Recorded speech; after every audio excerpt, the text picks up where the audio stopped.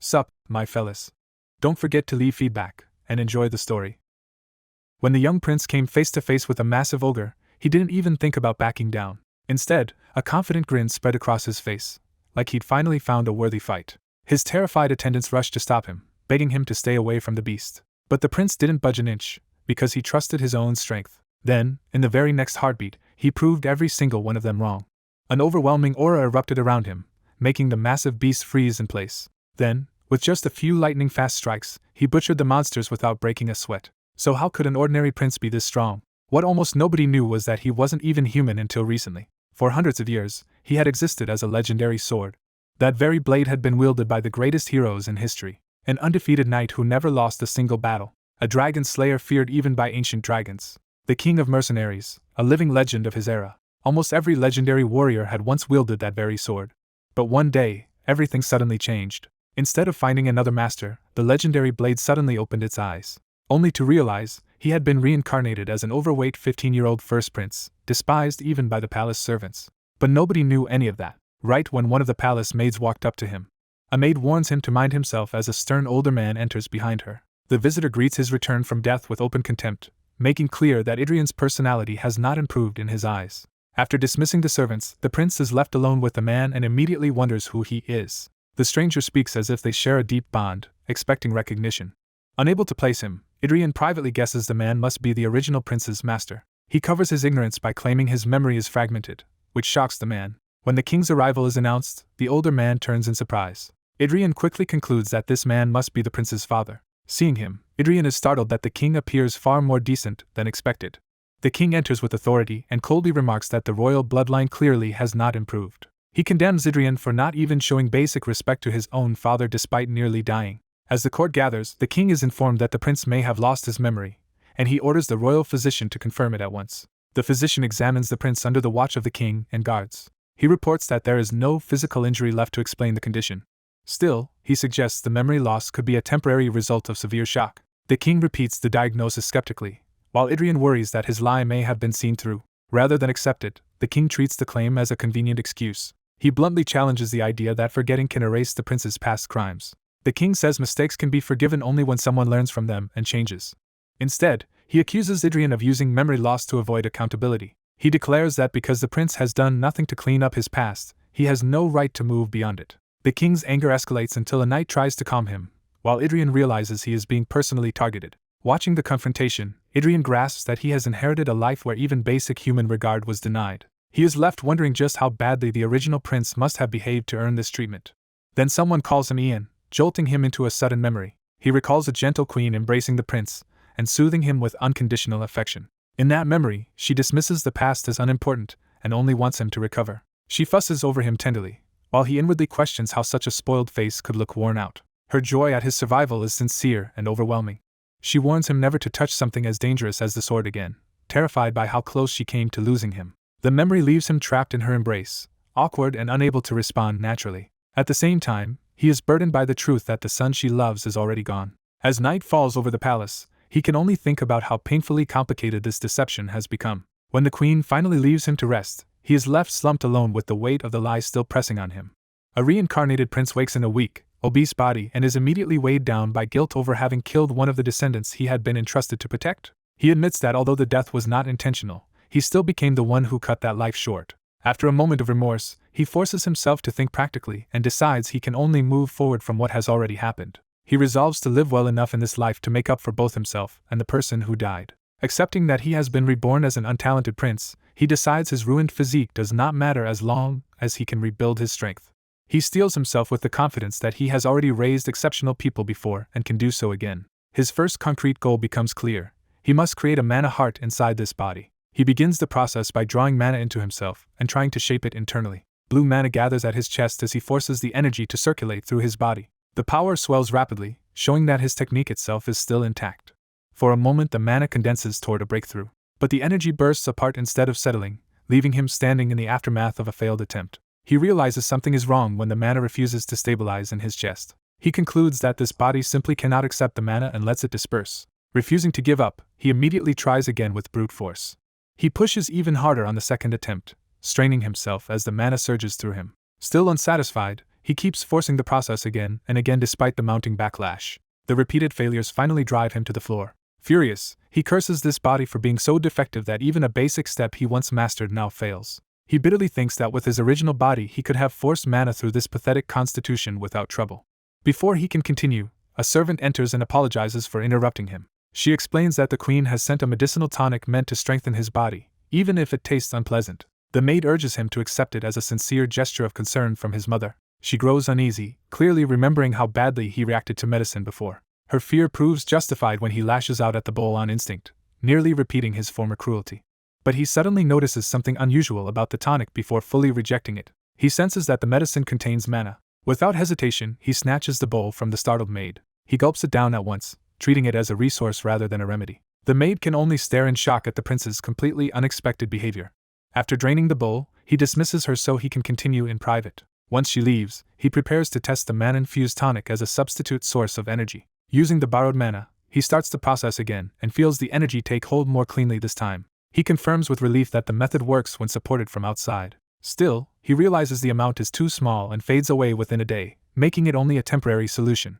Needing more, he calls the maid back before she gets far. He bluntly asks whether there is any more of that tonic. Over the next few days, he repeatedly gathers mana and refines the process through constant trial. At last he feels a breakthrough approaching and allows himself a grim smile. He believes he has finally succeeded in forming a mana heart. Because he had done this countless times in his previous life, he expected the procedure to be routine. Then the reality of this body catches him off guard. A violent pain tears through his chest, and he realizes too late that the process is far more agonizing than he remembered. The suffering feels like his whole body is burning and his chest is about to explode. That sensation makes him understand what he had overlooked about the technique. He remembers that creating a mana heart was originally an intensely painful ordeal. Knowing the danger, he fights to stay conscious. He warns himself that if he blacks out now, the unstable mana will backflow and destroy the attempt. Clenching down against the pain, he forces his mind to hold together. He drops into full concentration, determined to control the mana to the end no matter how much it hurts. He begins forcing the unstable mass of mana under control instead of letting it rampage. Rather than rushing, he carefully guides that power along the proper path through his heart. By letting a new course settle in gradually, he completes the final step of the transformation. Blue mana gathers around him as he concentrates on the change inside his chest. He senses the process reaching its end and braces for the result. Collapsing to one knee, he confirms that the attempt has succeeded. What he formed was not an artificial construct for someone else, but a heart of mana made entirely for himself. The realization hits him with exhilaration as he declares the creation complete. He proudly names the achievement. He has created a mana heart. His triumph is interrupted when something unexpected appears before him. A status message announces that a mana heart has been created, leaving him startled by the familiar system-like notice. He recognizes it as the same kind of message he once used to send to his master as a sword, and wonders why it is now appearing to him. Before he can process that, another notice reports that his connection to the source is being restored. A flood of messages follows, explaining that the connection is poor. Most authorities remain unusable, but a few functions are returning in a severely limited form. Among the restored powers, the third eye and third ear return just enough to sharpen his sight and hearing. Unsure what these authorities mean in his current state, he turns toward the window to test them. His vision suddenly reaches far beyond normal human limits. He confirms that his sight has become noticeably clearer than before. Then he starts catching sounds from inside and beyond the room, and warns himself not to get overwhelmed by listening too deeply. He realizes he can even hear conversations outside the door, proving the hearing enhancement is real. The strain spikes into pain as the new senses overtax him. A fresh warning explains that all mana in his body has been depleted, forcing the authorities to shut down. Recovering from the backlash, he understands that extremely limited truly means only brief, weak use. Compared with the absolute senses he once possessed as a sword, these restored abilities are only a faint remnant. Even so, he judges that the tiny amount of magical power is enough for small advantages like sharper sight and eavesdropping. He decides that if he can expand his mana capacity, those abilities should improve. Satisfied with that conclusion, he pauses to gather himself. His next immediate problem arrives in a far more human form: hunger. He resolves to adapt to having a human body first, and food is treated as the urgent priority. The queen dotes on him warmly, delighted by what she sees as his progress. She praises him for finishing all the medicine she sent and takes it as proof that he is finally learning to manage his body. Their quiet moment ends when another presence enters, and the queen turns to address him. She asks whether the boy recognizes the man, but he admits that he does not. The queen accepts that his memory loss seems genuine and says her elder brother will have to help him. He realizes this man is the queen's elder brother, though to him that still only makes the man an uncle. The uncle responds with open contempt, implying the boy's past was nothing worth missing and that he does not resemble him anyway. Rather than backing down, the boy decides to answer on his own terms. He bluntly says the only thing that can be done for that overgrown body is trimming some of the excess. The uncle coolly replies that he can help only to a limited extent and warns the boy not to expect too much. The boy is left momentarily confused by the direction of the exchange.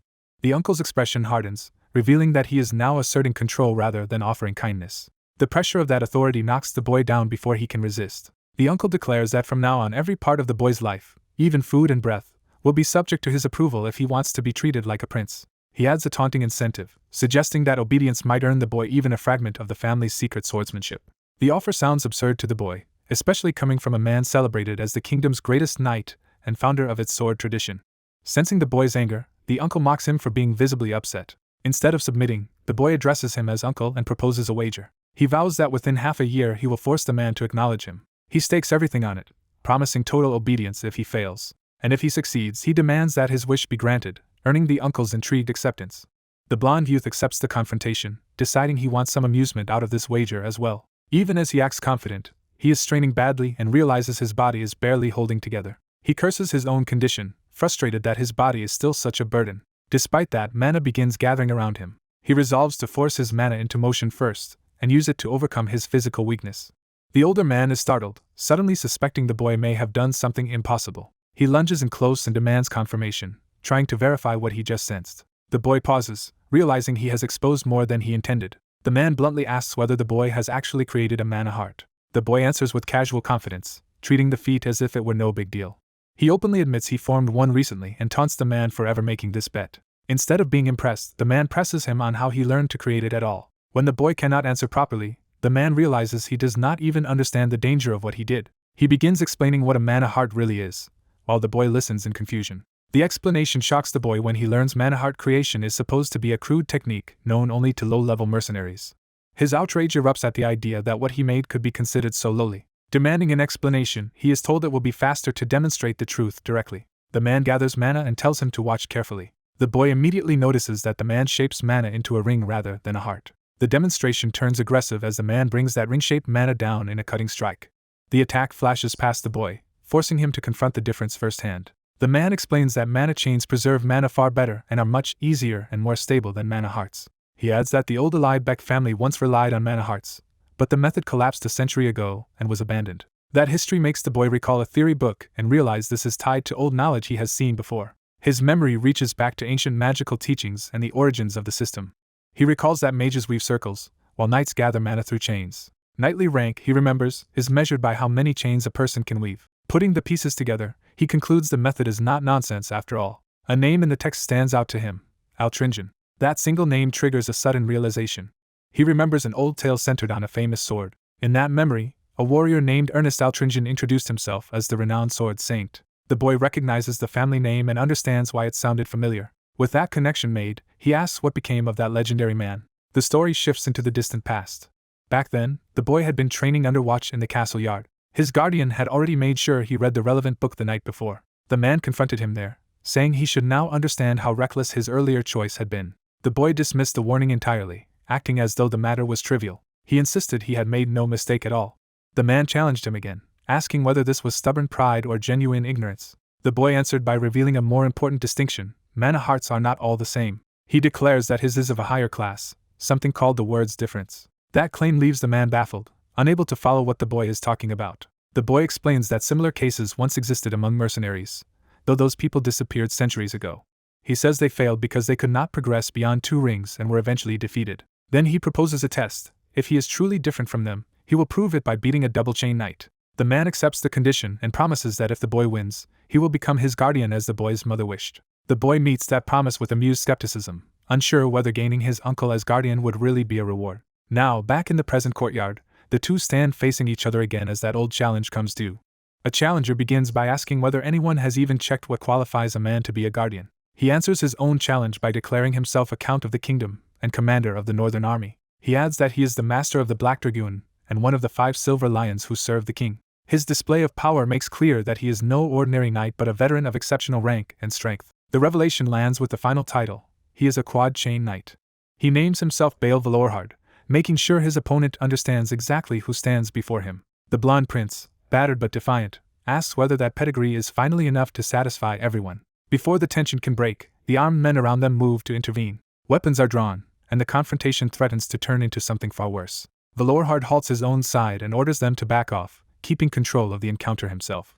Confident now that his status has been recognized, he lets the moment turn in his favor. The prince forces a grin and warns him not to change his story later. Once the danger passes, the prince collapses and calls an end to the day before he dies for real. He drags himself away in miserable exhaustion, barely able to stay upright. Left alone with the aftermath, he admits to himself how close he came to death. Valorhard mocks his reckless charge, saying spirit alone would never earn approval and that the prince is nowhere near even a single chain knight. The prince leaves with that humiliation hanging over him, his pride warped by the memory. As he trudges down the hall, he curses Valorhard as a devil. Back in his quarters, a court physician arrives saying he was summoned because the prince is rumored to be a frail invalid. The prince is baffled to see him there, and learns the queen has ordered healing magic for him. When the physician prepares to cast the spell, the prince panics at the thought of being treated like a weakling. He drives the physician away, insisting he wants no such help. Annoyed, he complains that everyone is undoing the effort he put into today, while his knight attendant can only watch. The attendant stays silent, clearly unsure how to deal with him. Their awkward moment is interrupted when someone at the door asks whether his brother is inside. The visitor turns out to be the third prince, arriving with the easy confidence of someone who expects to be indulged. Later, the blonde prince sits to eat, trying to return to normal despite everything. Even while stuffing himself, he is caught off guard by the unexpected guest. His attendant quietly explains that the visitor is the third prince, which only deepens his confusion. The third prince remarks that the blonde prince seems healthier than expected after his accident, though he says it with obvious insincerity. Unimpressed, the blonde prince asks what he really wants and mocks him for acting like an idle prince looking for a fight. The third prince bristles at the insult, clearly taking the jab personally. He reins himself in and says he came because he heard something interesting. He reveals that he knows about the blonde prince's bet with Count Valorhard and the coming match against the double chain knight. That news gives him an opening, and he leans into it.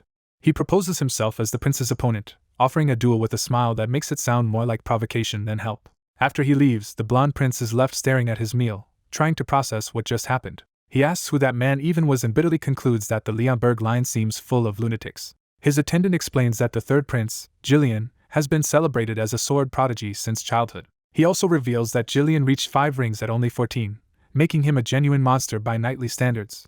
Before that can sink in, a maid interrupts the conversation with another matter. She arrives carrying a huge stack of letters addressed to the prince. The prince stares at the pile in disbelief, wondering why so many people suddenly care about him. Suspicion replaces confusion as he realizes this attention cannot be innocent. He starts opening the letters while his attendant and the maid wait behind him. The letters all follow the same pattern: apologies, requests for duels, and offers to become his sparring partner if he still needs one. In plain terms, the kingdom's ambitious fighters see this as a legal chance to beat him up. Instead of shrinking from it, the prince realizes he has suddenly become a very popular target. He calls the maid back before she can leave, already deciding how to use this. Holding the bundle of challenges, he orders her to write down the name of every man who sent one. A wooden practice sword is dropped onto the training ground to begin the lesson. The blonde young knight hesitates, caught off guard by the abrupt demand. His instructor orders him to pick up the sword. The older knight makes clear that if the wager is to count, the boy must at least know basic swordsmanship, and he will accept no excuses about poor instruction. Annoyed by the man's harsh manner, the blonde youth kneels to take the sword anyway. As soon as he grips it, he realizes something is wrong with his body. The accumulated pain from neglected training hits him at once, and he nearly loses control before the instructor stops him. The older knight immediately suspects the boy has never even received healing magic. He reminds him that, as a knight, he should already understand how that works. He explains that healing magic only restores damaged muscles. It does not build strength or replace real training. Hearing that, the instructor understands the situation. He decides to proceed and says this was something he intended to address today regardless. He warns the boy to watch carefully, because he will demonstrate the technique only once. The instructor presents the kingdom's foundational training sword style, the system every knight begins with. He draws the blade into motion with precise control. The intensity of the technique sharpens his focus completely. He unleashes a sweeping sequence that fills the yard with force and speed. The demonstration continues in fluid, overwhelming arcs. Each movement shows that even a basic style can become formidable in expert hands. He channels power through the sword with disciplined technique rather than brute strength. The sequence peaks in a crushing final stroke. The impact tears through the ground and leaves the training yard scarred. The blonde youth is stunned by what he has just witnessed. He can barely believe that this devastating art is supposed to be the beginner's style taught to ordinary knights. The instructor notices his disbelief. He explains that the style is blunt because it is for training, but precisely because it is faithful to the fundamentals. There is no better foundation for learning, especially for someone as untalented as the boy. He expects that insult to settle the matter, but the boy's reaction is not submission. Instead, the blonde youth laughs as an old conviction resurfaces. He recalls the legendary dragon slayer, the great sword style once famed for killing the mad dragon. To him, it is absurd that such a style is now dismissed as nothing more than a lowly training method. The instructor says that mastering these basics still will not be enough to win the wager, and suggests the boy beg his mother to find him another master afterward. The boy refuses outright, declaring that he will learn no other sword style because this one alone is enough. That answer leaves the instructor unsettled. Even so, he allows the boy to continue as he pleases. The blonde youth tightens his grip and begins trying to reproduce the form he just saw. He drives the wooden sword down with force, convinced there is a deeper reason the dragon slayer style has been reduced to a mere training art. Though he hates to admit it, he concludes that the decline happened naturally. In his understanding, the style itself lacks the will to slay dragons. To truly become dragon slayer, a swordsman must pour the intent to kill dragons into the blade, and modern knights no longer possess that resolve. He swings based on that belief, but the strike is crude and ineffective. The instructor steps in immediately, seeing that the boy has missed the point. He corrects him sharply, saying power does not come from the arms alone, and asking if he already forgot the demonstration. He tells him the force must begin in his core. Then he adds that the legs must drive the motion as well. The lesson becomes simple and direct. To swing properly, he must connect power through his entire body. The boy accepts the correction without argument. Even while admitting to himself that he is only a weak fraud pretending to be a dragon slayer, he keeps moving. He vows that he will personally prove the dragon slayer style is not some obsolete relic fit to be thrown away. So he starts with the most basic proof possible, 1 day of training. Then he pushes on into the next days, running and drilling relentlessly as his resolve hardens. A week into his training, the blond young man keeps forcing his body through sword drills despite his obvious lack of talent. While resting, he senses blue mana gathering at his chest, confirming that his effort is finally changing something inside him. After another month of brutal practice, a system message confirms that the training has successfully altered his constitution. He realizes the change is real and immediately focuses on what this means for his future. The notifications explain that his body has adapted to mana, his old mana sensitivity disorder has vanished, and a new mana-related trait has formed. With that breakthrough, his sword begins to move differently, as if his body is finally cooperating. He understands that steadily accumulating mana has transformed his constitution enough to support real swordsmanship. As he swings, he notices the motion feels far more natural than it did even a month earlier, proving the change is practical, not theoretical. He pushes the movement further, trying to seize that fleeting sense of perfect control. In that instant, he recognizes he is on the verge of overreaching. Even so, he chases an even cleaner strike, unwilling to let the moment slip away. A supervisor orders him to stop, but his swing has already gone too far to pull back safely. The strike lands with violent force, splitting the training post apart. In the rain-soaked yard, the watching adults see that his reckless practice has produced a result no beginner should have managed. The cost becomes clear when blood appears on the hand gripping the wooden sword. His blood spills onto the flooded ground, showing how badly he has damaged himself. Shaken and exhausted, he turns to the armored man beside him and recognizes him as his uncle. That recognition carries a jolt of unease, as if he has just remembered where he is and who has been watching. The ruined post continues to crack apart, underscoring how dangerous that single swing was. Even the remains of the target keep splitting under the lingering force of the blow. He steadies himself, trying to hide how close he came to losing control. His uncle angrily rebukes him for training in a storm, warning that if this had been a real sword instead of practice gear, he would have maimed himself. The young man accepts the scolding with a strained smile, more satisfied by the result than frightened by the risk. When he looks at his hand, he sees the damage plainly. His palm is torn up from forcing his body past its limits. A new notification explains that he has fully awakened from a state of extreme focus, and that this experience has created a new hyper-focus trait, while leaving his body marked by the sensation.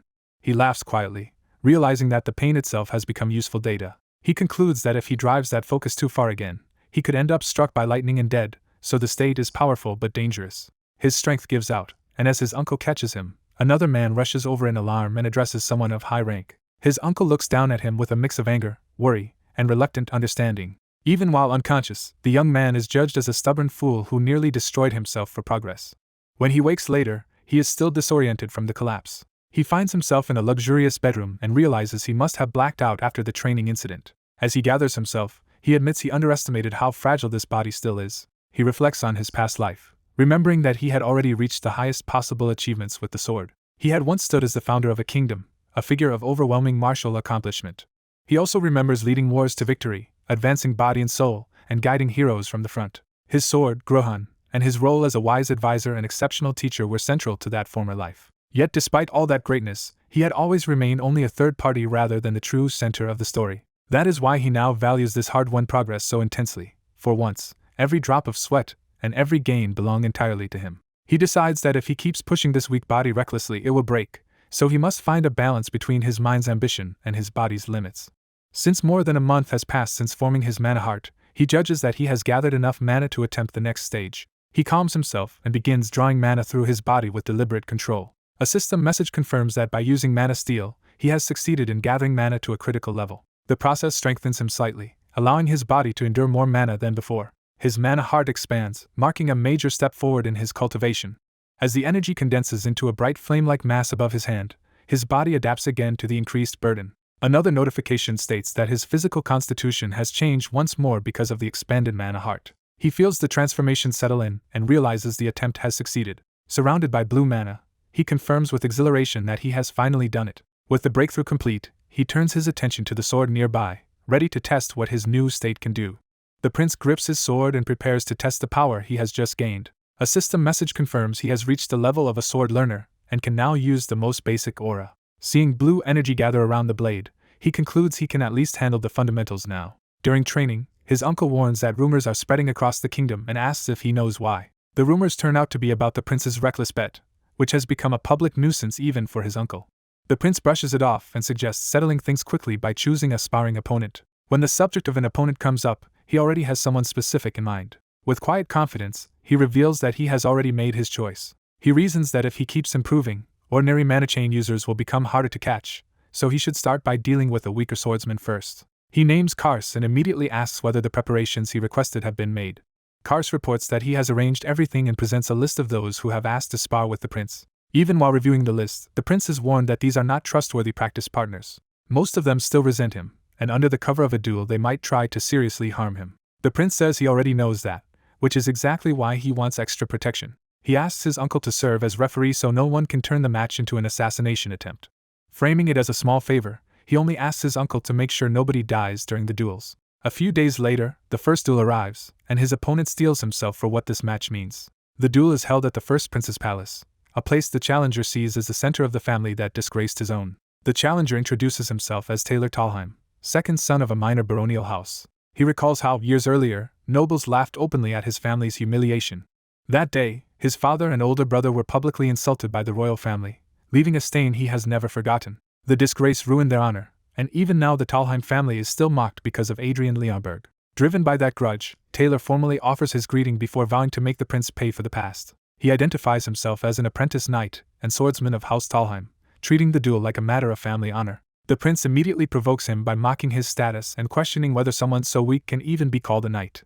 Taylor takes the insult exactly as intended, deciding the prince is every bit as rude and arrogant as the rumors claimed. Before Taylor can lose control, the prince's uncle reminds him the duel has not started and orders him to restrain himself. Taylor instantly recognizes the referee's identity and shifts from fury to reverence. He bows deeply, overwhelmed to be meeting such a high-ranking figure in person. Watching that display, the prince dryly notes that his uncle is being treated more like royalty than he is. His uncle snaps back that the prince should have behaved better in the past instead of dragging old scandals into every encounter. He then orders both duelists into position and formally begins the match. The two face each other with swords raised, and the personal grudge between them sharpens into open combat. Taylor unleashes his mana chain, surrounding himself with blue energy as he prepares a serious opening attack. Confident in his advantage, he advances on the prince with a warning that sounds more like a threat. He rushes in at high speed, and the onlookers fear the prince may not be able to handle the attack. The first clash comes in a violent burst of force. From above, Taylor presses the attack with his aura-wrapped blade, expecting to overwhelm the prince immediately. Instead, the prince remains calm and judges Taylor's swordsmanship as wasteful and full of unnecessary motion. He meets the strike head-on, and blue energy erupts where their swords collide. Taylor is stunned to realize the prince is blocking a mana chain attack with what should only be a mana heart. The impact throws Taylor back across the ground and breaks his momentum. Unable to understand it, he protests that a mana heart should not be able to stop a mana chain at all. The prince coolly suggests the gap may be because he possesses only a single ring, treating the impossible defense as a minor inconvenience. Taylor's anger gives way to confusion as something even stranger begins to happen. Among the spectators, Kars notices the prince's sword making an unusual sound and starts to suspect the truth. The uncle recognizes it first, and is shaken by the realization that the blade is producing a sword cry. Seeing the weapon resonate with power, he can only think that such a thing should be impossible. Taylor panics at the revelation and charges again, refusing to accept what he is witnessing. The prince is caught off guard for the first time as the duel suddenly takes an unexpected turn. The duel opens in a violent clash as blue mana surges through their blades and the blonde fighter is driven back under the force of his opponent's strike. The pressure keeps mounting, and as their swords collide again and again, the blonde man is overwhelmed enough to cry out while trying to hold the line. Their power finally detonates in a blinding burst, turning the exchange into a raw contest of mana rather than simple swordsmanship. The blast throws the blonde fighter off balance and tears him across the ground. When the dust settles, the dark-haired noble stands firm while the blonde man crouches at a distance, clearly losing the direct exchange. Realizing his mana heart is reacting abnormally, the blonde man recalls the saying that the mana of a ring opposes the mana of a heart and understands that principle is proving true inside him. He feels the mana in his chest threatening to reverse and spiral out of control at any moment. Even so, he steadies himself and coldly addresses his opponent as the second son of Baron Talheim, signaling that he has not lost his composure. With a taunting confidence, he tells the noble to calm down, as if he is still the one controlling the pace of the duel. Instead of panicking, he shuts out the chaos and concentrates entirely on his senses. His awareness sinks inward, as though he is descending into the depths of his own mana. There, he reaches toward the power sleeping inside him and calls for it to awaken. He invokes the blade within him by every identity it has ever carried, whether demonic, divine, or something in between.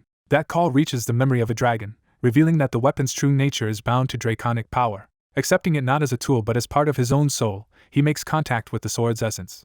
The mana heart responds at once, its single color giving way as the dormant will of the dragon's slayer begins to stir. A buried memory rises. The sword was last awakened through slaughtering dragons, and that blood-soaked purpose still defines the heart forged around it. The transformation completes as the dragon slayer's heart activates. His eyes change with it, showing that the awakening is no longer internal but has taken hold of his whole being. Red draconic power coils around him, and he kneels within it as the true force of the dragon slayer sword manifests. The sword and the awakened heart merge, restoring the weapon to the purpose for which it was created, killing dragons. That murderous aura erupts behind him like a giant dragon's maw, stunning everyone who witnesses it. His opponent can only stare, unable to understand what kind of power has just appeared before him. The older dark-haired man watching the duel immediately realizes the danger and shouts for it to stop. But the blonde fighter has already committed, launching himself forward with dragon-like force and a killing glare. In that instant, the older man recalls the blonde youth's earlier request that if he looked like he might kill his opponent, he should be stopped. The memory continues with the blonde man calmly anticipating exactly this possibility before the duel began. He had even implied that if things crossed that line, intervention would be necessary. So the older man steps in without hesitation, meeting the charge head-on and declaring that the boy must stop there. Their powers collide in midair, blue and red crashing together as the interception prevents the fatal strike from reaching its target. The older man stands his ground, wrapped in controlled blue mana, proving he is strong enough to contain the awakened assault. The blonde fighter is blasted away and crashes into a wall, ending the rampage before it can become murder. Even after stopping him, the older man remains alert, his posture showing he expected the attack to continue if given any opening. The surrounding knights move to treat the incident as an assault on royalty, questioning whether the intervention itself has crossed the line. Before they can act, the intended victim orders them to stand down and takes responsibility, saying he was the one who asked for this. Bruised and bloodied, the blonde man confirms that he did ask for intervention, though not to be hit quite that hard. He dryly clarifies that he wanted to be stopped, not flattened in front of everyone. As the danger passes, the unstable blue mana in his chest churns again, reminding him how close his mana heart came to breaking. He realizes the backlash was nearly real and that the awakening carried a genuine risk of destroying him from within. The older man reflects that this outcome proves his own power far exceeds that of an ordinary chain wielder, since he absorbed that monstrous blow directly. Fortunately, the blonde man finds that his mana heart has stabilized and suffered no lasting damage. Relieved, he laughs it off, pleased that despite everything he can still count the duel as a victory. Later, while he sits smiling to himself, someone notices and asks what he could possibly be so happy about. The older man approaches him, demanding to know why he came there and what he thought he was doing with such a reckless technique. He is still disturbed by the red aura from the duel, admitting he has never taught anything like that and cannot explain where the boy learned it. The blonde man answers simply that he only followed what he believed to be the true essence of the blade. The older man is skeptical, thinking it absurd for someone with no real battlefield experience to speak so confidently about a sword's essence. Then he interprets the boy's answer in the harshest possible way. The essence he found was killing intent itself. Yet after considering it, he concedes that while the idea is crude and unsettling, it is still one valid truth among many about the sword. That measured acceptance catches the blonde man off guard, leaving him genuinely surprised by the response. The prince mocks the idea that his instructor would lecture him about swordsmanship like a pious knight. The man corrects him at once, insisting he is no knight but a swordsman who values only the path that leads to victory. That blunt creed catches the prince off guard. The instructor warns that the prince's sword is ruled too much by bloodlust, enough to make him strike blindly at friend and foe alike. The prince answers that this flaw is exactly why they are making such a fuss over his training. The swordsman accepts that, and promises to keep watching until he knows whether the prince can master the darkness inside him. 3 days of relentless practice duels pass under that scrutiny. One opponent, Taylor Talheim, acknowledges the prince by name as they face off. The prince notes Taylor's effort over the past 3 days, sounding almost encouraging. But he immediately crushes that goodwill by overwhelming Taylor again, extending an undefeated streak and dismissing him as still too weak to matter. Taylor tries to deny that he wanted revenge, but the prince reads his frustration plainly anyway. Before the exchange can continue, a maid interrupts and demands the item the prince is holding. She presents an ornate chest, leaving Taylor confused about why royalty is handing him such a thing. The prince reveals he is trying to make amends for a past wrong and asks Taylor to help with it. He tells Taylor to deliver the chest to Baron Talheim, explaining that it contains only a teddy bear and a letter. Then he sends Taylor off with unusual courtesy, telling him to travel safely. Taylor leaves grateful yet bewildered, while the prince privately decides that this should settle the matter between them. Instead, the prince's sudden diligence in training becomes the palace's hottest rumor. Servants and nobles alike eagerly predict that the first prince will soon be humiliated as payment for his past behavior. Yet the expected scandal never comes, and people begin wondering what really happened in those duels. The answer spreads that the prince was not bullying anyone at all, but sincerely trying to understand his opponents and improve himself. Those who expected disgrace are stunned and start suspecting the palace suppressed the truth. The prince, however, refuses to let that lie stand. He loudly insists there was no hidden arrangement, and that people are only making excuses because he beat them fairly. His instructor dryly remarks that the nobles are finally doing something useful, only for the prince to snap back that the man has no right to judge him. Realizing the rumor could still help him, the prince summons a nervous servant with the chest. He orders the servant to boast publicly about his victories so the story shifts back toward his usual arrogance. Satisfied, he expects the misunderstanding to fade once that image is restored. Then he senses something is wrong. A maid rushes in to report that a new rumor claims he threatened people into falsifying the duel results. That leaves him momentarily speechless. He gives up on controlling gossip and throws himself back into training instead. His frustration turns into force as he drives his sword through the air with explosive speed. Each swing grows sharper and heavier, as if he is trying to cut through the rumor itself. He keeps pressing, refusing to slow down.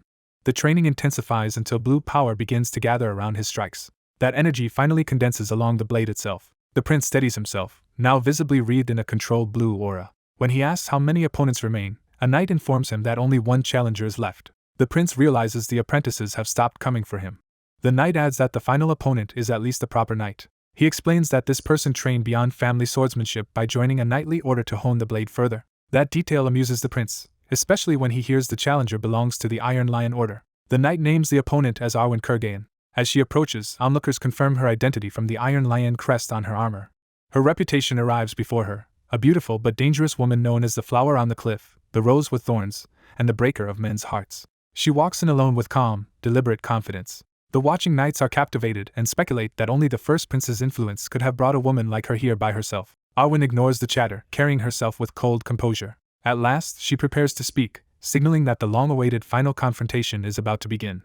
A renowned female knight is introduced as someone formidable enough that even the prince losing to her in public would be a delicious scandal. She is identified as Arwen Kurgain of the Iron Lion Knights, a rising trainee knight already being treated as a future monster of the order. The prince, recalling that such a talent sought him out for a duel, struggles to understand why someone of her level would bother with him. A companion tries to smooth things over by blaming a misunderstanding between the prince and Arwen, while the prince suspects his past self simply picked another needless fight. To confirm it, he calls over a maid who witnessed the incident and demands to know what he did this time. The maid hesitates, clearly afraid to repeat the offense to his face. She finally admits that he had insulted Arwen directly. Realizing just how reckless his former self was, the prince erupts in disbelief and fury at his own past behavior. Before that can spiral further, someone abruptly lays a hand on Arwen, intruding on the scene. A smug noble recognizes Arwen and, treating her reputation as an invitation, proposes that she leave the order and become his personal servant. Arwen instantly rejects the familiarity and physically removes his hand without hesitation. She coldly reminds him that the Knight Order does not belong to the prince and cannot be claimed as his private possession. Humiliated, the prince swells with anger and lashes out at her insolence. Watching this, the current prince realizes he had indeed heard that she once said something exactly like this to him. He concludes that his past self must have twisted her blunt refusal into a personal insult. From his perspective, there is no way an honest response like that could have been called ugly unless the listener was rotten. He studies Arwen more closely, seeing not an enemy but a disciplined knight whose presence carries quiet dignity. Arwen greets him formally and notes that it has been a long time, while also observing that he no longer feels like the same man. The prince awkwardly jokes about whether he has changed, and she answers that the difference reaches all the way to his core. Her stern certainty leaves him accepting that this reversal is simply the consequence of the life his former self led. Their exchange is interrupted by the arrival of Count Valakard, who steps in as the official observer for the match. The Count recognizes Arwen at once and prepares to oversee the proceedings. Arwen introduces herself with full formality as a trainee knight of the Iron Lion Knights and offers the Count proper respect. Dropping any pretense of neutrality, the Count warns her that the prince's sword is dangerously treacherous, prompting the prince to note the bias with disbelief. The Count ignores the complaint and moves the event forward. He orders both fighters to take their places, and the prince meets Arwen's focus with calm confidence. With the two facing each other in the courtyard, the Count declares the spar begun. Arwen explodes into motion immediately, drawing her blade and launching the first attack with overwhelming speed. Rather than panic, the prince welcomes the test and decides to measure the famed Iron Lion talent for himself. Arwen closes the distance in a flash, her sword and mana driving a fierce opening strike straight at him. The prince tracks her movement clearly enough to acknowledge that her technique is genuinely impressive. Her electrified assault crashes into him with enough force to shake the arena. As he absorbs the blow, he realizes her mana is interfering with his own flow and forcing it backward. Arwen presses in with sharp precision, intent on ending the exchange before he can recover. The prince is driven back under the pressure, barely holding himself together as her offense keeps landing. She chains one strike into the next so cleanly that she dictates the entire rhythm of the duel. Recognizing that he is being completely controlled, the prince decides he cannot keep fighting on her terms. Arwen raises another charged attack, poised to continue overwhelming him. At that moment, a hidden power within the prince awakens as the Dragon Slayer's heart activates. The sudden surge startles Arwen, who immediately senses that the fight has changed. The prince counters with a violent red-powered slash that smashes into her guard and breaks her momentum. Forced back into the air, Arwen quickly reassesses him as someone far more dangerous than before. She lands and rushes in again, unwilling to surrender control despite the shift. But now she is distracted by the prince's weapon itself, sensing that the sword carries something abnormal. The prince, bloodied but smiling, realizes she is nothing like the rabble he has dealt with and belongs on an entirely different level. As he steadies himself, a new system message informs him that he can now wield the authority of judgment, though only to a limited extent. At the same time, Arwen's own status is laid bare as a highly gifted trainee knight with exceptional swordsmanship, mana sensitivity, and combat instincts. The prince lowers himself into a more serious stance, his awakened power settling into lethal focus. Eager to test what this limited authority of judgment can actually do, he prepares his next move with growing confidence. Across from him, Arwen answers by gathering blue mana around her blade, ready to meet his newfound power head-on. He decides that holding back against an equal or stronger opponent is pointless and commits to fighting seriously. Both duelists launch at each other with their power flaring, and the match abruptly escalates. The prince is left breathing hard, showing the strain of the exchange. Arwen is just as winded, making it clear either side gained an easy advantage. They reset their stances across the courtyard while the supervising knight stands between them.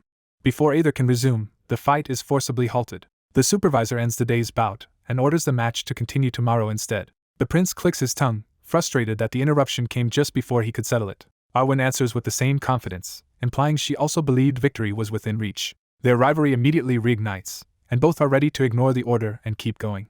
A sharp command stops them before the situation can spiral. The supervisor insists it is already too late and sends both injured fighters to receive treatment at once. A healer rushes to the prince and begins treating him with urgency and deference. As the healer points out more bruises, the prince endures the care in sullen silence. Treatment continues for both sides while the prince watches Arwen from a distance instead of relaxing. Arwen also falls quiet, unsettled by the unresolved tension between them. They leave in opposite directions, each carrying the weight of the unfinished duel. By the next day, the prince returns with a private vow that he will not lose. The third day begins, and the prolonged match still has no conclusion. Watching knights remark in surprise that the duel has lasted into a third day.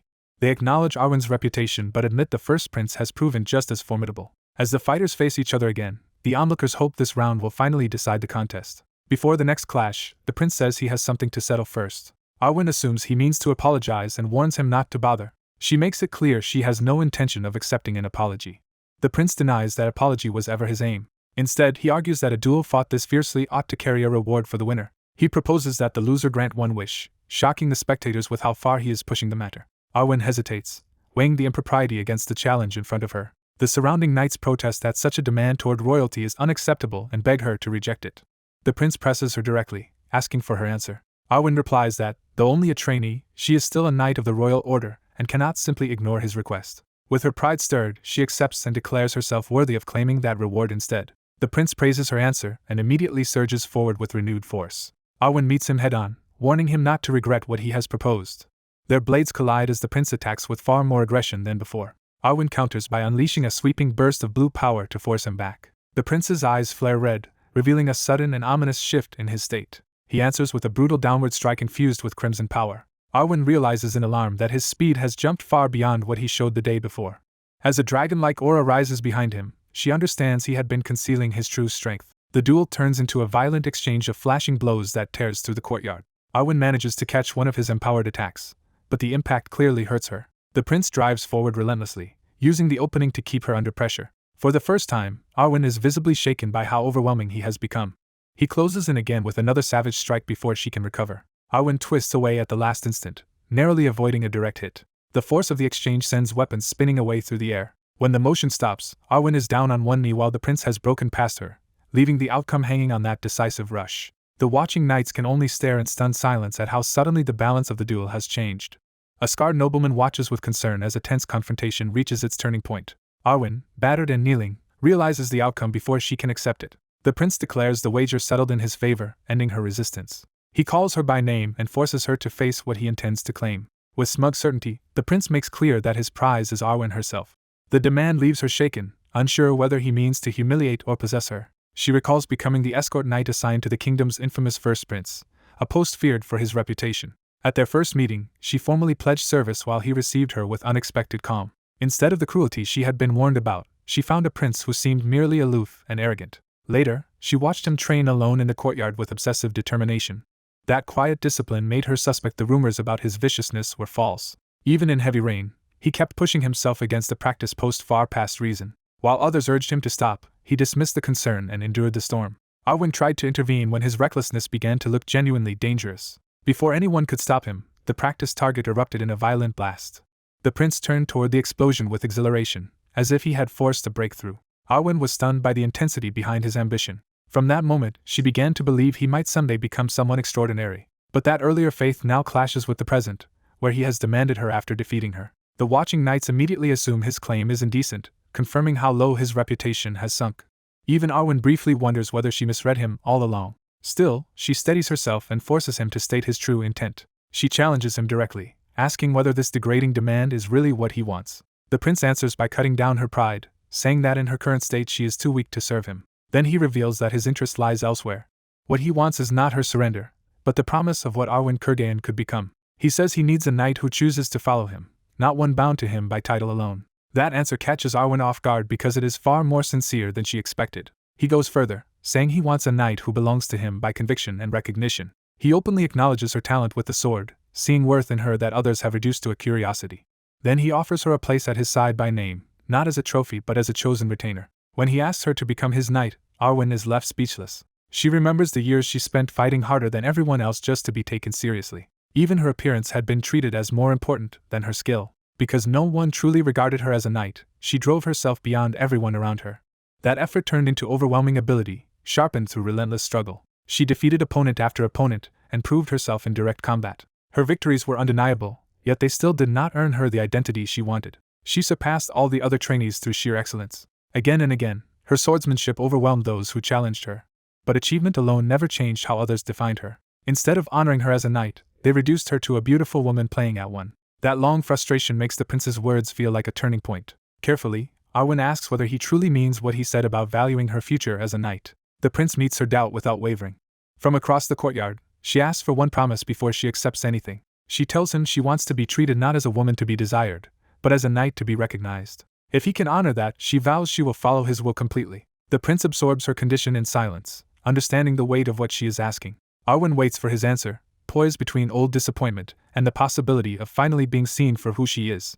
At sunset, the blonde prince accepts the knight woman's pledge with a promise of his own. She steps forward to formalize that decision. The knight drops to one knee before him, turning their private exchange into a public oath. The prince declares that Arwen, eldest daughter of House Kurgan, is swearing herself to Prince Adrian Leonberg. Before witnesses, her vow is completed as a lifelong offer of service to the prince. A stern onlooker in dark armor watches the scene in uneasy silence. The prince raises his sword to seal the ceremony. He rests the blade above Arwen as she bows, formally accepting her loyalty. With the oath complete, Arwen becomes his knight under the eyes of the court. Later, the academy is abuzz as students watch Arwen training with fierce intensity. Rumors spread that her oath makes little sense, since it came from a bet, and should have been easy to refuse. Others suspect something more is going on, wondering whether she is using the prince as a shield from some hidden pressure. Meanwhile, Adrian spirals into frustration, unable to understand how he ended up in the middle of such a mess. He fumes that the whole affair has turned him into a target of contempt. His blonde captain listens quietly instead of feeding the outburst. When the captain finally speaks, Idrian calms enough to hear him out. The captain brings up Idrian's earlier remark that a knight bound only by royal command is not truly his. He reminds Idrian that this was said during their sparring days earlier. Idrian stands by the point, arguing that a knight who would leave at another royal order cannot really belong at his side. Half joking but also probing, he says the captain could always swear to Carl's instead if duty required it. The captain presses the issue and asks whether Idrian would truly accept that. Idrian answers immediately that he would not. His blunt reason is simple. He dislikes Carl's and does not want to lose the captain to him. That childish honesty catches the captain off guard and softens him. Idrian makes clear he was serious, not merely teasing. Soon after, Idrian receives notice that his confinement has been lifted early and that he must attend an upcoming royal banquet. The sudden leniency leaves him suspicious rather than relieved. He bitterly recalls that his father once shut him away as if he never wanted to see him again. As he leaves with the captain, he admits he cannot make sense of the king's intentions. He also confesses that freedom means little to him now, because he has no one waiting for him outside the palace. A maid nearby reacts as she notices something addressed specifically to him. She apologetically interrupts and presents an invitation that had arrived in his name. Idrian is puzzled that anyone would invite him anywhere. The maid hands over an ornate card bearing the seal of a noble social club. Reading it, Idrian realizes it is an invitation to an exclusive gathering for young nobles. The maid explains that he used to belong to this circle before his fall from favor. Unsure what kind of place it is, Idrian asks whether there is something odd about it. A memory answers for him. In his old life, such gatherings were mostly drunken indulgence and womanizing disguised as noble leisure. Disgusted, he dismisses the event as a useless drinking party and starts to reject it. Then something on the invitation makes him stop. The sender is named as Bernardo of House Eli, praising Idrian as a dear and admirable friend. That family name jolts him. He remembers Eli as the house tied to a Dragon Clan relic his uncle once mentioned, making the invitation suddenly significant. Changing course at once, Idrian decides he will attend after all and orders preparations made. As he folds the invitation away, he privately hopes the family behind it will not be too unbearable to deal with. Time passes, and after relentless training in his new body, Idrian is fitted for banquet clothes by an eager tailor. The tailor presents a restrained black outfit with minimal ornamentation. Once dressed, Idrian looks sharp and dignified, his princely bearing preserved despite the simpler style. The tailor marvels that Idrian has lost so much weight that his measurements have dropped by more than half. Delighted, the tailor begs to be entrusted with all of Idrian's court attire, but Idrian cuts off the enthusiasm and tells him to wait. The prince remarks that even his measurements will change again soon, already treating the formal preparations around him as a nuisance. A few days after his mourning period ends, he heads to a social club reserved for elite young nobles under full princely escort. One of his guards keeps watch over the carriage, maintaining the rigid formality that comes with the prince's status. Inside, the prince openly complains that royal life is exhausting. He grumbles that every part of it, from clothing to carriages to guards, feels oppressive and unbearable.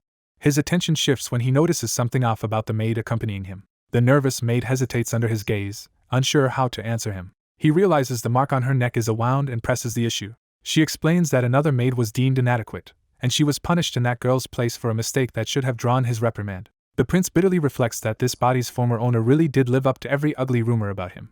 Seeing how frightened she is, he realizes he has spent months with this maid without ever learning her name. He asks her directly, trying for the first time to treat her as a person rather than furniture. She introduces herself as Adelia Bayern, and the surname immediately catches his attention. The name Bayern stirs his memory because it belongs to a family barely preserved in the noble registry. He recalls an ancient age before cities and kingdoms, when humanity was weak and hunted. In that era, humans were routinely robbed and slaughtered by stronger races across the continent. Everything changed after a great war, when a handful of heroes ended that long tragedy. Those saviors became known as the Five Electors, the figures who established humanity as the continent's dominant race. Among them was one especially famous hero whose legacy still endures. That hero was Grohan.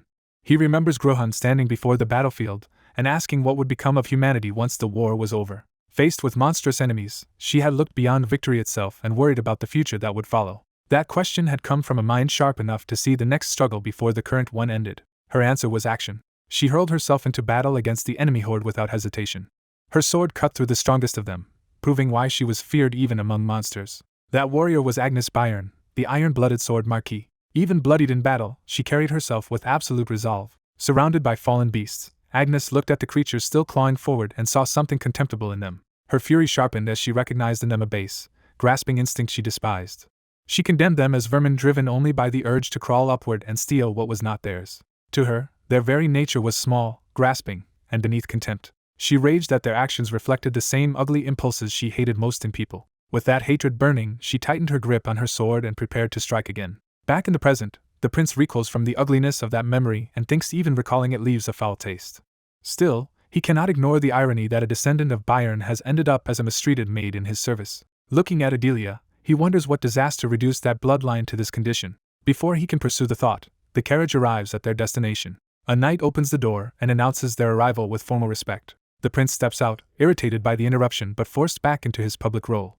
He disembarks and regains his footing outside the club. Before leaving, he tells Adelia that he wants to speak with her later, signaling that her identity now matters to him. Adelia is left stunned, unable to understand why the prince suddenly singled her out. At that moment, another man calls out to the prince. A silver-haired noble introduces himself as Bernardo of the Eli family and greets the prince with polished courtesy. Bernardo gushes over the prince's safety with such exaggerated concern that the prince immediately finds him suspicious. When Bernardo laments how emaciated the prince has become, the prince catches the insult hidden inside the sympathy. Rather than take offense, he senses an opportunity and begins to smile. Bernardo asks whether the prince is still unwell, but the prince brushes it off and says he simply thought it was worth coming today. Resting a hand on Bernardo's shoulder, the prince decides this gathering may turn out to be entertaining after all. A silver-haired noble is caught off guard as the prince's attention shifts, and the mood suddenly feels off. The gathering's crude talk turns to a woman being publicly exposed and humiliated for their amusement. Their gossip grows more vulgar, as they relish touching her and imagining more. In the lavish salon, the nobles lounge in drunken comfort, treating cruelty and lust as entertainment. The silver-haired man notices that the prince, usually the most reckless one in the room, is acting unusually restrained. The blonde prince quietly studies his drink, and the silver-haired observer realizes the atmosphere has changed in a way he cannot explain. As someone approaches to address him, the prince remains seated and unreadable. A fawning noble tries to ingratiate himself by bringing up a rumor meant to flatter the prince. He claims word has spread that the prince has already taken the Iron Lion's flower, meaning the woman everyone desires. The prince gives no reaction, which only encourages the man to keep going. Others join in, jealous that the prince supposedly reached her first and speaking as if she were prey they had all been pursuing. The loudest of them openly fantasizes about seeing her body, reducing her to an object in front of everyone. Instead of answering the obscenity directly, the prince abruptly asks the man whether he has a younger sibling. When the answer is yes, the silver-haired noble is baffled, but the prince coldly decides that this makes things convenient. The man has only a moment to realize something is wrong before the prince moves. The prince explodes into violence and drives a brutal blow into him. The strike lands hard enough to tear through the man's composure and send him reeling. He crashes across the floor amid shattered glass and spilled wine, and the room is thrown into chaos. The surrounding nobles freeze in shock as the prince's sudden rage breaks the party apart. Even the silver-haired observer is stunned, unable to understand why the prince snapped so completely. The prince tells the fallen man that at least his family line will survive. He follows with another savage kick, making clear this is punishment, not a drunken outburst. The room recoils as the prince stands over his victim, and no one dares intervene. He declares that from this moment on, the man's younger sibling will become the family heir instead. Without pausing, the prince raises his fist again. He smashes the man in the face, beating him with deliberate, merciless force. The women nearby can only stare, horrified by how far the prince is taking it. The silver-haired noble starts forward, alarmed that this has gone beyond control. Someone grabs at the prince to stop him, but the prince refuses to be checked. The battered man desperately demands to know why the prince is doing this. The prince forces him to pay attention, making sure the lesson is understood. He says he can endure being called a trashy prince, but he will not tolerate being treated like someone people can trample over. To the onlookers, his reasoning sounds so abrupt and disconnected that they can barely follow what he means. Still furious, the prince keeps beating the man and insists he needs to be taught harder. The victim is thrown aside again, utterly overpowered. At last the prince stops, bent forward and breathing hard, while the room remains paralyzed around him. The man lies bloodied on the floor, barely conscious after the prince's assault. The silver-haired noble drops to one knee and addresses the prince with urgent caution. The prince answers with a chilling smile, reminding him that he had promised today would be very entertaining. The silver-haired man realizes this madness was not spontaneous at all, and that the prince chose this moment for some hidden purpose. The prince orders that the palace knights be summoned. The silver-haired noble immediately obeys, abandoning any attempt to calm him. As servants and guests spread out around the rec salon, the prince takes command of the entire room. Blood on his face, he stands composed again, as if the violence has clarified his authority. He orders the women present to leave at once, separating them from what comes next. One man hesitates, silently weighing whether to stay or flee. His uncertainty shows in the small, nervous step he takes. The prince notices and coldly reminds him that the order was for women only. He adds a threat disguised as permission. Any man who wants to leave may do so, but he will be leaving as a woman. With that warning hanging over the room, the prince stands over the broken noble and makes it clear that no one else will test him. In a gathering of nobles, the blonde prince takes control of the room while the others face the consequences of offending him. He steps forward with deliberate authority, making it clear this will be a judgment rather than a discussion. He condemns the assembled nobles for failing to show even the minimum respect due to royalty. Their earlier insolence is recast as a direct insult to his person. More importantly, he treats their contempt toward his knight as an offense against the crown itself. Turning to formal procedure, he asks what charges should apply. The royal guards answer that scorning royalty amounts to insulting the royal family. The nobles finally grasp the danger they are in and begin to panic. The accusation escalates further. By challenging royal authority, they have effectively committed high treason. When asked for his command, the prince orders that every one of them be forced to kneel. He enjoys their fear, fully aware of the power he now holds over them. No one is spared, and the entire group is brought to heel. Later, before the king, the prince is confronted over the chaos he caused after his house arrest ended. The king reveals that 14 noble scions have already been thrown into the dungeon because of the prince's sweeping charges. The prince remains calm, showing no regret for what he has done. The king agrees the offenders deserve punishment, but warns that provoking 14 families at once could create serious backlash. The prince immediately sees the king's real concern is political fallout, not justice. He dismisses those prisoners as disposable outcasts whose families would only be embarrassed by defending them. Instead of worrying, he proposes sending letters. Pressed to explain, he points toward the people within each family who know its internal tensions best. He means the siblings of the disgraced nobles, whom he intends to use. The king falls silent, recognizing the ruthlessness and practicality of the idea. With no objection left, the prince is allowed to proceed. He then meets one of those summoned relatives and softens his approach, pretending he means her no harm. The young woman, terrified and confused, begs to know what offense she has committed. As he studies her, he realizes she has been burdened by her family's disgrace far more than she deserves. He learns she comes from a nearly forgotten noble line with little standing left. Even the family's direct descendants know almost nothing about their own lineage anymore. Its former glory and legacy have long since been broken and erased. That lost heritage makes him look at her more carefully. A magical appraisal reveals her name, exceptional swordsmanship and mana sensitivity, and a disturbing mix of traits: butcher, warmonger, timid, supporting, and slave mentality. The result shocks him, and he tries to stop himself from jumping to conclusions. He is baffled that someone so meek carries traits associated with bloodshed, war, obedience, and self-effacement. He interprets the profile as proof that she could become terrifying in battle despite her gentle nature. At the same time, the reading suggests she is naturally devoted to serving others and dangerously inclined to submission. He realizes she possesses rare talent but lacks any obvious inner restraint on the violence hidden inside her. That leaves him wondering whether anyone should allow such power to awaken unchecked. He withdraws to think, weighing the risk she poses against the opportunity she represents. In the end, he decides he has to try using that potential rather than ignore it. Because her aptitude is extraordinary, he searches for the one trait he can turn to his advantage.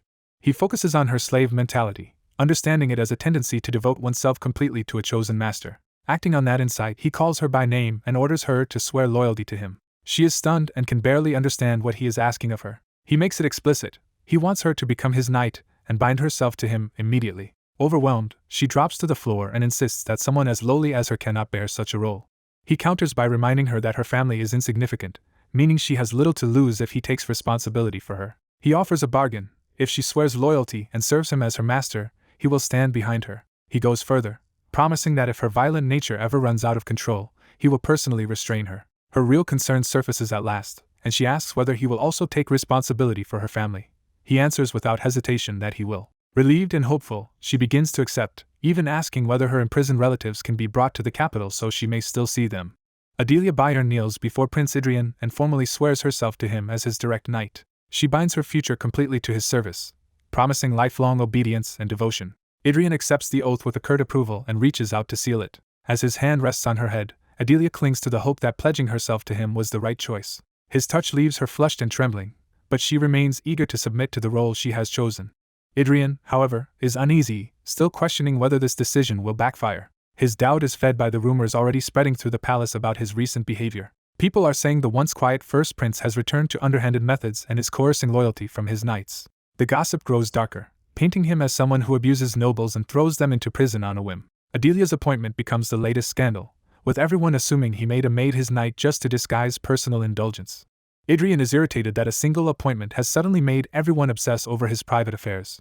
Even his own retainers confirm that the news has spread everywhere since early morning. The king soon lashes out, accusing Idrian of chasing women instead of cleaning up the chaos around him. Another elder condemns him as a disgrace and suggests he has abandoned the wager tied to his standing. His brother joins in mockingly, treating the choice of a maid as knight as proof that Idrian has not changed at all. Idrian can only brood over how quickly the rumor mill has turned his move into a public scandal. Before he can recover, He is told the queen has come to see him, and he openly dreads another lecture. The queen confronts him with disappointment, saying she had hoped he had reformed but now sees him slipping back into disgrace. Then her tone shifts, and she decides this embarrassment may actually serve a useful purpose. She concludes that marriage will settle him down and announces that choosing him a spouse is now urgent.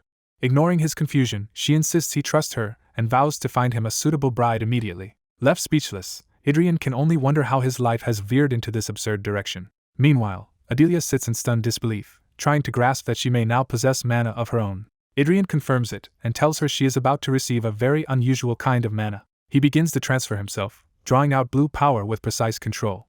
As the process starts, Adelia's buried memories stir, and she recalls a forgotten title tied to her true nature, the Sword Queen. Fragments return to her of blazing footsteps and a sword that once moved as naturally as her own hands.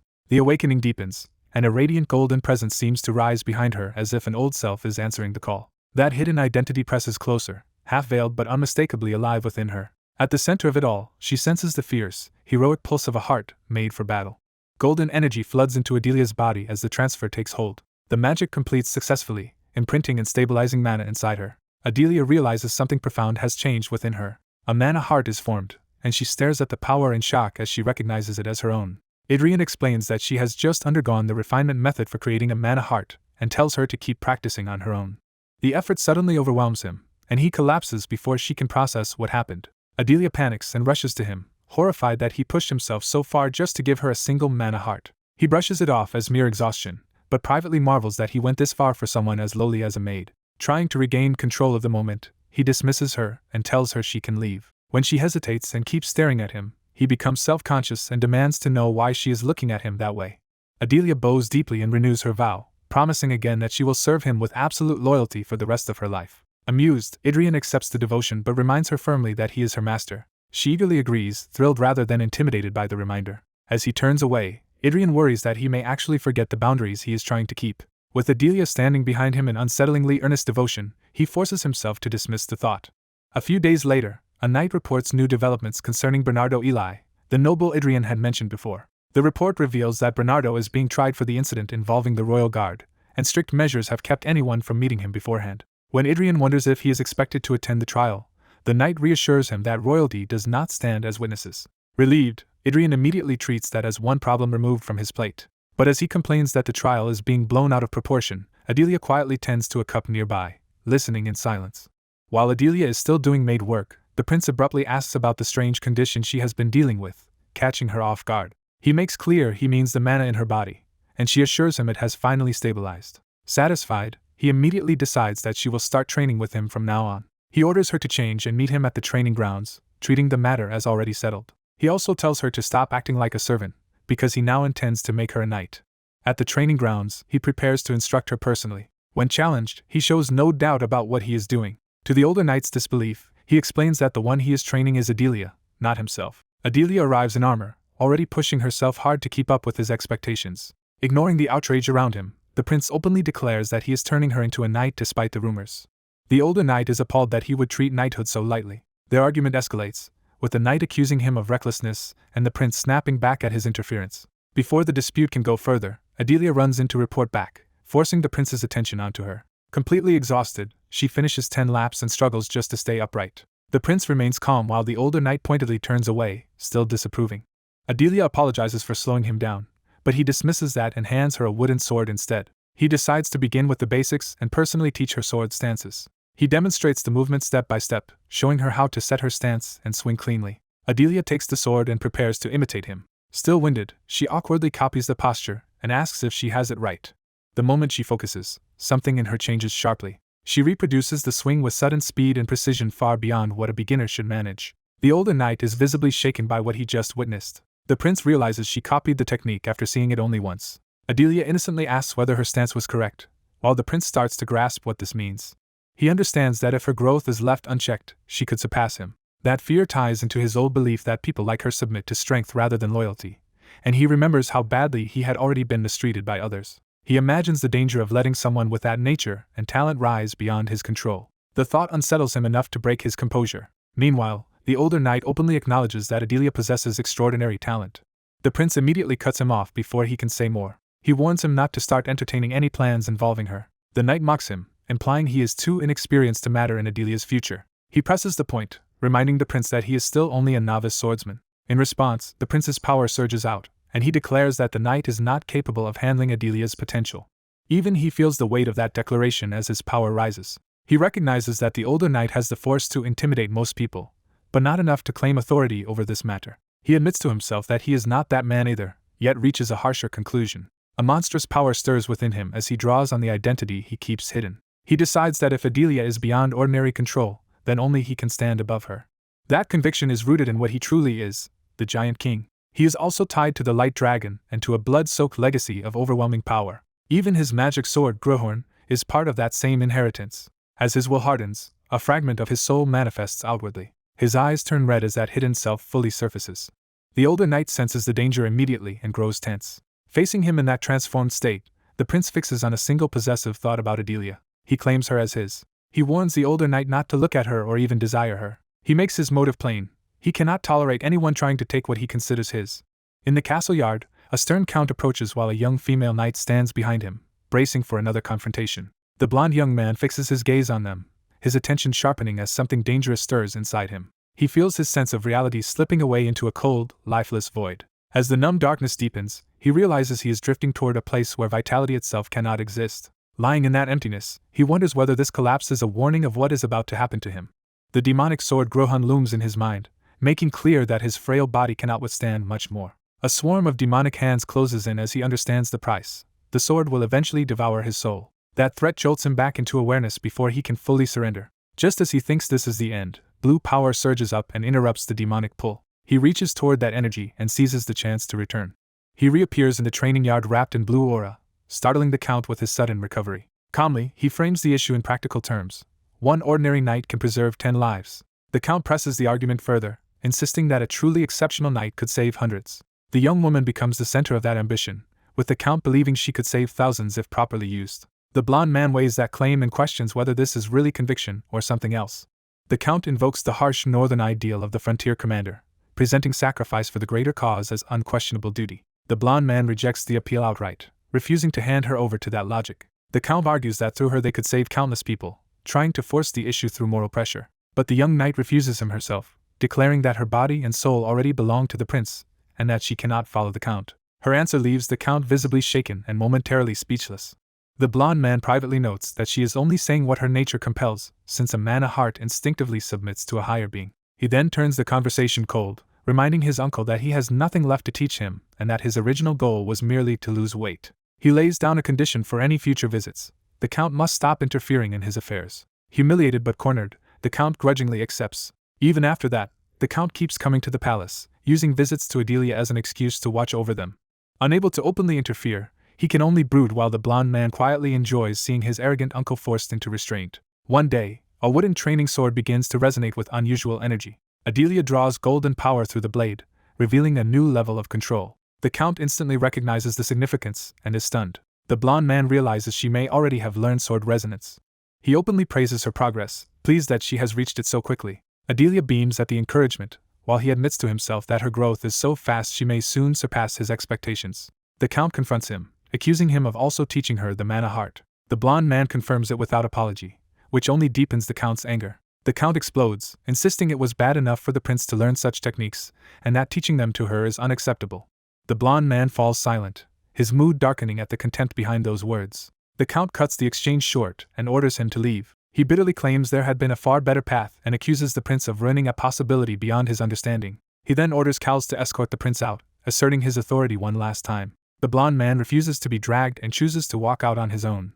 The group breaks apart, with the count storming off while the others remain behind in the tense aftermath. Shaken, Adelia wonders whether everything she has learned has been dismissed as nothing more than cheap tricks. He immediately reassures her that it is not trivial at all. When she asks why the count would say otherwise, he tells her the count simply does not understand. Walking away, the count reflects that people of the current age have forgotten what a real mana heart truly is.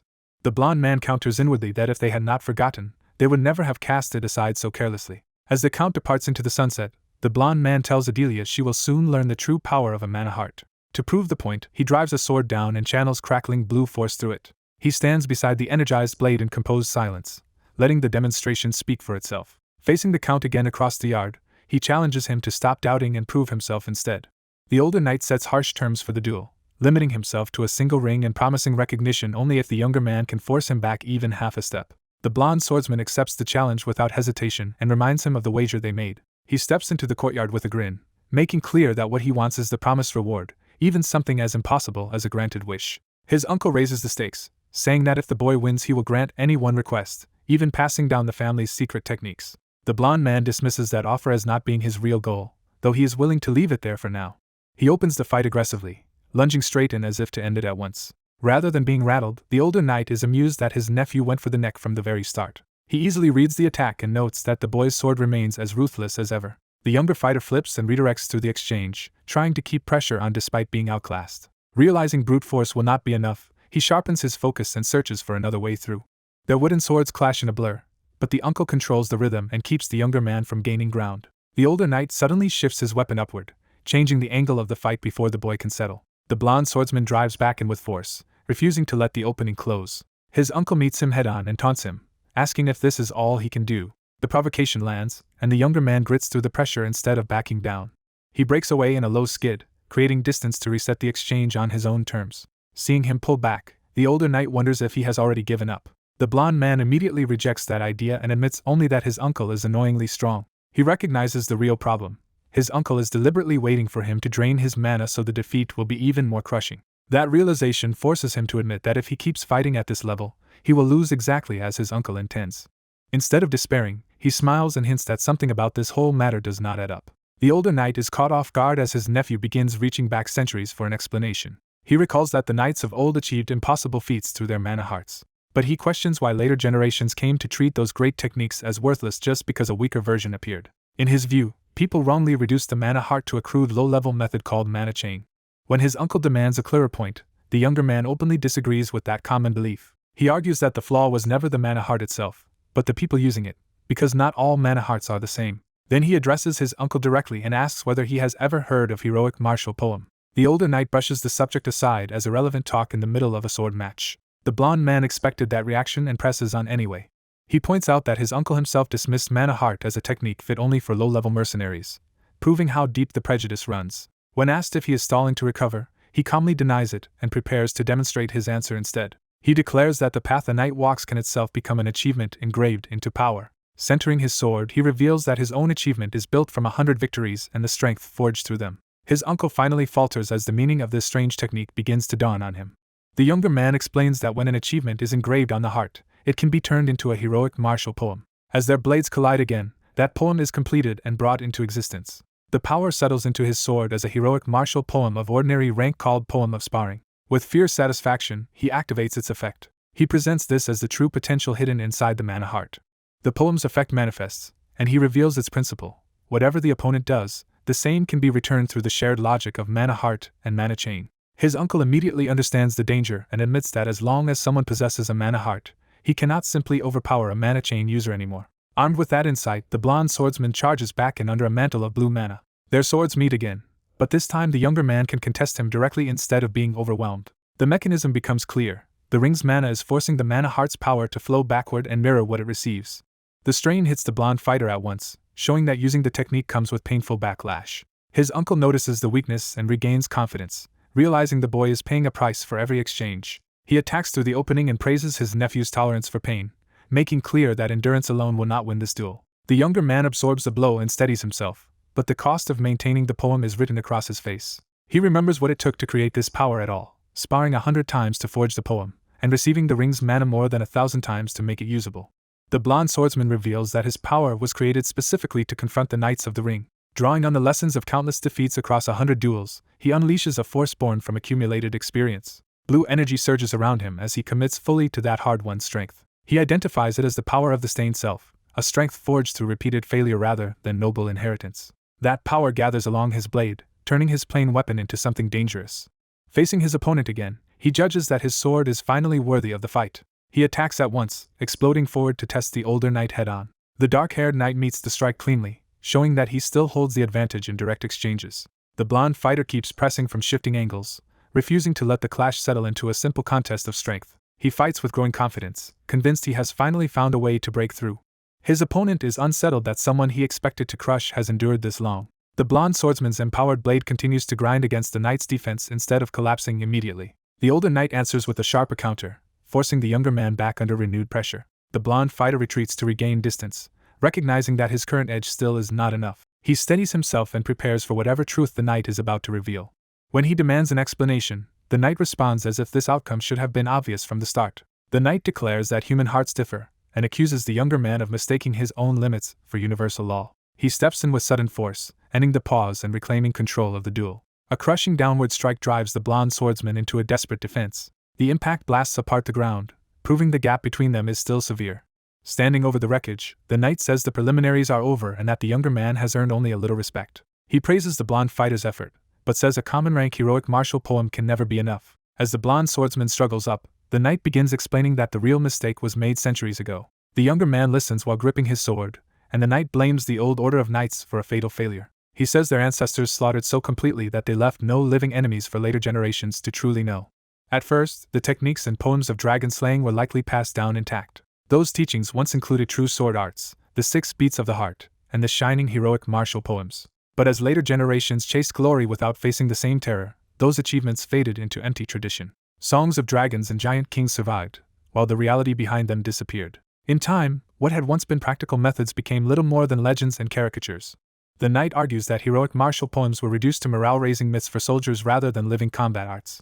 Without real enemies to test them against, no one could rediscover the lost mastery through mana techniques alone. The blonde swordsman rejects the lecture, insisting that mana chains cannot lead anyone to true transcendence. He openly mocks the knight's rambling, unable to see what point he is trying to make. The knight names himself Baal Valorhard and frames the younger man as another arrogant fool who does not understand what was lost. He vows to show him directly, awakening a different power to demonstrate the greatness that vanished. A red, predatory presence erupts around him, taking on the shape of something far more monstrous than a swordsman. He makes clear that ignorance will no longer be an excuse, because he intends to teach through force. That crimson power reaches toward the blonde fighter, as if reviving the memory of dragons themselves. The knight reveals the essence of the lost art, a sword meant to pierce dragons' scales when ordinary treasured blades could not.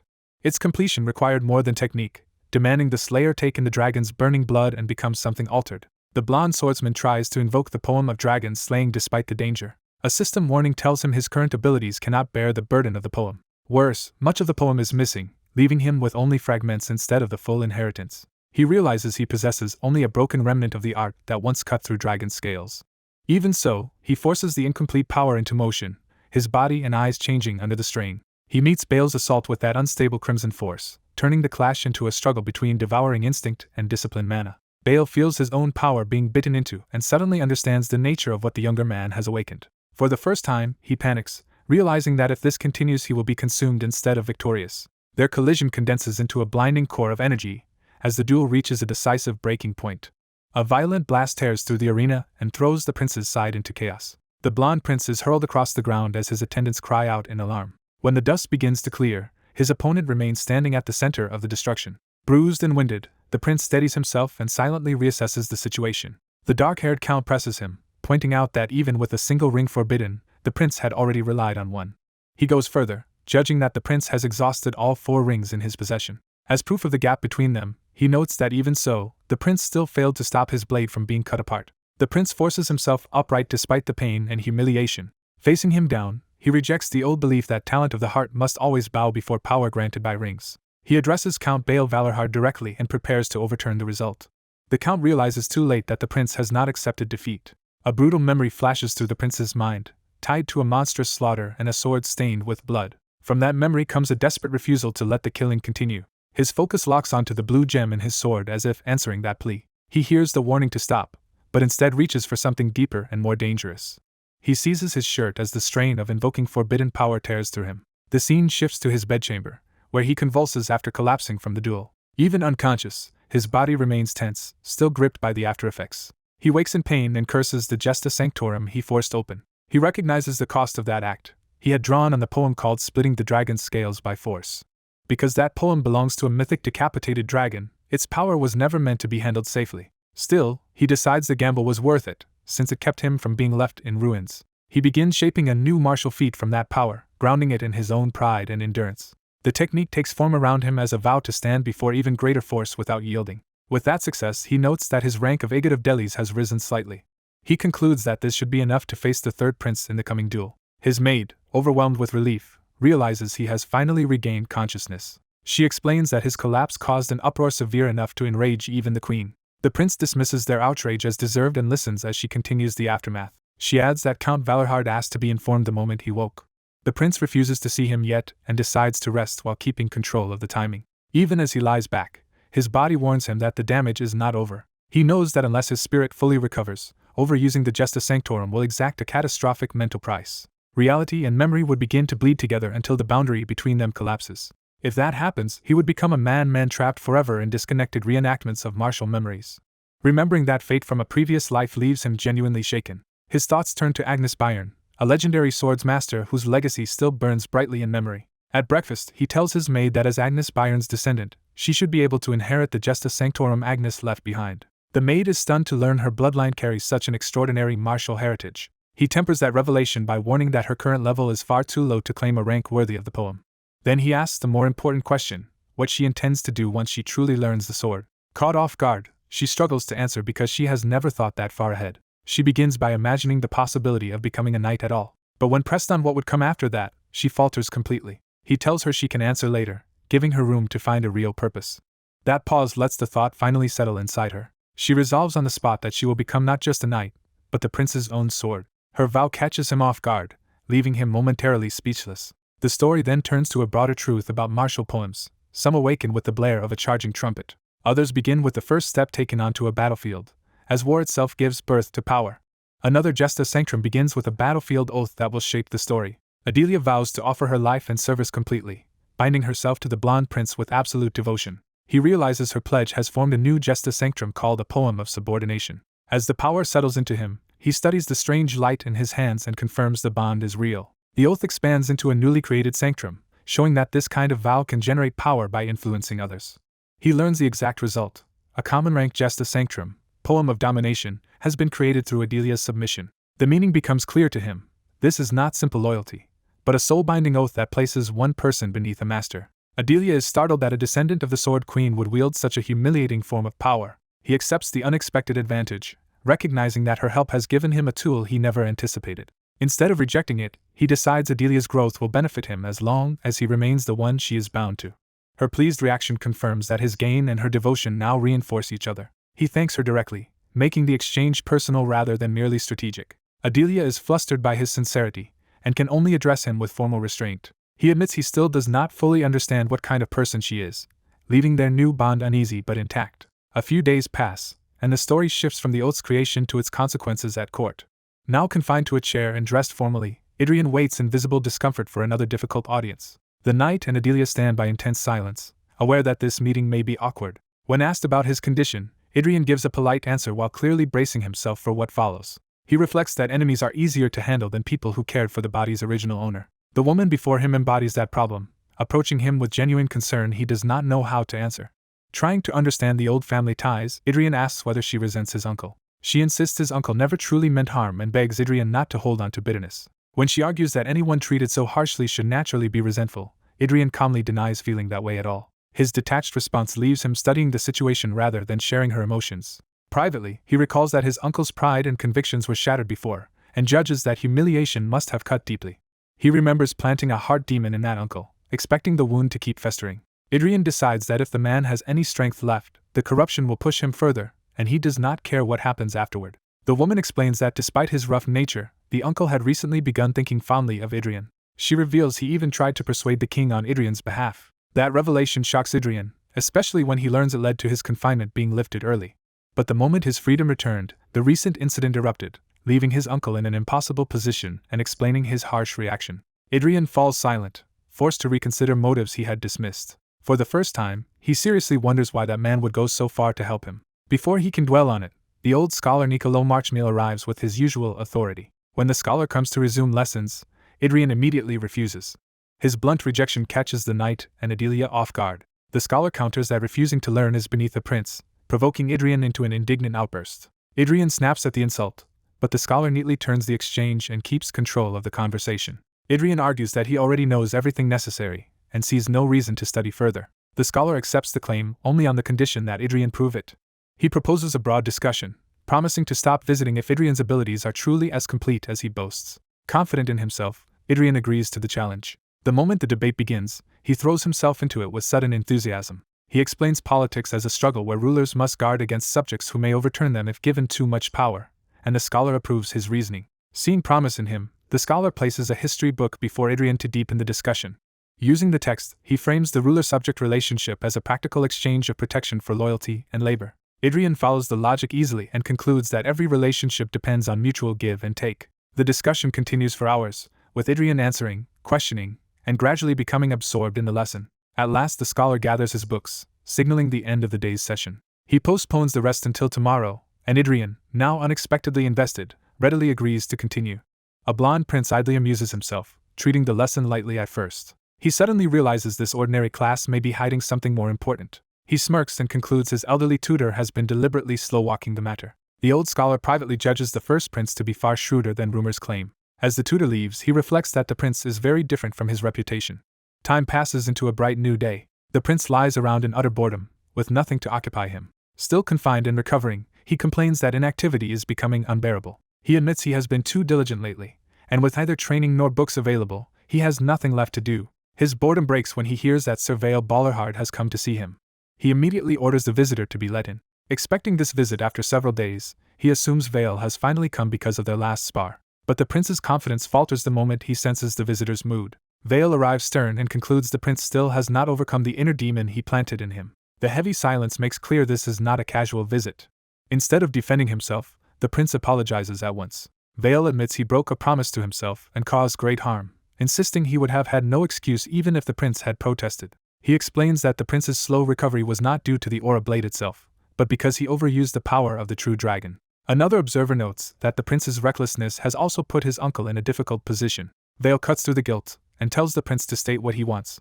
The prince offers any price he can pay, but Vale dismisses such dramatic compensation as useless. Privately, the prince is struck that a man of sword master caliber could still be trapped by something as petty as an inner demon. He gives up on formal remorse and decides to ask for something practical instead. He announces that he will name his wish first. The prince asks his uncle to take him out somewhere. Vale reminds him that his confinement has already ended, so he is free to go out on his own. The prince clarifies that he wants more than a brief outing and asks to travel farther, ideally beyond the capital. Vale pauses, weighing the request seriously. He agrees in principle but warns that an upcoming banquet limits how far they can go and that arranging it will take time. The prince accepts the delay and tells him to proceed. After Vale leaves, Cal studies the prince in silence. The prince notices the look and presses him to explain it. Cal admits he expected a far more unreasonable demand and is surprised by how modest this one was. The prince points out that the count did break his promise, making this a rare chance to ask for something. Still, he confesses that seeing such a stubborn old man burdened by guilt makes him feel a little sorry for him. Cal laughs, remarking that the prince seems much more at ease these days, which irritates him. Before that exchange can continue, the prince is interrupted. A maid arrives with the letter he has been waiting for. The sealed envelope suggests the message is official and important. He opens it and reads a formal report charged with significance. The letter praises recent achievements and promises that a new opportunity will soon come to him. Its sender, Arwen Kirkin, reports a small accomplishment and vows to be ready when the awaited day arrives. Recognizing the name, the prince is pleased by the timing and sees the message as good news. About 5 days later, after a pleasant stay, he departs with his uncle by carriage. During the journey, he eagerly asks which territory they will be passing through and latches on to the name Ellen. Vale, already wary of the prince's excitement, complains that he can never stay quiet. The prince leans out of the carriage in excitement, and Vale orders him back inside, promising to explain. Vale begins by introducing the county of Ellen as the kingdom's greatest producer of weaponry. He explains that Ellen's strength comes from rich iron mines and skilled smiths who refine that metal. When Vale adds that more than half the royal family's weapons come from Ellen, the prince immediately realizes this territory is exactly what he needs. Realizing his strength has grown enough, the prince decides it is finally time to obtain a sword worthy of him. He recalls that he once meant to take a ceremonial blade from the royal armory, but a royal decree forbade anyone from giving him a weapon. That memory still stings, reminding him how thoroughly he had been restricted. Accepting that the ban makes sense given his past, he concludes that if he wants a real weapon, he will have to find one outside the palace. As he settles on that plan, he turns his attention to the journey ahead. A scarred attendant watching over him notes that the prince is more fragile than he appears. Under close guard, the long trip begins, with even the carriage window controlled to keep him comfortable. 3 days into the roughly 20-day journey, he is still confined to the carriage and growing increasingly restless. His only company is a girl who answers every attempt at conversation with nothing but yes or no, making the ride even more unbearable. Unable to stand the boredom any longer, he searches for something else to occupy himself.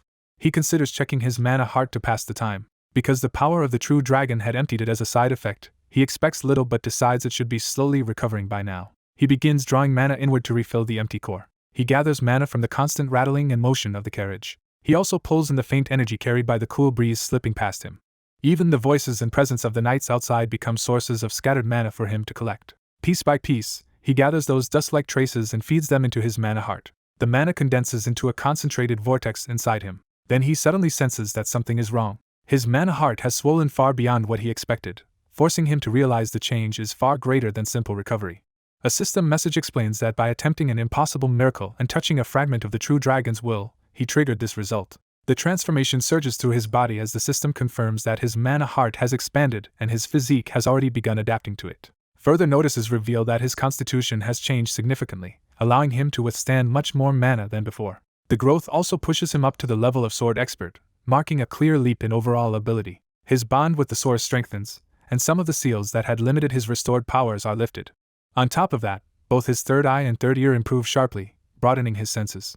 The sudden release of power startles his silent companion, who hesitantly checks on him. He tests his body at once, moving with excitement now that he can feel the difference. Satisfied, he recognizes that he has taken another decisive step forward. The journey eventually brings him to the territory of Ellen Earldom. There, he is formally received as a royal guest, though he remains guarded and reserved. Two representatives of the Ellen family introduce themselves and respectfully welcome the first prince, Idrun Landurg. After the exchange of courtesies, they decide to show him to his quarters so he can recover from the trip. As he walks through the mansion, however, his sharpened senses begin picking up something unusual. He notices that the estate is filled with weapons and armor, but most of them are low-grade pieces that do not interest him. While being escorted deeper inside, he keeps searching for signs of the kind of blade he actually wants. From what he has sensed so far, he doubts the mansion itself holds what he is looking for. So he asks whether the blacksmith's guild lies within this territory, and his host confirms that it does. He immediately asks to be taken there instead. His guide agrees, while warning him that the local blacksmiths are notoriously rough and stubborn. He adds that once they are working, they ignore rank and status alike, and that their speech is as blunt as the iron they handle. The moment the prince nears the forge, something catches his full attention. A violent burst of heat and impact from the smithy hits him like a revelation. Inside, the furnace roars so fiercely that even his escort warns him the conditions may be hard to endure. Yet the prince is not repelled. Amid the oppressive heat and the constant ringing of iron, he becomes intensely focused. His host notices his sudden fixation and calls to him, but the prince is already absorbed by what he senses. The flames, bellows, and hammering blend into a storm of noise around him. Among all the strikes in that forge, one blacksmith's blow stands apart from the rest. The prince realizes he has found the presence he was searching for. Out of the chaos of the smithy, a single clear hammer strike tells him exactly where to look next. A blond prince enters a forge where an old blacksmith is absorbed in his work before a roaring furnace. The smith hammers with fierce concentration, and the sight stirs something buried in the prince. A sudden jolt of recognition hits him as if he has touched a forgotten memory. What rises in his mind is the image of a sword, the first memory he can clearly recall. Still shaken and sweating, he barely notices when a maid wipes his face. She gently points out how badly the heat is affecting him. Only then does he realize what she is doing and recover himself. He turns away, trying to regain his composure while the strange feeling lingers. From a distance, he watches the old smith continue forging as the others around them keep their place. The blacksmith's guild formally greets the visiting prince. His attendant introduces the guild master, Saxon, as the man in charge of the forge. Before the ceremony can settle, the prince's attention is drawn to a worker striking the metal nearby. The guild master angrily tries to stop that worker and force him to greet royalty properly. The prince immediately shuts him down and makes it clear the interruption will not continue. Seeing the laborers' uneasy faces, he understands they are being pressured into behavior they did not choose. Meanwhile, the heated blade continues losing temperature on the anvil. The prince bluntly states that the man was dragged here against his will to perform for him. He orders them to stop fussing over protocol and return to work before the iron cools any further. The forge erupts into hurried motion as the workers scramble back to their stations. With his arms folded, the prince withdraws from the commotion and simply observes. He settles into silent watchfulness, intent on the work rather than the ceremony around him. The old smith notices the prince's steady presence but does not stop forging. Hammer blows resume in earnest as steel and fire reclaim the room. The prince stands directly before the forge, facing the smith without flinching. In the flames, his eye catches a strange reflection that deepens his unease. Surrounded by heat and fire, he feels himself pulled further into an unfamiliar sensation. Each strike of the hammer seems to resonate with him far more deeply than it should. As he watches, the scene overlaps with that earlier memory, linking this smith to the sword in his mind. He cannot explain the feeling, only that it is powerful and unlike anything he has known. Later, while leaving the forge, his attendant explains that the old man has repeatedly forged swords only to melt them down again. The prince asks whether those destroyed blades were failures. He is told the opposite. Every sword the man makes is considered a masterpiece, earning him the title Master Artisan of Swords. That only makes the mystery deeper, because none of those excellent blades were deemed worthy to keep. The attendant adds that the smith has barely slept for a month and has devoted himself entirely to this work. The prince rejects the idea that such labor can be dismissed, especially for an old man still pushing himself so hard. He comes away convinced he is witnessing the resolve of a true artisan. Over the following days, the prince returns to the forge from morning until late at night. During that time, the old blacksmith does nothing different outwardly and simply continues his relentless routine. The prince, in turn, keeps silent vigil beside the work, watching every step. Despite everyone's fear that his presence would cause trouble, no incident occurs at all. Time passes quietly until the final night before the prince must depart. Even then, he remains at the forge, still watching as the old man hammers on. He says nothing, but his silence carries the weight of unfinished expectation. The smith keeps working under that gaze, exhausted but unwavering. At last the prince admits he had hoped to see the sword completed before he left. His attendant can only stand behind him in silence, unable to answer that disappointment. What the prince feels most strongly is a deep and unexpected regret. He finally decides to leave, explaining that a farewell gathering awaits and he must depart at dawn. His attendant realizes that this regret is exactly why he had wanted the prince to witness the finished blade. Even as the prince prepares to go, that hope remains, that somehow he might still see the completed sword before leaving. A blonde noble arrives at the forge as if answering an expected summons. A retainer rushes out to report that the master blacksmith has finally completed the sword. The prince and the others are caught by the weight of the announcement and the moment that follows. At sunset, the aged blacksmith stands outside holding the finished blade toward the light. With trembling hands, he presents the weapon with reverence. The sword gleams with an almost celestial brilliance, announcing itself as something extraordinary. The blacksmith drops to one knee and offers the sword formally to the prince. As he studies the blade, the prince senses something uncanny in it, as though it reflects more than steel. The blacksmith dedicates the completed sword to the prince. The onlookers are stunned by the gravity of the offering. The blacksmith explains that such a sword should be heated like the rising sun. He adds that it must be cooled until its color matches the king's purple robes. By that method, he says, a sword fit for a king and bright as the sun can be born. The prince asks what this remarkable weapon should be called. The old smith proposes a name tied to twilight, weighing dawn against dusk.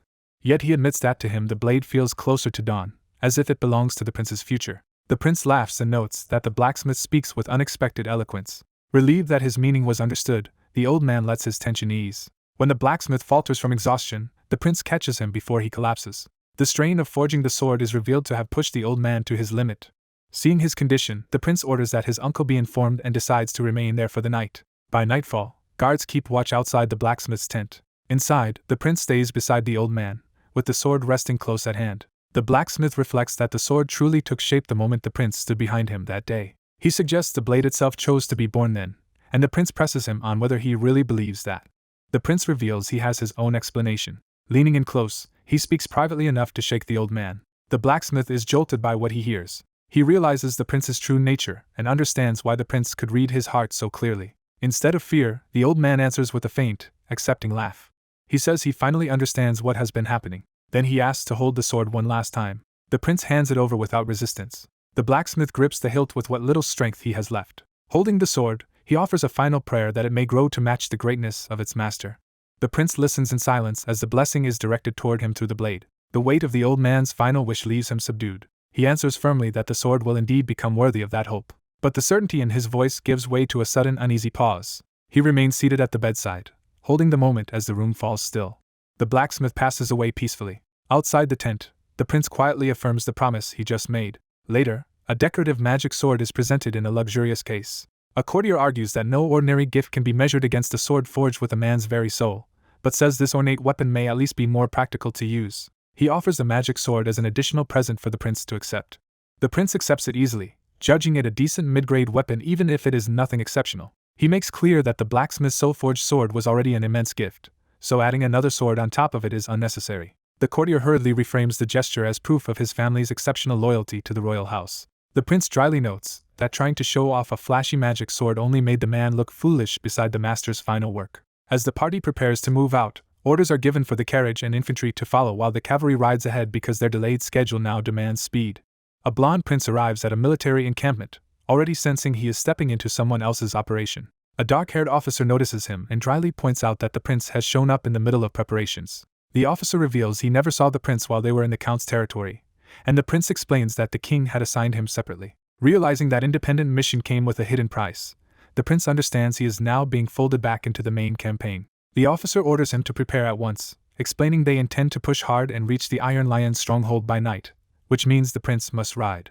The prince bluntly admits he does not know how to ride a horse. That answer leaves the officer visibly at a loss. With no better option, the group is forced to improvise around the prince's complete lack of riding experience. On the road to the Iron Lion fortress, the journey quickly turns miserable enough to make the prince physically sick. Even so, they somehow keep moving, with the prince barely managing to stay on horseback. After repeated mishaps and delays, the trip drags on far longer than anyone intended. By the end of it, the prince is exhausted and hanging on through sheer stubbornness. They finally reach the Iron Lion fortress much later than planned, but still with enough time left before their destination matters. Seeing the fortress at last, the prince takes in the place he has been brought to. Inside, the atmosphere immediately tightens as armored men gather with deliberate intent.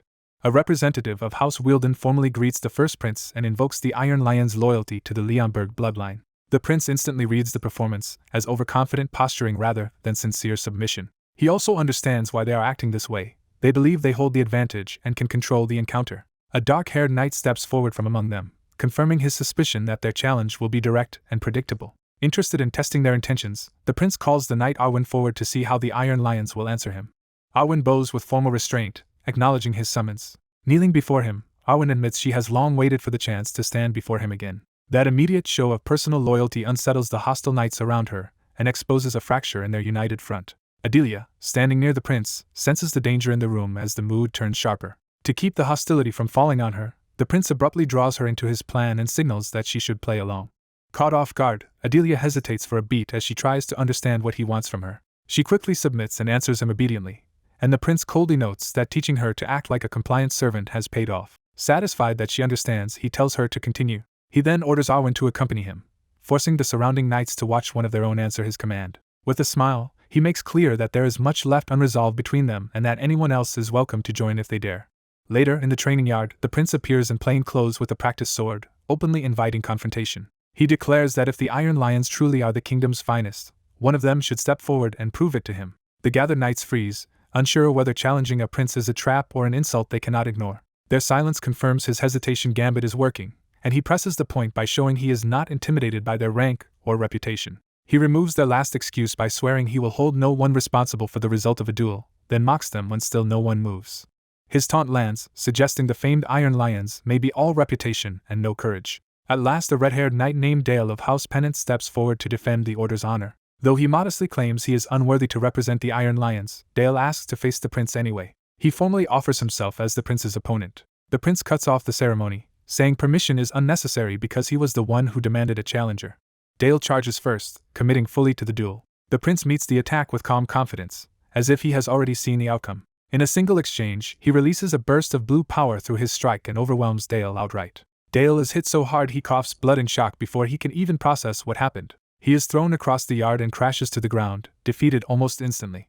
Barely winded, the prince lowers his glowing weapon and asks for the next opponent. The watching Iron Lions stare at Dale's fallen body, stunned that one of their own was crushed so easily. A pink-haired knight named Paul Rothheim steps up, insisting Dale was only a first year and that he, as a third year, will be different. He attacks, and is struck down just as quickly. More challengers rush in one after another, but the prince cuts through them in rapid succession, turning the Iron Lion's pride into a public humiliation.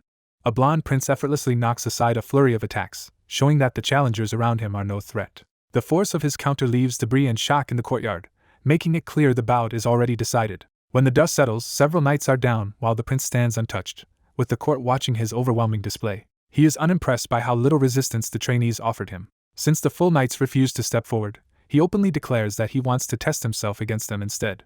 He singles out Arwen, drawing the knight's immediate attention. Treating her as a trusted subordinate, he orders Arwen to accompany him when he leaves, and she accepts without hesitation.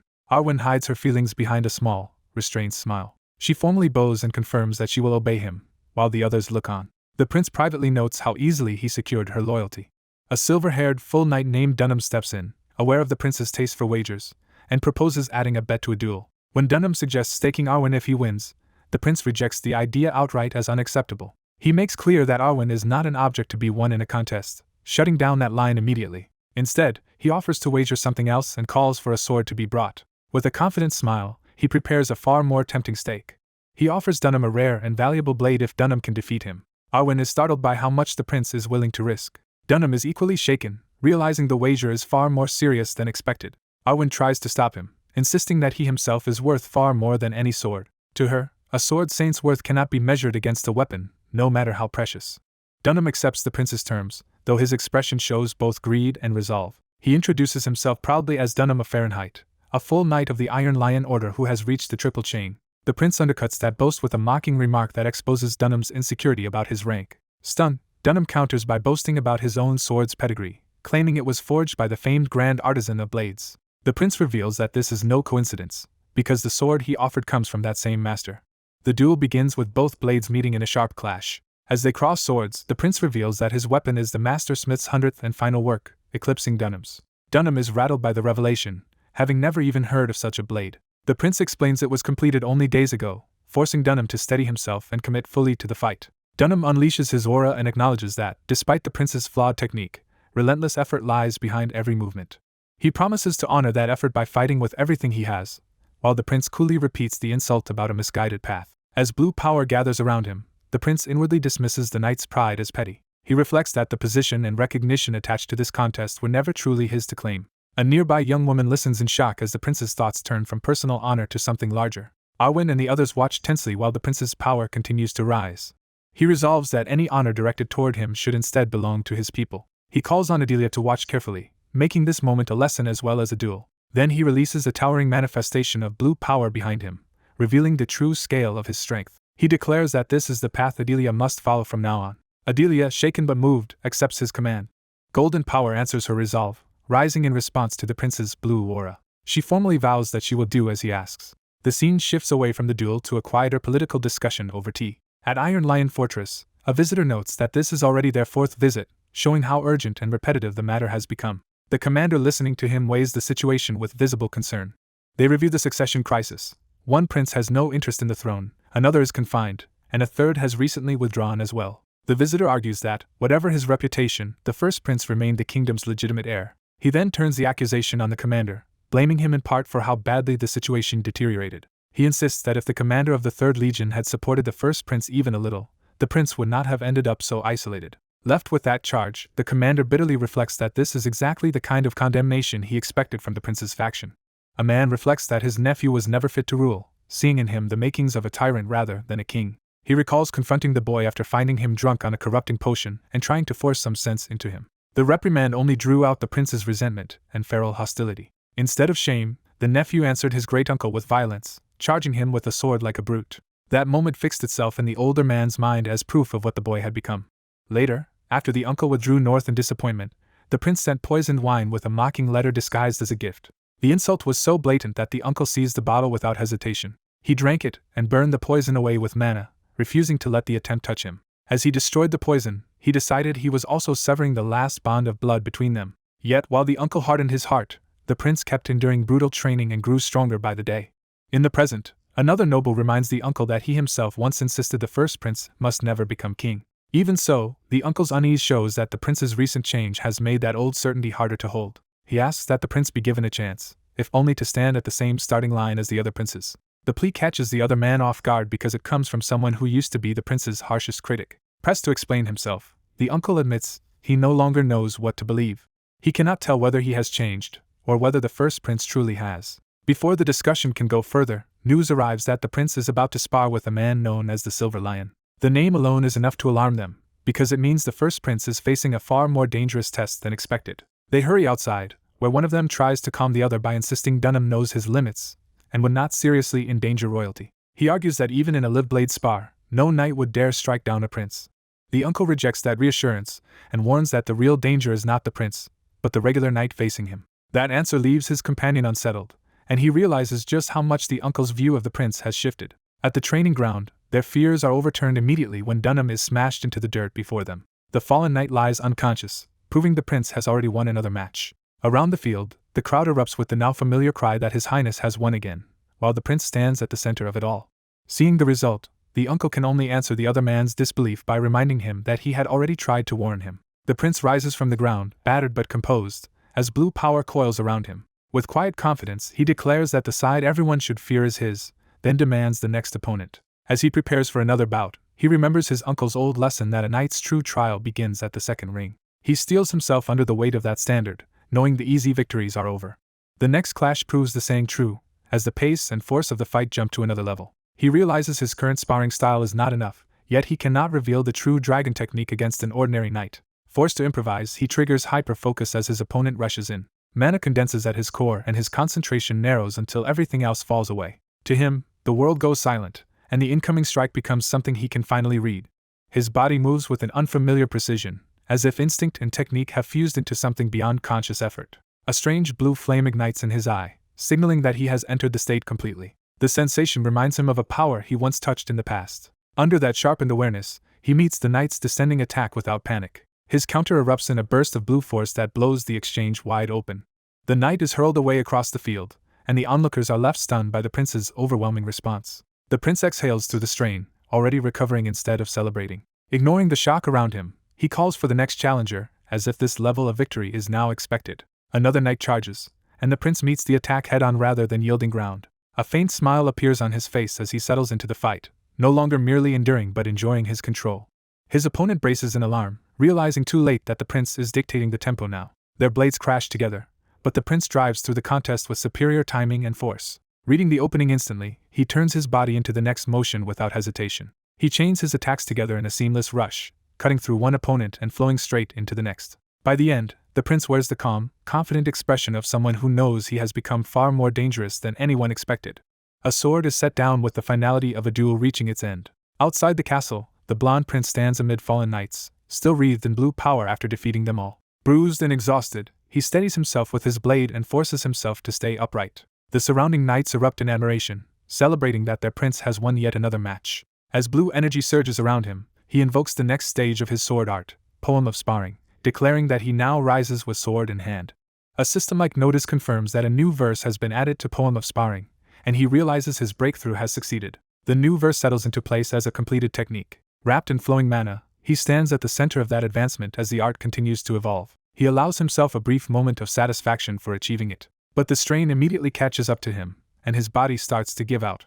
A knight in a blue cloak rushes in to support him as he drops to his knees, asking after his condition. The knight formally offers respect for the prince's victory. The other knights follow suit, saluting both his swordsmanship and his fighting spirit instead of resenting their defeat. The prince is caught off guard, because moments earlier they had seemed ready to tear him apart. From the sidelines, an observer explains that these people are straightforward by nature. To them, nothing is more exciting than swords and victory. He points out that the prince had expected bitterness, but misread them. Another man adds that among such people, an honorable loss can matter more than a disgraceful win, making simple victory and defeat less important than how one fights. Some joke that only Dunham may still be sulking, since he now has to present his treasured sword to the prince. Hearing that, the prince reflects that although nearly everything he knew had been overturned, his understanding of knights had not changed completely. He concludes that at least their reverence for strength remains the same. As the crowd cheers the strong without regard for who won or lost, that realization settles in. Later, the prince's party prepares to depart by carriage while attendants and knights gather around. He parts on good terms, promising they will meet again. The others wish him good health and safety, and he returns the courtesy to Count Willodin. Just before leaving, he turns back with one last request for the Count. He asks that everything that happened during his stay be kept secret, and the Count questions whether sharing it might help him instead. The prince refuses with a sly smile, already planning to use the situation differently. He admits to himself that he wants to toy with someone, imagining a target waiting elsewhere. That evening, the traveling group halts in the forest and sets up camp for the night. A heavily armored knight leaves to scout the perimeter, and the prince agrees without concern. A dark-haired female knight lingers nearby in silence, clearly uneasy around him. Noting her discomfort, he decides Arwen will adapt to him soon enough. Too tired to press the matter, he heads to his tent to rest. Inside, a maid greets him with the deference due a prince. Her polished service only reminds him how strange it is to see someone with a sword genius reduced to ordinary maid duties. Uncomfortable with the situation, he brushes off her concern and retreats further into the room. He dismisses her and lies down, wanting to be left alone with his thoughts. As he rests, he begins reassessing the Iron Lion Knights and how different they were from his expectations. He recalls that when he used his authority of judgment, most ordinary knights only showed mediocre swordsmanship by the standards he once knew. In the past, people with that level of talent would never have reached the level of sword expert no matter how long they trained. Yet in this era, even such people are reaching sword expert ability while still young. He realizes that while the truly exceptional may have declined, the abilities of ordinary people have risen dramatically. From that, he identifies the cause as the phenomenon called the mana chain. He compares it to the past, when even his maternal uncle had the potential to aim for transcendence, making wasted talent feel unforgivable. But this age is different, because karma and opportunity no longer gather only around extraordinary individuals. He accepts that this is simply how the current era works. Admitting he does not yet understand this age well, he resolves to learn it again from the beginning. Someone unseen approves of that decision, startling him out of his thoughts. A black-clad man appears in his room, tells him it is not too late, and urges him to work hard enough to reach his dream, leaving the prince baffled by what dream he means. Ian's uncle argues that Ian has already won over the Iron Lions and praises him for handling them with unusual ease. He flatters Ian further, treating that success as proof of sound judgment and political promise. Ian is thrown off by the sudden praise and can only wonder what his uncle is really after. When his uncle brings up their old wager, Ian realizes this conversation is heading somewhere dangerous. Ian starts to dismiss the matter as unrelated to the prince they were discussing, but his uncle cuts him off. The uncle redefines the bet. Since Ian already defeated a double-chain knight, he claims the wager has effectively been won. With that settled in his own mind, the uncle declares he will now honor the promise he made back then. Ian is left trying to understand what promise could possibly follow from that. His uncle formally identifies himself as Bael Valorhard, Count and Commander of the 3rd Legion, and makes a public-style declaration. Bael announces that House Valorhard will officially support the kingdom's first prince, Idrian Leonberg, leaving Ian stunned by the leap in logic.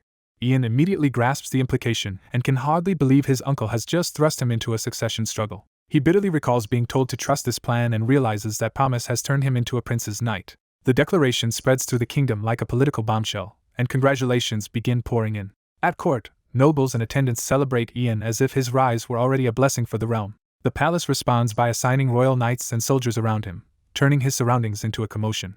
Servants and attendants are also sent in, making his daily life even more crowded and controlled. Before long, Ian finds himself trapped at the center of a whirlwind he never asked for. Overwhelmed by the noise and attention, he tries to drive everyone away at once. But he is told the staff and guards came by royal decree and will not obey even his direct order to leave. That only deepens his frustration, because the chaos itself feels unbearable to him. Eventually the room empties enough for the uproar to die down. Relieved, Ian settles into the sudden quiet and savors the first moment of peace he has had. That peace ends immediately when his brother Gillian bursts in, clearly eager to confront him. Ian greets him with open irritation, already expecting trouble. Gillian accuses Ian of secretly learning the sword from Valorhard and hiding ambitions grand enough to reach for the throne. Ian inwardly mocks the accusation, while Gillian frames himself as the brother who tried to protect his dignity. Gillian then turns openly hostile, warning that Ian will pay dearly for deceiving him. Left alone with the aftermath, Ian reflects that despite repeatedly rejecting the throne, no one intends to believe him, and he considers returning to the source of this mess. His thoughts return to the moment he confronted his uncle after the declaration. Ian had agreed to cooperate for the time being, but only because he still had no interest whatsoever in succession. He demanded to know why Bael acted without consulting him and whether this reckless move endangered House Valorhard. Bael reminded him that Valorhard stands as the kingdom's shield against the monsters of the northern mountains, making the house too vital to discard lightly. He assured Ian that as long as the royal family and nobles remember the harsh reality of winter, nothing disastrous will happen to Valorhard. Ian accepts that answer for now, recognizing that this political turn may have been inevitable sooner or later. Bael presses him to face the truth that an eldest son who fails to inherit is never left in peace by the world around him. Even so, Bael offers Ian time to come to terms with the situation before insisting on one crucial fact. He warns that the eldest son's claim remains legitimate for as long as he lives, whether Ian wants it or not. Alone again, Ian resolves that no amount of pressure will change his mind. What he truly wants is not a crown but the return of the overwhelming authority and power he once possessed. Compared to that lost transcendence, the right of succession means nothing to him. Still, he remembers a time when he did care about royal legitimacy, and the place that should have been his. That memory centers on his status as the true eldest son of the Leonberg royal bloodline. At a royal gathering, his entrance as the first prince is formally announced to the assembled nobles. From above, he surveys the crowd and notices both familiar political faces and his uncle among them. He also catches sight of a hooded woman whose knowing smile suggests hidden intentions. Ian remains composed and regal, holding himself as first prince at least until the banquet begins. He descends into the hall under the weight of everyone's attention. As he approaches the guests, the room's focus tightens around him. The nobles gush over his appearance and bearing, praising him as though he has regained his former majesty over a trivial setback. Ian sees through the flattery at once and judges these nobles with cold contempt. The prince dismisses the nobles around him as laughable, seeing their flaunted virtues as shallow posturing. He judges the court as a nest of people who hide greed and vanity behind polished appearances, with only a few exceptions worth noticing. Even so, he notes that a handful seem usable, and one young man's earnestness stands out amid the rot. Spotting that youth, Taylor, the prince calls him over and pointedly remarks that he should have approached sooner. Taylor hurriedly apologizes and explains that he only came to offer thanks for the invitation, confirming the prince's sense that he is naive but not corrupt. The prince decides that is good enough, already viewing these simple, decent men as tools for a larger plan. Before he can press further, the banquet is interrupted by a formal call for everyone's attention. A herald announces the arrival of an imperial envoy from Burgundy, turning the room's mood at once. The prince is caught off guard, clearly not expecting that name to surface here. As the guests bow in deference, the prince faces the newcomer from the center of the hall. The envoy is revealed as Client de Bourgogne-Montpellier, a high-ranking ambassador of the empire. With unsettling familiarity, the ambassador greets the prince, as though resuming an old relationship. That recognition hits the prince hard, stirring anger and dread rather than courtesy. His mind flashes to Burgundy as the enemy that invaded his homeland for years and left deep wounds behind. The prince burns at the thought that a man bearing that empire's name dares stand before him so casually.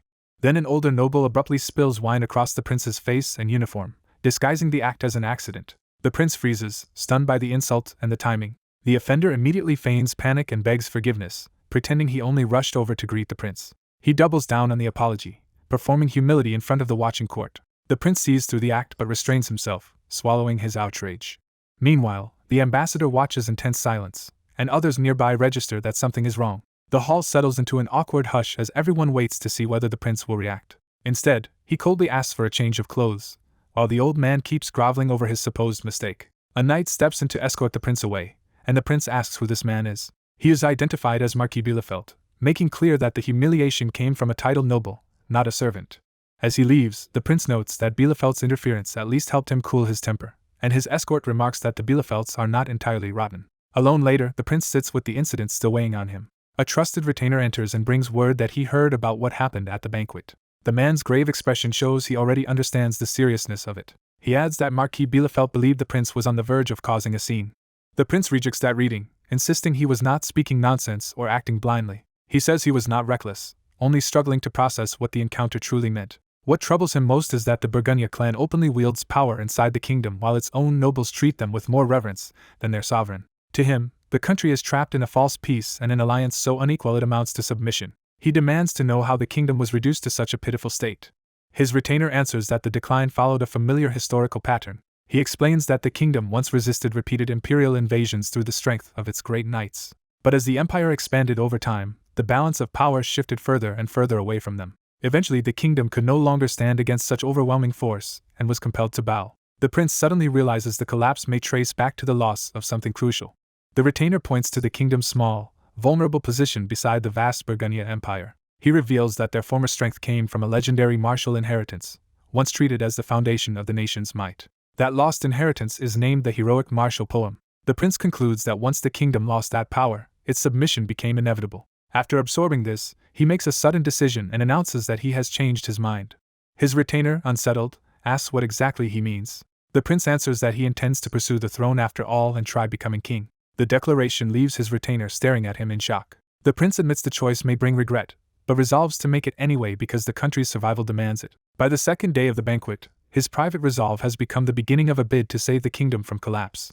A young prince enters the imperial hall in full formal dress, carrying himself with controlled confidence. The court announces Prince Isrin Leonberg and the Valorhard family, marking his arrival as a major political appearance. Isrin surveys the room with a cool, appraising gaze, already judging the atmosphere around him. The gathered nobles lower their heads, though their uneasy posture suggests more fear than genuine respect. From the stairs, Isrin notes with contempt that even before foreign guests, the empire's nobles cannot maintain proper decorum. He keeps his expression calm, but his silence makes clear that he sees through the court's weakness. His thoughts turn inward, recalling that before he stood before emperors, no one ever imagined he would become king. He remembers being dismissed as an insignificant country boy, unnoticed even among society's rejects. That memory lingers at the moment before everything changed. He recalls the day that forgotten boy chose to step forward and seize a place in the world.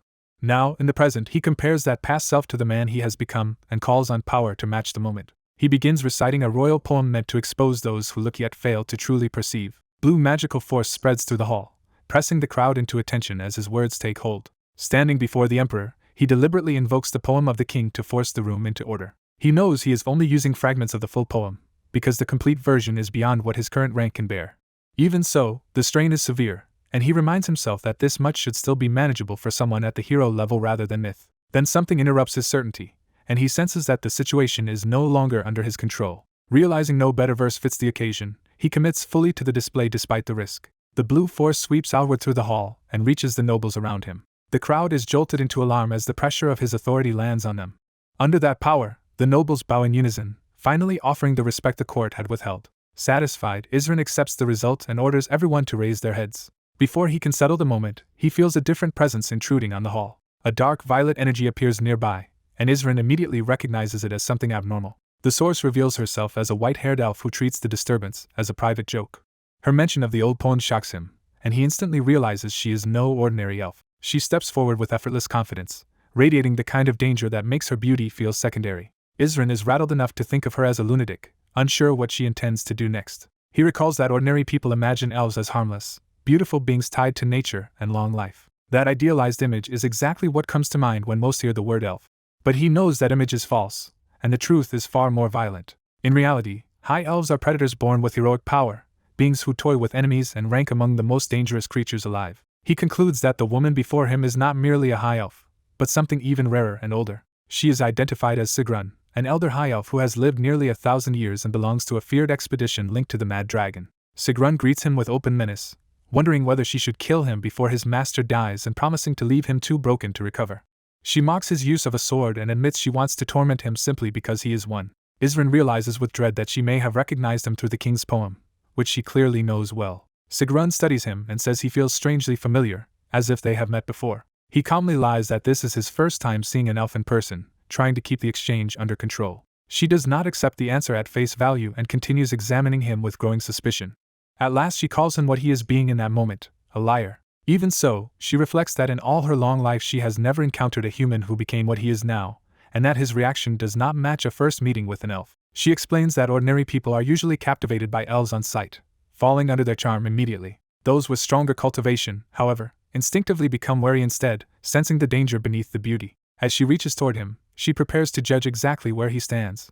Touching his chest, Sigrun concludes that despite his composure, he has not yet reached the level of power that would naturally resist her kind. Isrin deflects the implication with a dry excuse, claiming he simply has unusual aesthetic tastes. For the first time, Sigrun is left briefly speechless by his answer. Recovering herself, she ends the encounter politely, and says she was pleased to meet him, even if only briefly. As she withdraws, Isrin watches her with grim relief, thinking that he has at least managed to survive one turn of this dangerous exchange.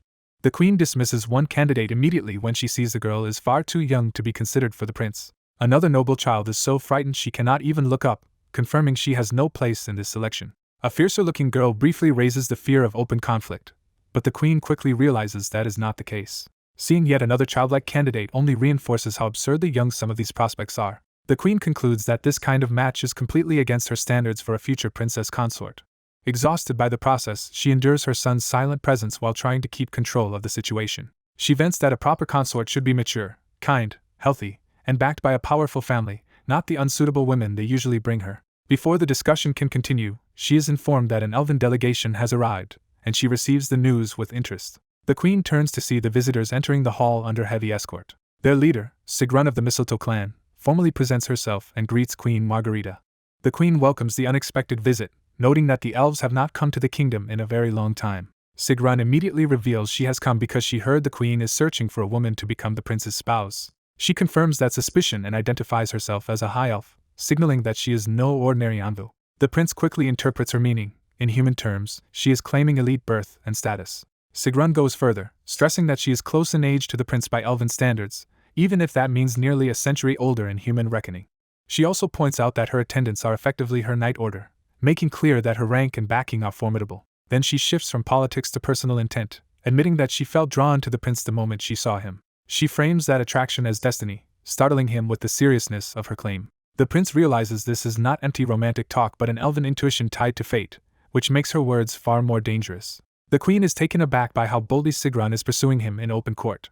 Around the hall, the nobles immediately begin treating the encounter as a possible marriage alliance between humans and elves. Ignoring the court's shock, the prince abruptly rises, deciding to take control of the situation himself. He strides straight to Sigrun and seizes her hand before anyone can stop him. Without asking permission, he pulls her away from the throne and announces that they will speak privately. The court is left scandalized by Sigrun's audacity and by the prince's even bolder response. He shuts them into a private room, cutting off the audience and the gossip outside. Once alone, he addresses her directly and drops the courtly pretense. He demands her real purpose, refusing to believe she came merely for friendship between her clan and the kingdom. When she tries to evade him, he presses harder and names her full title, making it clear he knows exactly who she is. He identifies her as the executor responsible for hunting the Cain bloodline for centuries and ties her to the Mistletoe clan's sword. With that accusation laid bare, he asks whether she is here to investigate him or to carry out judgment. Instead of denying it, Sigrun becomes intrigued that he uncovered her identity so quickly. The prince gives her nothing more, watching in silence while she reassesses him.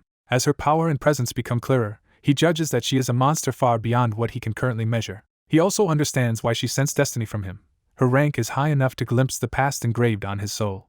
That means she recognized he was an executioner, and he calls out her recklessness for speaking so freely in front of one. Yet he admits he already knows exactly what game she is playing. Sigrun concedes that speaking so openly before an executioner was foolish, but she remains composed rather than afraid. He tells her to stop disguising her intentions as jokes and warns her not to interfere with his destiny. Even so, he senses that instead of hostility, she is becoming genuinely curious about him.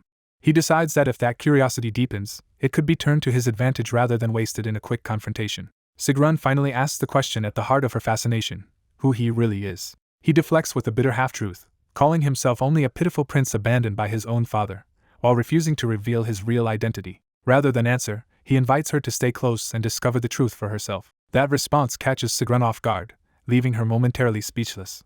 She admits she had already sensed something was wrong and never understood why she had been sent on such a trivial mission. Now she believes she understands. She was sent because of him. The prince, however, remains deeply unsettled, finding her presence unnerving no matter how often he faces her. They emerge together and walk back through the palace side by side, drawing the full attention of the watching court. When they appear still holding hands, the onlookers can only stare as the rumor of a shocking new alliance suddenly feels real. At a royal gathering, the first prince arrives with the elf woman Sigrun at his side, presenting her openly before the court. He interrupts the audience with the queen and declares that he has an important announcement to make. To everyone's surprise, he announces his intention to become engaged to Sigrun, while she leans into the moment with obvious delight. Behind his composed face, he is unsettled that Sigrun is suddenly acting so affectionately toward him. Even so, he decides he cannot afford to lose her interest yet, and pushes the engagement proposal forward despite the queen's shock. He frames the matter as too important for an immediate ruling and asks that the court allow time to observe how things develop. The queen accepts that delay, deciding to use the time to weigh what political value the engagement might have. Sigrun, however, sees the delay differently, taking it as time for the man she knows to mature into the identity she expects from him. For his part, he treats the delay as a chance to strengthen himself enough to eventually break free from Sigrun's influence. As the audience ends, he stands before the throne, already turning the engagement into part of a larger plan for his own survival and independence. Elsewhere, another prince vents his rage by smashing objects as soon as he hears the news. He bitterly insists that his rival's only advantage is birth order, and cannot accept that an elf would choose him. Consumed by jealousy, he seethes over being overshadowed again. He recalls how that rival gained powerful backing through his maternal uncle and even won over the Iron Lion Fortress, making his rise feel even more intolerable. What truly torments him is that the elf race itself seems far beyond anything he thought he could possess, and yet his brother now claims one. He remembers that a sparring match with his brother is already scheduled and immediately sees it as his chance to strike back. Since outright murder would cause too much trouble, he decides instead to maim his brother so badly that he will be ruined as a man. He hardens that thought into a vow to crush him completely. The scene shifts to the duel grounds, where a veteran knight presides over the match. The official announces that the duel will be fought under the Silver Lion Order's rules and that no one may contest the result afterward. As both princes are told to draw, the first prince sounds bored by the ceremony and eager to get past the formalities. His brother, by contrast, revels in the crowd he has gathered and makes it clear he wants a public humiliation. The first prince senses that his brother has been building toward this confrontation for some time. His brother charges up with visible force and promises that the abuse will continue even after the duel ends. He launches in aggressively, still taunting as he attacks. The first prince had intended to indulge the act a little longer, but the attack forces him to stop playing along. He answers with a single overwhelming counter, turning the exchange one-sided in an instant. His brother is blasted off his feet and crashes to the ground, coughing blood. The spectators are stunned by how abruptly the expected contest has collapsed. Even the observing knight can hardly believe that this calm, dominant fighter is the same first prince he once knew. The first prince remains expressionless, as if the outcome required no effort. While his brother lies defeated in the dust, the first prince simply turns away, already done with him. The observer formally rules that the second prince is unable to continue, ending the duel on the spot. The first prince is declared the winner, and the onlookers can only stare at the upset. He leaves without savoring the victory, carrying himself with quiet certainty rather than triumph. Inwardly, he dismisses the crowd as nobles who came only to be entertained by a childish feud. The spectators begin spreading the real significance of what they saw. The famed second prince lost to a man who had only recently begun training in earnest. The defeated prince is left staring in disbelief, unable to process the humiliation. Back in his quarters, that disbelief turns into open fury as he curses his brother as worthless trash. He orders his attendants to prepare his equipment at once, determined to reclaim the score immediately. That momentum breaks when someone urgently calls out to him. A knight informs him that the first prince has already left the capital with Count Valerhard, heading out before he could respond. The report confirms that the first prince is traveling north toward the Valerhard territory. On the road, the first prince rides with the count, who notes that he has become unexpectedly competent on horseback. The count still questions why he is in such a hurry to leave right after the banquet.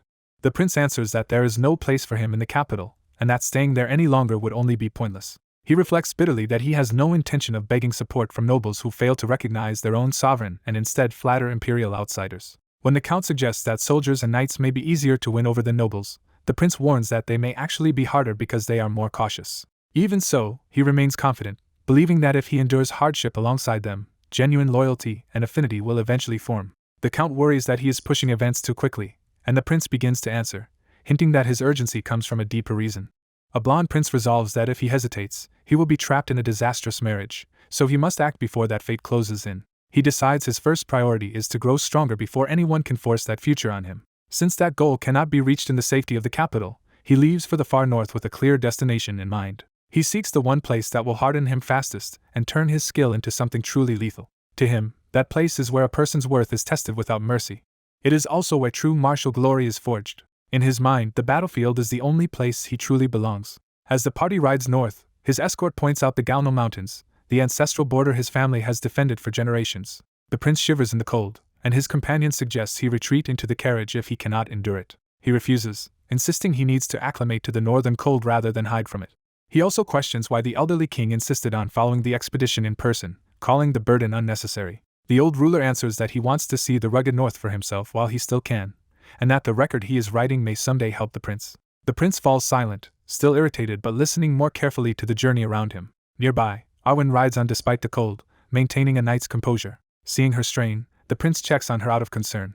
Arwen quickly insists she is fine and says that as a knight she cannot seek comfort for herself, even if he would allow it. Her answer leaves him faintly amused and impressed. She quietly takes heart from the fact that at least one person in the group is genuinely motivated. The prince's thoughts shift from her resolve to the rest of the escort. He notes that several companies have been forced into this march by royal order and are far less dependable than Karl would have kept them. He recalls the king sharply reminding him that the royal guard is not his private knightly order. The king had also pointed out that the prince already had direct subordinates of his own, exposing how poorly he had treated them. Remembering that rebuke, the prince admits the king's criticism was excessive in tone but not entirely wrong. As the weather worsens, he senses that the north is about to show its true danger. The escort commander realizes the storm is turning serious and urges everyone to increase their pace. He warns that if they do not move now, the blizzard will trap the entire column in place. Within moments, the snowfall becomes a whiteout so dense that people can barely see those beside them. Even the seasoned commander is shaken by how quickly the march has become life-threatening. He orders the carriage abandoned for now, telling everyone to take the horses and continue on foot if necessary. The prince recognizes that the commander's voice is carrying through the storm because it is reinforced with mana. Realizing the women in the carriage are in danger of being stranded, he calls out to Adelia first. Startled, Adelia looks to him as he reaches in to pull her out. She accepts his help with gratitude, and he wastes no time moving her into the march. Arwen immediately checks whether he is safe, but he brushes off concern and keeps the focus on getting everyone moving. The storm throws the formation into chaos, with soldiers stumbling and nearly colliding as the wind overwhelms them. The prince orders Arwen to stay with Adelia, assigning her protection before anything else. He then turns on the struggling guards, calling them fools for trying to fight the wind with their heavy shields raised. He explains that the shields are making them stagger and commands them to draw swords, discard anything unnecessary, and reform into a single file. Some veterans are surprised by how practical his orders are and begin to suspect he has real battlefield experience. The entire group presses forward through the blizzard, where every step costs them dearly. At the front, the prince keeps moving while Arwen and Adelia struggle to keep up behind him. One exhausted soldier finally collapses and starts to fall behind the line. When the prince is told a man has dropped back, he reacts at once. He forces the others aside and pushes through the line to reach the fallen soldier himself. He grabs the collapsed man before the storm can leave him to die in the snow.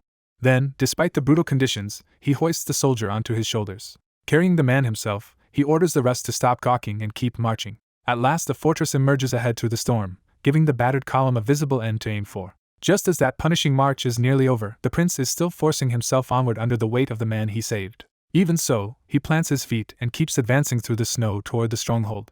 Prince Adrian pushes through the brutal cold, cursing the blizzard as he nears the northern fortress. Before long, the storm lifts unnaturally fast, revealing Winter Castle ahead as if the land itself is making way for his arrival. As the prince's party approaches the gate, a waiting figure steps forward to receive them. At the entrance, the fortress's master turns to face the visitors with formal composure. The scarred lord of the castle prepares to greet the royal guest.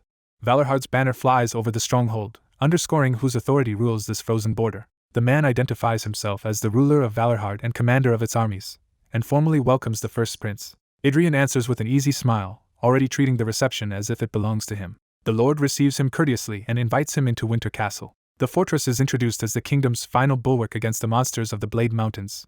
Among common soldiers, Winter Castle is feared as the realm's harshest post, where men expect to die fighting monsters and the cold. Among nobles, however, the fortress is seen as both Valorhard's greatest military asset and a burdensome wasteland with little appeal beyond politics. The gates open, admitting the prince into the stronghold. To the people of Valorhard, the castle is not merely remote territory but part of their identity. For those raised there, service at Winter Castle is a lifelong duty carried with pride.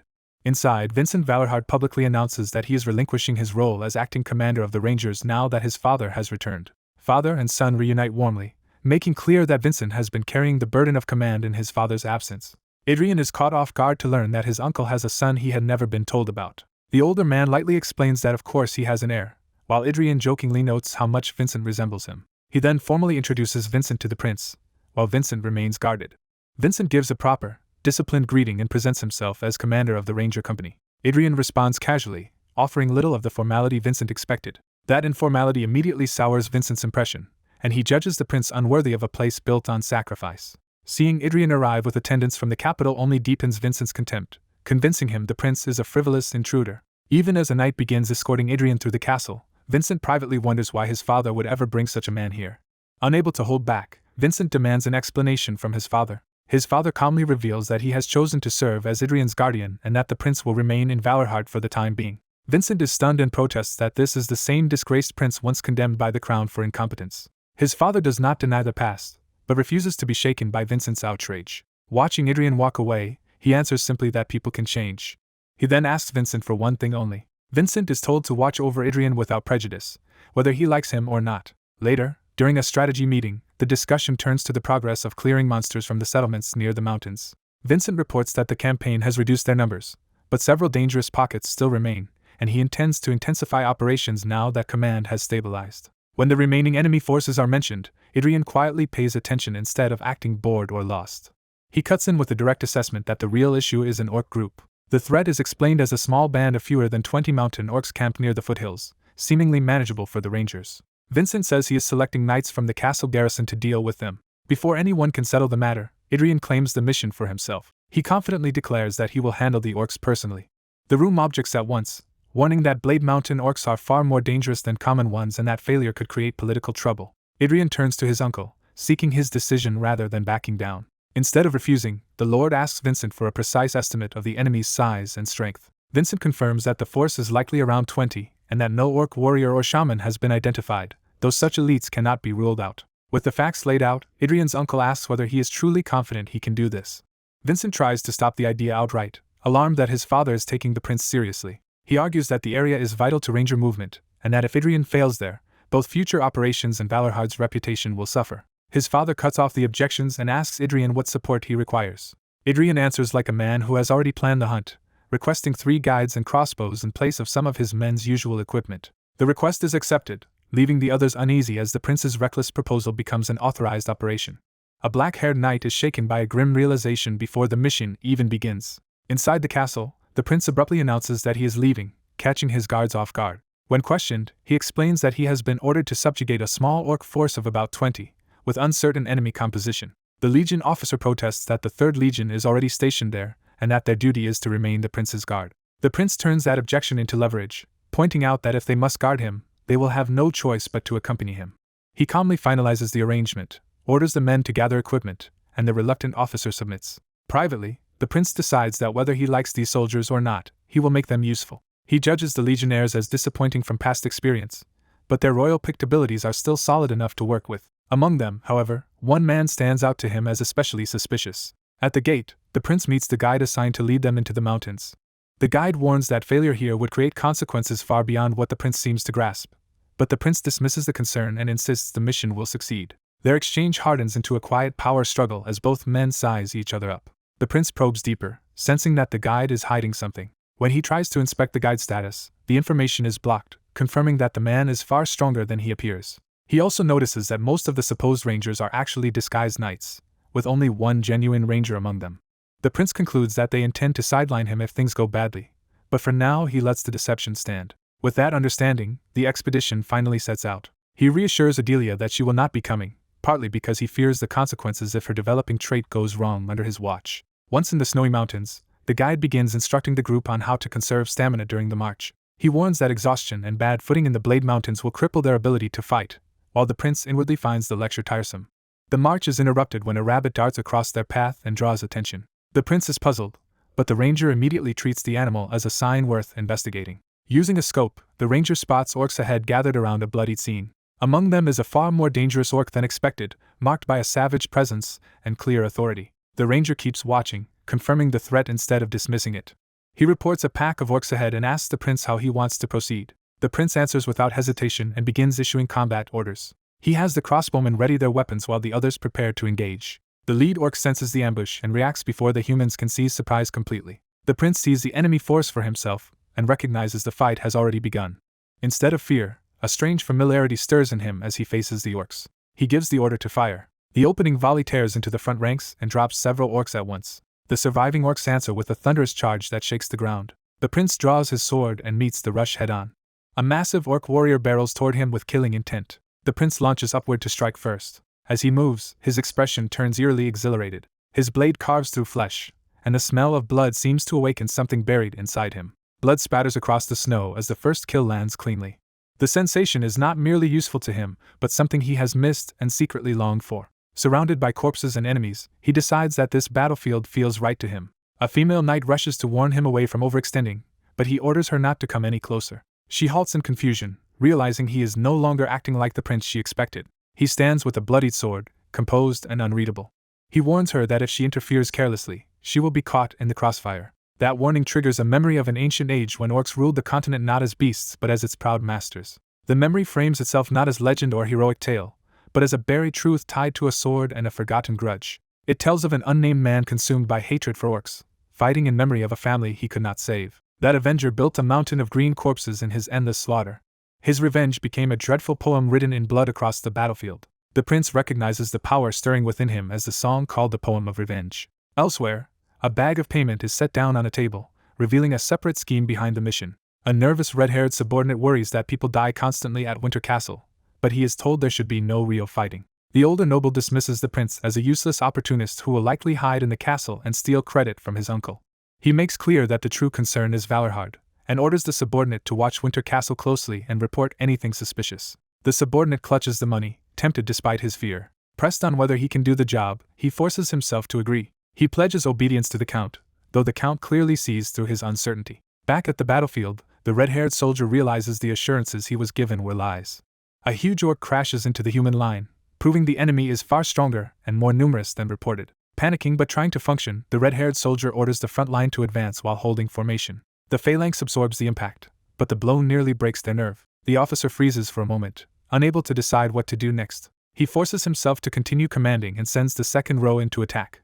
Even as he shouts, fear is written all over him. His spear fails to stop the orc, and he realizes his training is not enough. When his weapon slips from control, he becomes certain he is about to die. A blue flash cuts in at the last instant, and knocks the killing blow aside. The female knight bursts forward with lightning-fast movement to save him.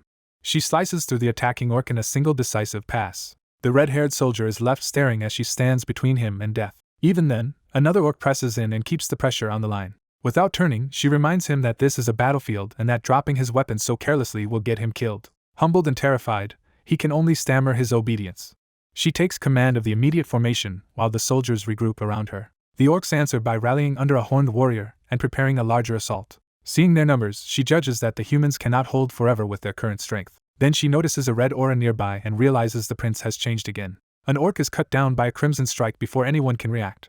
The nearby soldiers turn in shock toward the source of that blow. The female knight is equally stunned by what she sees. The prince stands amid the blood mist, transformed by the same crimson power from the memory. He drives his sword down through another orc and rises from the corpse like an executioner. The red power swells around him, feeding on slaughter and pushing him deeper into the old Avenger's state.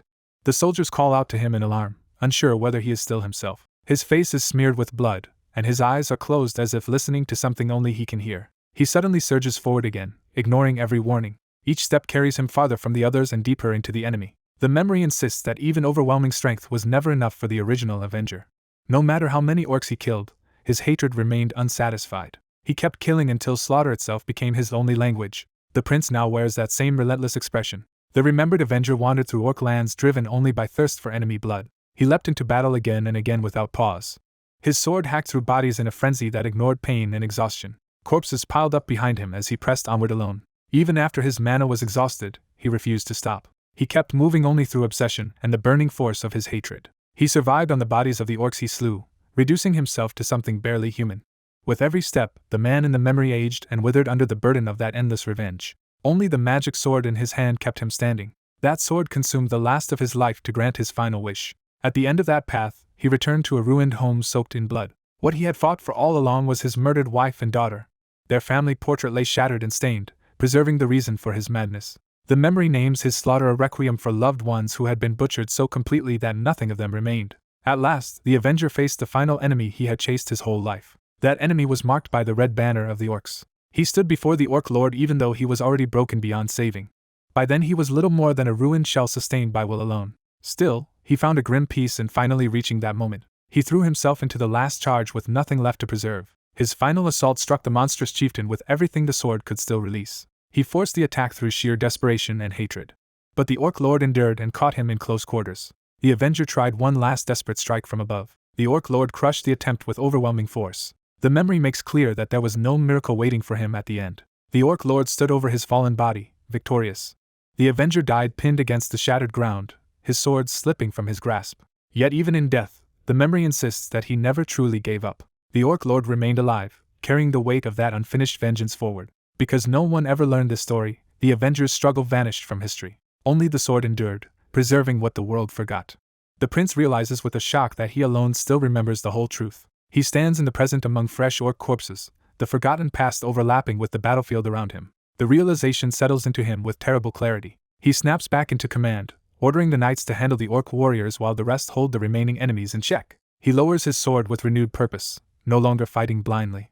A final memory clicks into place, and he understands what the old power was missing. The poem of revenge was incomplete because it ended only in hatred and not in closure. He resolves to finish the song himself. With that decision, he cuts through the orcs in a far more controlled and decisive rhythm. The crimson power now answers him as a weapon rather than a frenzy. He closes on another orc warrior and meets its attack head-on. Then he bursts through the melee, carving a path across multiple enemies at once. His expression hardens as he fully accepts the inherited burden. A new verse is added to the old song, turning the slaughter into a mountain of green corpses and a crimson pool beneath it. The prince speaks the missing line, declaring that he stands before that mountain. He completes the verse by offering not revenge, but honor to the dead soul behind the memory. In response, the poem of revenge changes into the poem of requiem. The prince's eyes clear as the power settles into a calmer form. Behind him, the disguised knights gather around the battlefield, one of them holding the captured red banner. The banner is broken, symbolically ending the orcs' claim, and the old grudge tied to it. The black-haired guide raises the torn standard, announces that the orcs have been wiped out, and formally declares victory. The surrounding soldiers echo the triumph, celebrating survival and success. But the prince is still fixed on the memory, wondering about the forgotten Avenger's identity. The guide asks if the man's name was Vincent Valorhard, heir to the family that devoted itself to war against monsters. He reveals that the prince has inherited the name of that long-dead Avenger, the man who threw away his life wishing for the extinction of the orcs. A dying soldier clings to the hope of meeting someone again in another life. As his plea fades beside a gleaming sword, fate turns on a strangely convenient moment. A blood-red enemy banner is taken as the tangible proof of that battle's end. The dark-haired knight studies the captured flag in silence, recognizing its weight. The blonde prince, still catching his breath, is puzzled when the trophy is presented to him. The knight insists the prince accept it, pushing him into a role he did not expect. He explains that in the 3rd Legion, the bravest soldier earns the right to claim the enemy's colors. The prince learns this is not a mere souvenir but an honored symbol of victory beyond price. The knight adds one more crucial point, carefully setting up the real implication. The banner's owner is formally declared to be the prince himself. That declaration immediately shifts how everyone around him addresses him, elevating his standing. A female knight publicly offers respect for the prince's courage, confirming the army's approval. The soldiers bow and hail his bravery, turning a battlefield success into a political triumph. The prince starts to answer modestly, but the moment awakens a bolder impulse. Instead of downplaying it, he demands the celebration be louder so all can hear. The knight and gathered troops become the audience for the prince's deliberate performance. Realizing the moment is his to command, the prince embraces the attention with a smile. He raises the captured flag high and proclaims their victory for all to witness. The soldiers erupt in cheers, tying their triumph directly to the prince's name. Their welcome into Winter Castle becomes a public acknowledgement of him as the face of victory.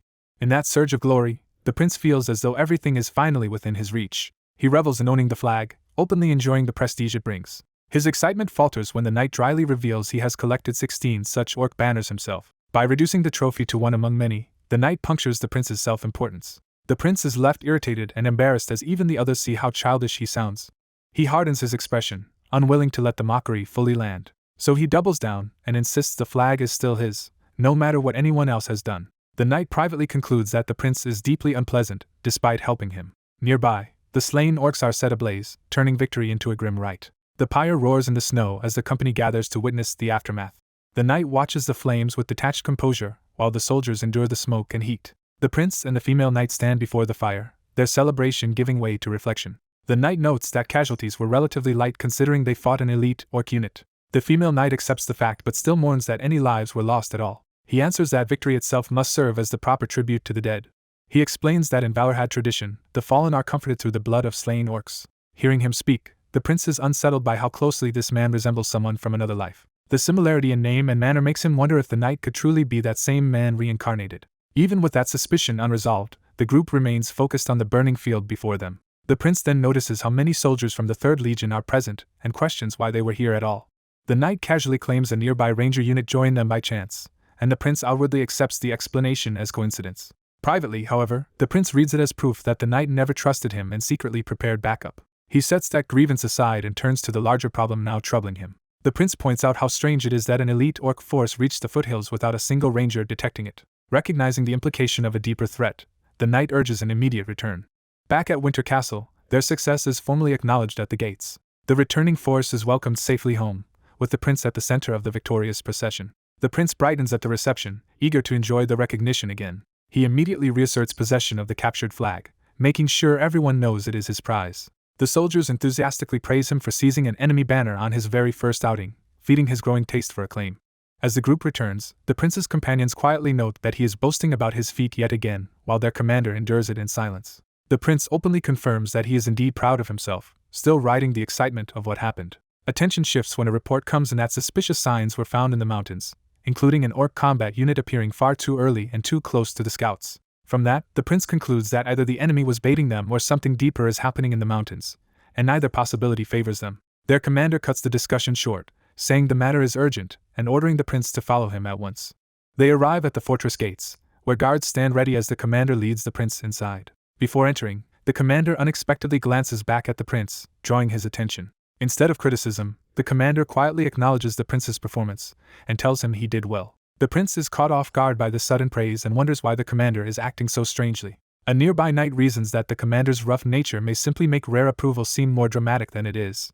Before the prince can dwell on it, someone calls out to him with urgent relief. Adelia rushes from the gate to greet him, overjoyed that he has returned safely. She admits she had been deeply worried he might be hurt or lost, and the prince recognizes her concern immediately. His mood softens as he warmly calls her name. Adelia answers with innocent attention, waiting for what he wants to say. Rather than reassure her directly, he presents the torn red banner he brought back and asks if she knows what it is. Later, in his room that night, the aftermath of the mission gives way to formal planning for the mountains. The commander explains that because the mountain situation is still unknown, a reorganized ranger unit of only elite scouts will soon be sent to investigate. The prince listens with visible reluctance as the commander adds that this means there is no need for him to push himself by going again. The prince questions why this report had to be delivered privately in his room, and the commander admits he came only because he was ordered to. That answer makes the prince realize his uncle is likely trying to force familiarity between them. Seeing the message clearly enough, he dismisses the commander and tells him to leave so he can rest. Once alone, the prince sits in thought, turning over the day's events. His attention settles, and he begins examining what the battle meant for him personally. The blood-stained banner nearby draws him back to the intensity of the fight. He reflects that he became completely absorbed in battle because it was the first time he had flawlessly recited an ancient epic poem. He realizes experiences like that will likely happen again, so he must learn how to handle them. He concludes that the power tied to those old poems cannot remain something merely inherited and must become truly his own. With that resolve, he reframes his ability itself, deciding that just as one poem changed in meaning, he too can redefine what he wields. The effort leaves him slumped back in his chair, momentarily spent. A sudden disturbance snaps him alert. He notices a small bird at the window and at first treats it as an odd intrusion. Then recognition hits him, and he realizes it is something far more troubling. He identifies the creature as the eerie bird associated with the elf who has been watching him. The bird hops inside and lands beside the torn banner, making its purpose impossible to ignore. The prince immediately understands exactly who sent it. Through the bird, the elf greets him playfully and asks whether he liked the gift she sent. The prince is thrown by her calling it a gift at all. He angrily connects her to the orc unit at the mountain's base and accuses her of orchestrating the attack. The elf calmly admits she arranged it because she wanted him to face an opponent she considered worthy of his status. She goes further, presenting the whole act as part of her courtship and saying she hopes he will accept her feelings. The prince is disgusted that she can speak of romance after so many rangers died because of her interference. Remembering the battle, he bitterly concludes that elves are shameless voyeurs and that she likely enjoyed watching the chaos she caused. The elf treats even that accusation lightly, praising his performance as if her manipulation were a favor done in goodwill. Fed up, the prince demands that she stop the nonsense and tell him what she really wants. The bird answers that her pursuit of him is sincere, but she finally shifts toward the real reason for contacting him. She reveals that deep within the mountain range lies something she believes the prince needs. Perched close to him, the bird presses the point with unsettling insistence. She describes a powerful epic hidden in the mountains and claims that if he can obtain it, he will become a truly complete poet. The prince repeats her promise with wary interest, no longer dismissing it outright as he begins to consider what that poem could mean for him. A sinister bird familiar announces that the young noble's usefulness is over and moves to kill him. It bids him a final farewell as it slashes across his face and throat. Bleeding in his chair, he endures the attack and recognizes that the creature finds him intolerable but has not finished him. He realizes Sigrun wants to use him to create a new epic, with elves serving as the medium rather than the true author. In his understanding, elves can only receive and recite the poems of others, never originate one themselves. He concludes that she is feeding him information only so the richer poem she seeks can be drawn out through him. Instead of resisting, he decides to cooperate for now and see where this manipulation leads. Later at the mountain fortress of Valorhard, the discussion turns to what lies beyond the guarded range. A local commander explains that rangers may patrol the outer mountains, but anyone who ventures deep inside never returns alive. The blonde knight presses the point, confirming that no one has ever come back from the interior. Since the fortress only exists to stop monsters descending from the peaks, he realizes no one truly knows what is hidden there. He reflects that even in an age when knights had explored nearly everything, this region remained untouched. Looking over the snowbound range, he understands that this isolated wilderness is one of the world's last unknown places. That only sharpens his interest, and he decides coming to Valorhard was worthwhile. Even while pretending caution, he is already thinking ahead to the opportunity the mountains represent. The commander warns him seriously not to attempt an expedition into the depths of the range. He reassures the man with an easy promise, hiding his real intentions. Privately, he admits he has no intention of giving up on the idea forever. The fortress sits exposed beneath the mountains as the uneasy calm continues. That calm breaks when a sentry suddenly raises the alarm. While sharpening his sword, the blonde knight thinks about the unknown enemy in the mountains and longs to confront it. He restrains that impulse, telling himself he still needs more battles and victories before rushing into the unknown. As he faces the gate, he reminds himself that Valorhard's constant warfare may soon give him exactly that. A new attack descends on the fortress almost immediately. The garrison scrambles in shock, cursing the timing and rushing men to the walls. Orders spread fast to recall outside troops and bring up more arrows for the defense. The blonde knight pauses, sensing something about the attack is off. On the wall, archers are ordered to hold formation while senior defenders assess the field. The blonde knight is surprised to find his uncle already present and taking command. His uncle points toward the mountains, directing everyone's attention to the real disturbance. In the distance, movement appears along the snowy slopes. Rangers come sprinting back toward the fortress in full retreat. Seeing that the mountain rangers are fleeing, the blonde knight realizes something powerful must be driving them. The men on the wall shout for the rangers to run faster as they near the gate. The pursuers reveal themselves as goblins riding giant wolves, closing in behind the retreating scouts. The rangers cry that they are still outside bow range and beg for just a little more time. The wolf riders keep pace effortlessly, as if they are enjoying the chase rather than simply killing. The blonde knight and his uncle both recognize the same problem. The monsters should not have been able to catch the rangers so easily, which means they are deliberately toying with them. The exhausted scouts stagger toward the fortress while the defenders hesitate, unable to intervene in time. One ranger realizes that if nothing changes, the entire group will be slaughtered before reaching safety. He resolves to sacrifice himself to delay the pursuers and buy the others a chance to escape. He turns to face the charging wolf riders alone, invoking Valorhard's honor as he makes his stand. The blonde knight tries to stop him, but the ranger commits himself fully and taunts the enemy into attacking him instead. A wolf tears into him almost instantly, proving how hopeless the stand was. His comrades can only watch in horror as their captain is surrounded. The slaughter continues as another ranger is ripped apart before he can defend himself. A mounted goblin cuts down yet another fleeing man, turning the retreat into a massacre. From the wall, the defenders can do nothing but watch the deaths pile up in front of them. After a grim silence, the uncle coldly orders that everyone except the current wall guard may withdraw from the battlements. The shaken soldiers are left wondering why he chose not to save the rangers, and he pointedly asks Ian whether he intends to question that decision.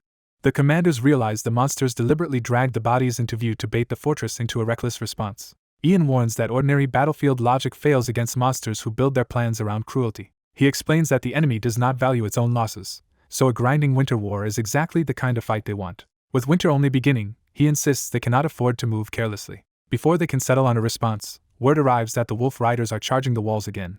The attack comes with a fresh atrocity, as orcs ride in carrying a badly wounded human captive. They throw the prisoner down in front of the fortress, leaving him bleeding in the snow. A sentry tries to make sense of what he is seeing, too stunned to react properly. The captive lies barely alive, reduced to proof that the enemy wants him seen, not saved. The soldiers are shaken to discover the victim is still breathing. More wolf riders gather among the bodies, turning the field into a deliberate display of terror. Watching from the wall, Ian notes that this winter is already unlike any they have known, and the scheme feels disturbingly unnatural. The prince suspects the elves may be involved again, linking this provocation to earlier signs he has noticed. Below, a figure steps forward through a surge of ominous red energy. An orc champion reveals himself before the fortress, surrounded by riders and carrying a war banner as if announcing a formal challenge.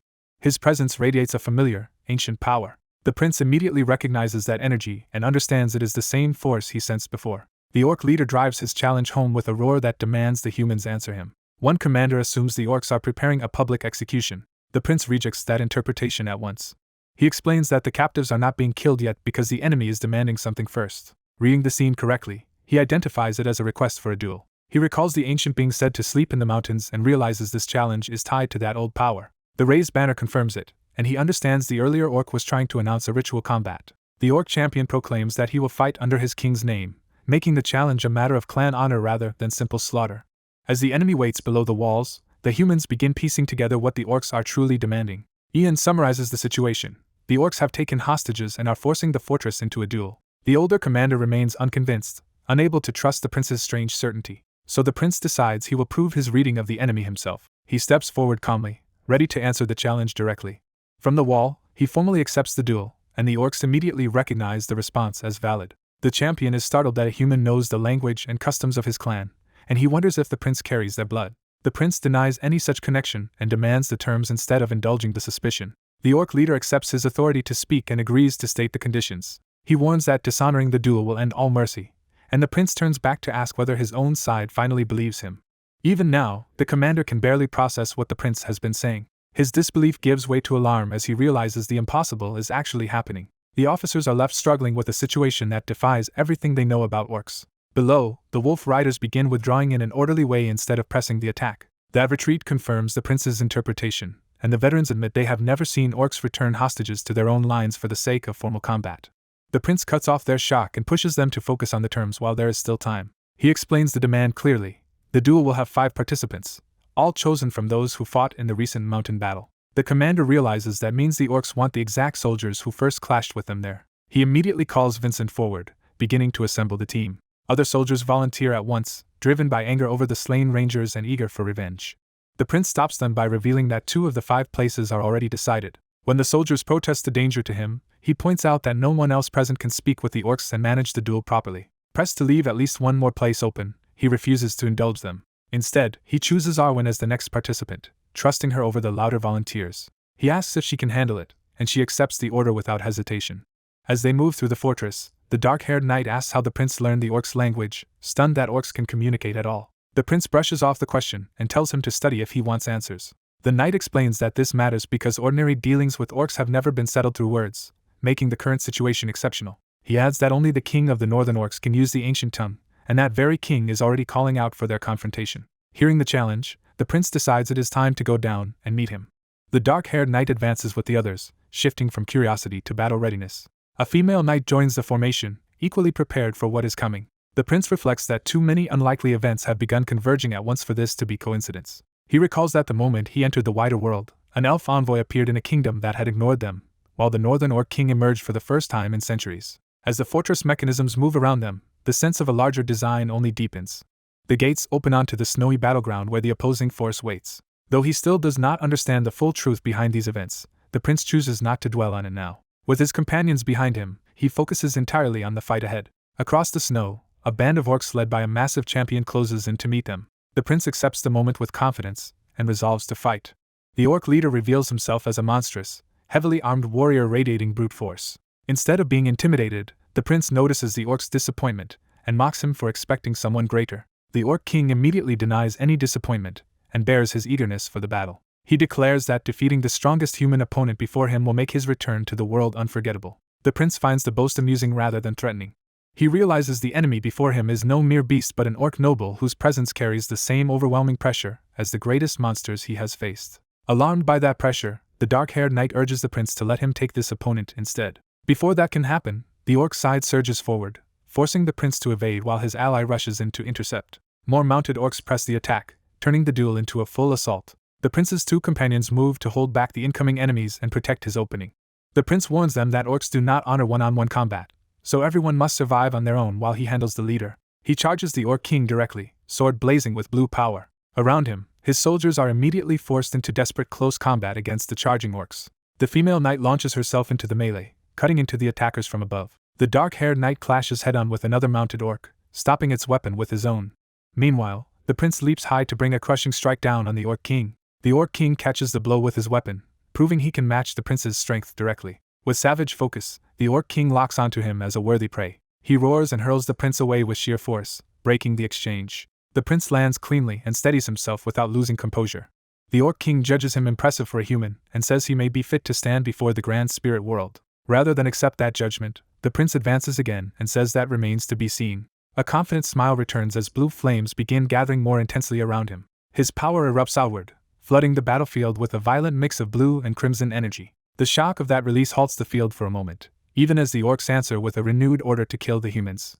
The prince senses in their rage the same deep, inherited hatred carried by countless past enemies. That hatred reminds him of the ancient being he once fought, and the resemblance sharpens his resolve. Thinking it over, he realizes he is genuinely glad to be standing in this battle. Even the kingdom's banner whipping above the field seems to affirm that conviction. He thanks the enemy for waiting, as if formally beginning the execution he has already decided on.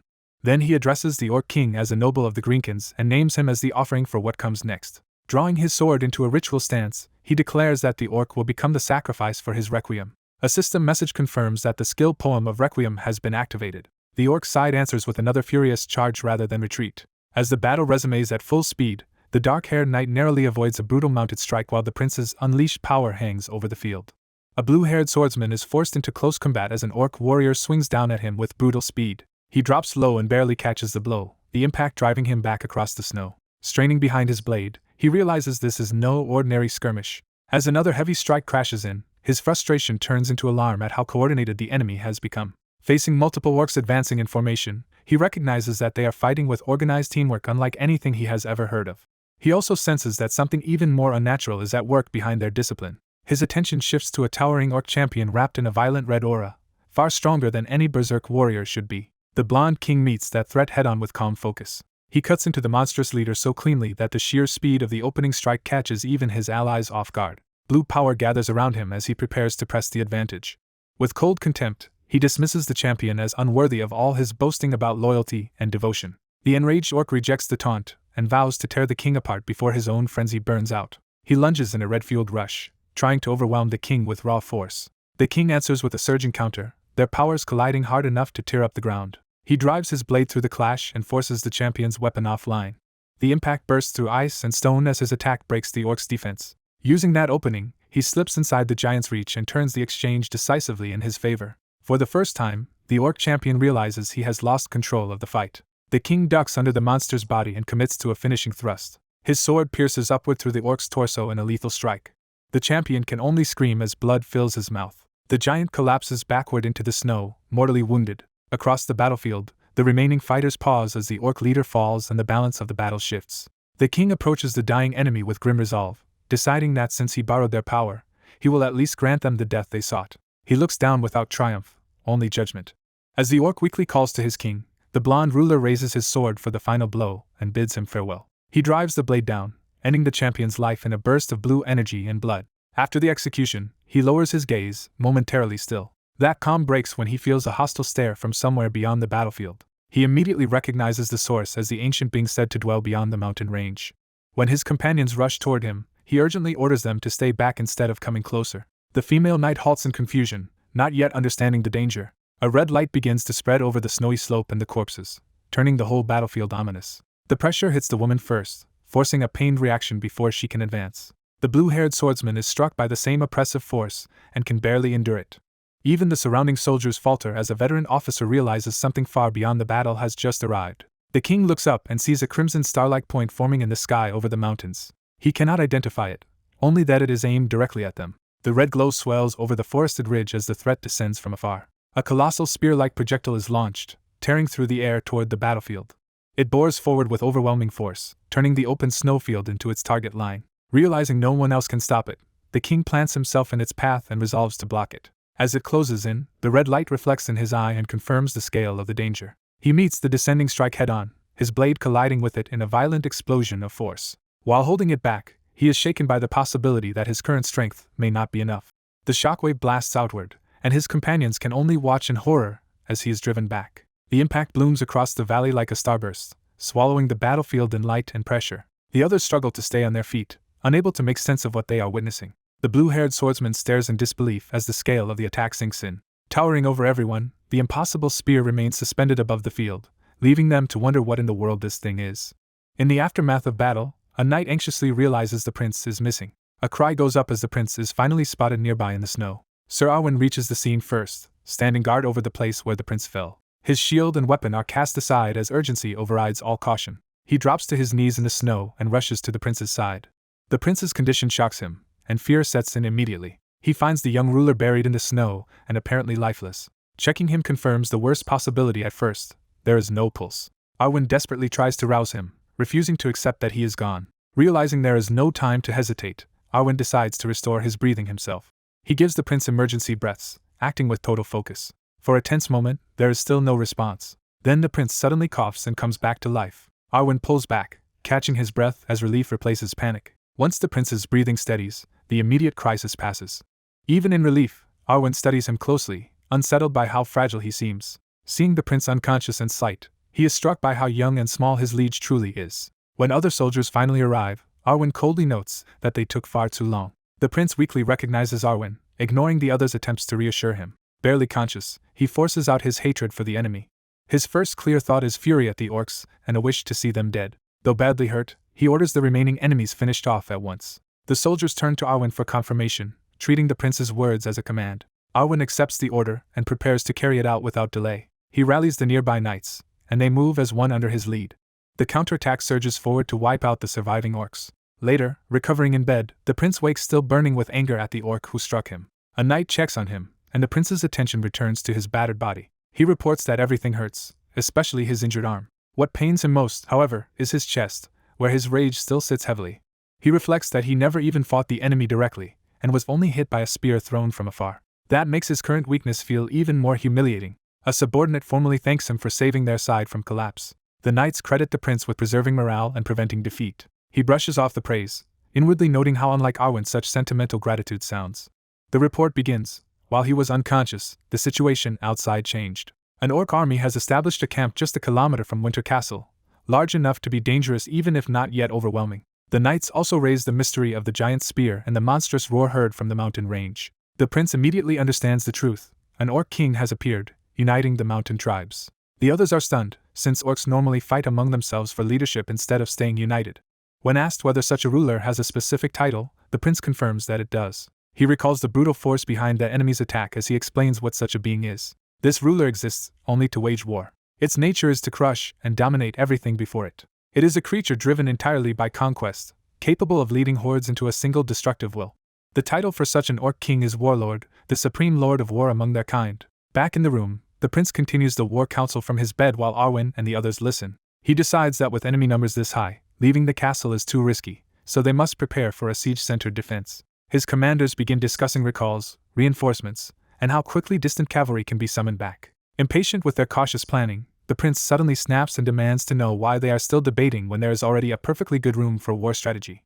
The knights bring urgent reports to the prince, asking him to judge an unprecedented matter, the emergence of a so-called king of the orcs. He accepts the gravity of the report at once, recognizing that the threat is real. Overwhelmed with documents and decisions, the recovering prince is forced to keep handling state affairs despite his condition. By the time the night deepens, the day has left him drained enough to reflect bitterly on how relentless it has been. Once the work is finally concluded, the others withdraw respectfully and leave him to rest.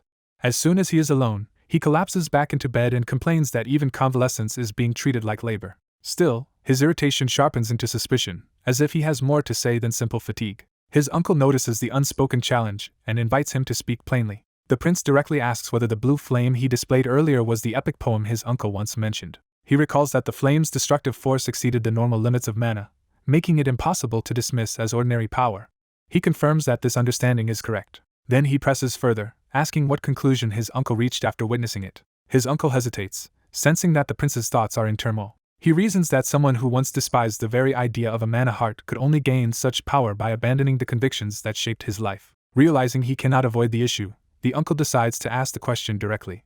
He asks whether the Knights of the Ring are also allowed to wield that kind of power. The question lands heavily, because it cuts straight to the Order's hidden limits. A female knight nearby stiffens, aware that the conversation has entered dangerous territory. The prince pushes harder, accusing his uncle of greed for wanting every advantage at once: a mana heart, stronger physical ability, and now epic poems as well. He explains that epic poems are a form of transcendence normally reserved for those who have cultivated mana in their hearts.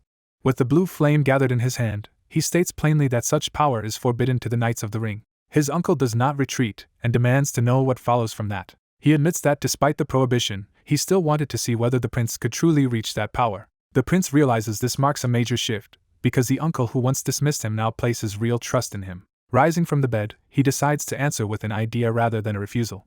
He points out that elves, though unable to compose epic poems themselves, are still obsessed with them. He explains that they compensate by borrowing the epic poems of others and turning them into sword dances, using the poem as a melody for their art. From that example, he suggests that even if one cannot create or recite an epic poem personally, it may still be possible to perform one. He then reminds his uncle that the man has spent his whole life refining the use of mana rings instead of a mana heart. Because mana rings naturally resonate with one another, he proposes they might serve as the perfect instrument for such a feat.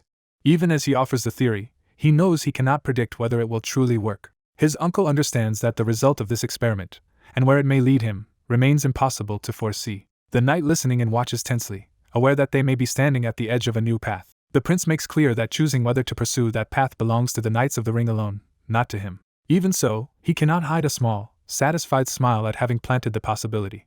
When he turns, he notices the others are still there, lingering in his room over the matter. The moment breaks into exasperation as he asks why they are still crowding his room again. Exhaustion wins out, and he drops back into bed. Half awake, he remains mentally occupied by what his uncle might do with the idea. Later, he wakes to find only Adelia beside him, quietly keeping watch.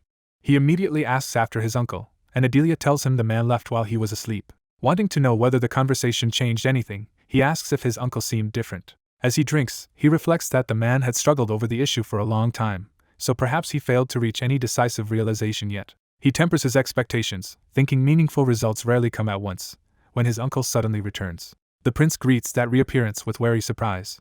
This time, however, his uncle arrives transformed, carrying the overwhelming presence of a swordsman whose power no longer depends on a blade alone. The energy around him moves with controlled force, as if his very steps are now guided by a new principle. A ring of power shines from his chest while the aura of a sword master radiates from him, proving that his mana rings have answered the challenge. Seeing him now, the prince realizes the experiment has succeeded beyond expectation. His uncle confirms it with quiet satisfaction. At last, that man has gained a soul worthy of the body he possessed.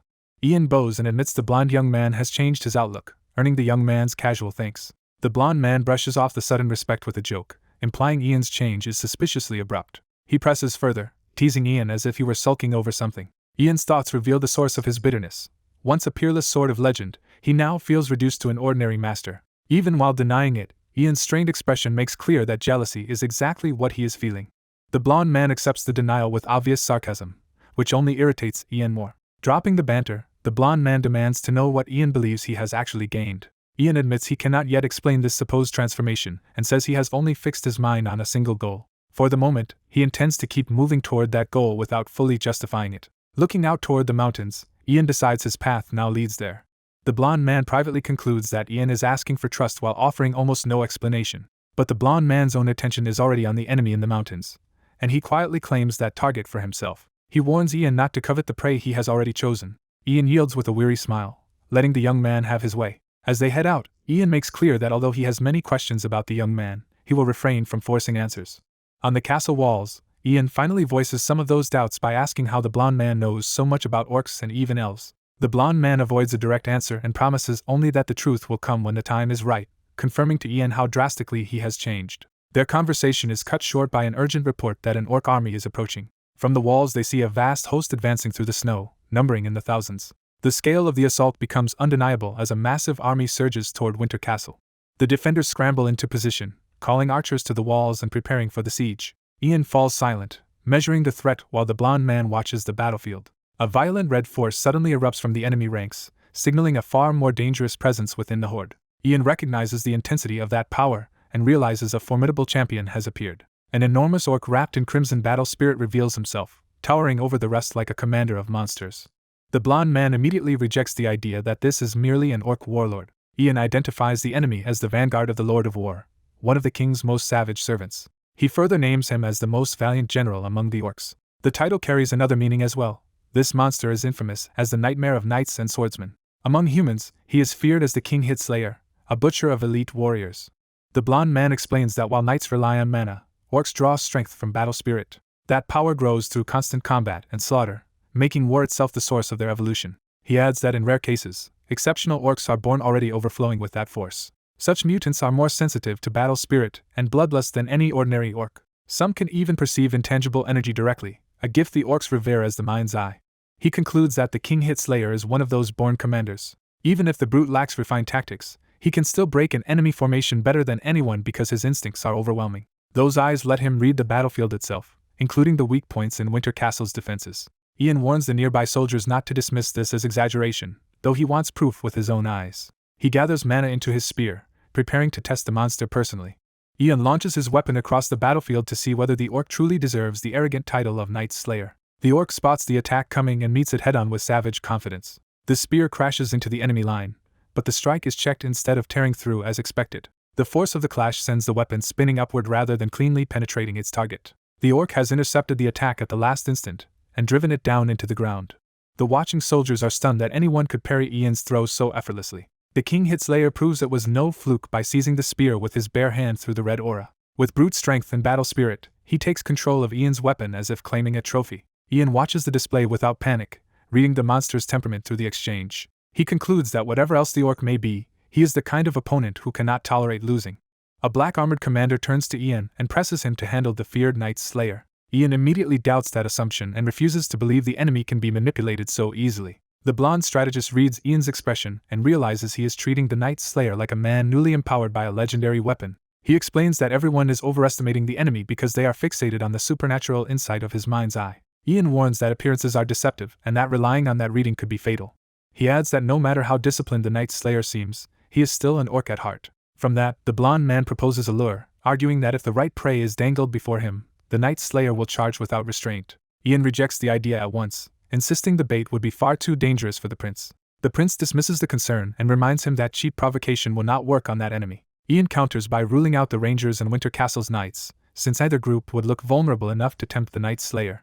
He warns that if they rely on the Greenhorns instead, the enemy will smash through them before anyone can respond. The prince cheerfully volunteers himself and his own group, arguing that they look like elite troops while lacking the battle experience to seem safely beatable. Ian still tries to stop him, saying they can remove the prince from the field first and let Winter Castle hold out without such a reckless gamble. His objection sharpens when he points out that the prince's injured arm has not even healed. The prince brushes the injury aside and pretends it is no real problem. A moment later, he admits with a strained smile that it still hurts more than he wants to admit. Even so, he insists he will be ready by the time the battle begins, forcing Ian to reconsider. Ian pulls himself back and tells Vincent to think rationally instead of arguing from fear. Vincent answers that the real threat is not the Night Slayer alone. He points to the window and reminds them that while they debate, a larger disaster is already closing in on Winter Castle. Outside, the demonic force surrounding the Night Slayer is steadily advancing on the fortress. Vincent concludes that if they do not end this battle quickly, Winter Castle will fall in the next one. That warning leaves the commander grimly aware of how little room they have left. Ian gives them 1 week as the limit before the original troop deployment must be restored. Vincent accepts the condition at once, satisfied that he has won permission to proceed.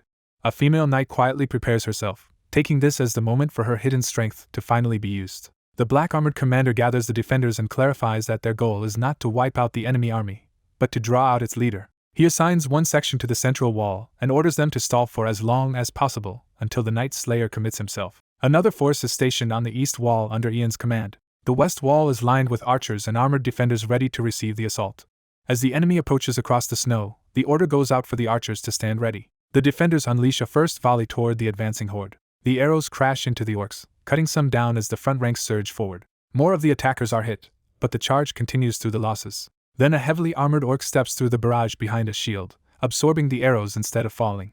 The defenders recognize the shield as one taken from Valorharp's dead soldiers, turning the sight into an insult as well as a threat. That desecration enrages the men on the wall, who see the enemy flaunting trophies from their fallen comrades. Ian refuses to let their anger break discipline and orders the archers to keep firing without pause. The bowmen obey, pouring more arrows into the mass even as they realize the enemy numbers are overwhelming. Under that cover, siege ladders are raised against the fortress walls. The alarm spreads immediately as the defenders realize the orcs are beginning to climb. With the first attackers reaching the top, the order is given to hold them back at the wall. A burst of blue force flashes at the battlements as the defenders meet the climbers head-on. The silver-haired female knight reveals herself there, cutting down the first orc to crest the ladder. Her calm, focused presence marks her as the hidden weapon Vincent had been counting on. She takes command of the breach and orders everyone to shove down anyone who manages to climb up. The knights beside her drive spears downward, turning the wall edge into a killing line. They escalate the defense by cutting ladder ropes and calling for stones and catapult support to break the assault below. The defenders vow not to let a single orc gain the wall as the battle rages beneath the towers. Far from the clash, the scene shifts to a still body lying under the cold light, hinting at another fate waiting beyond the siege.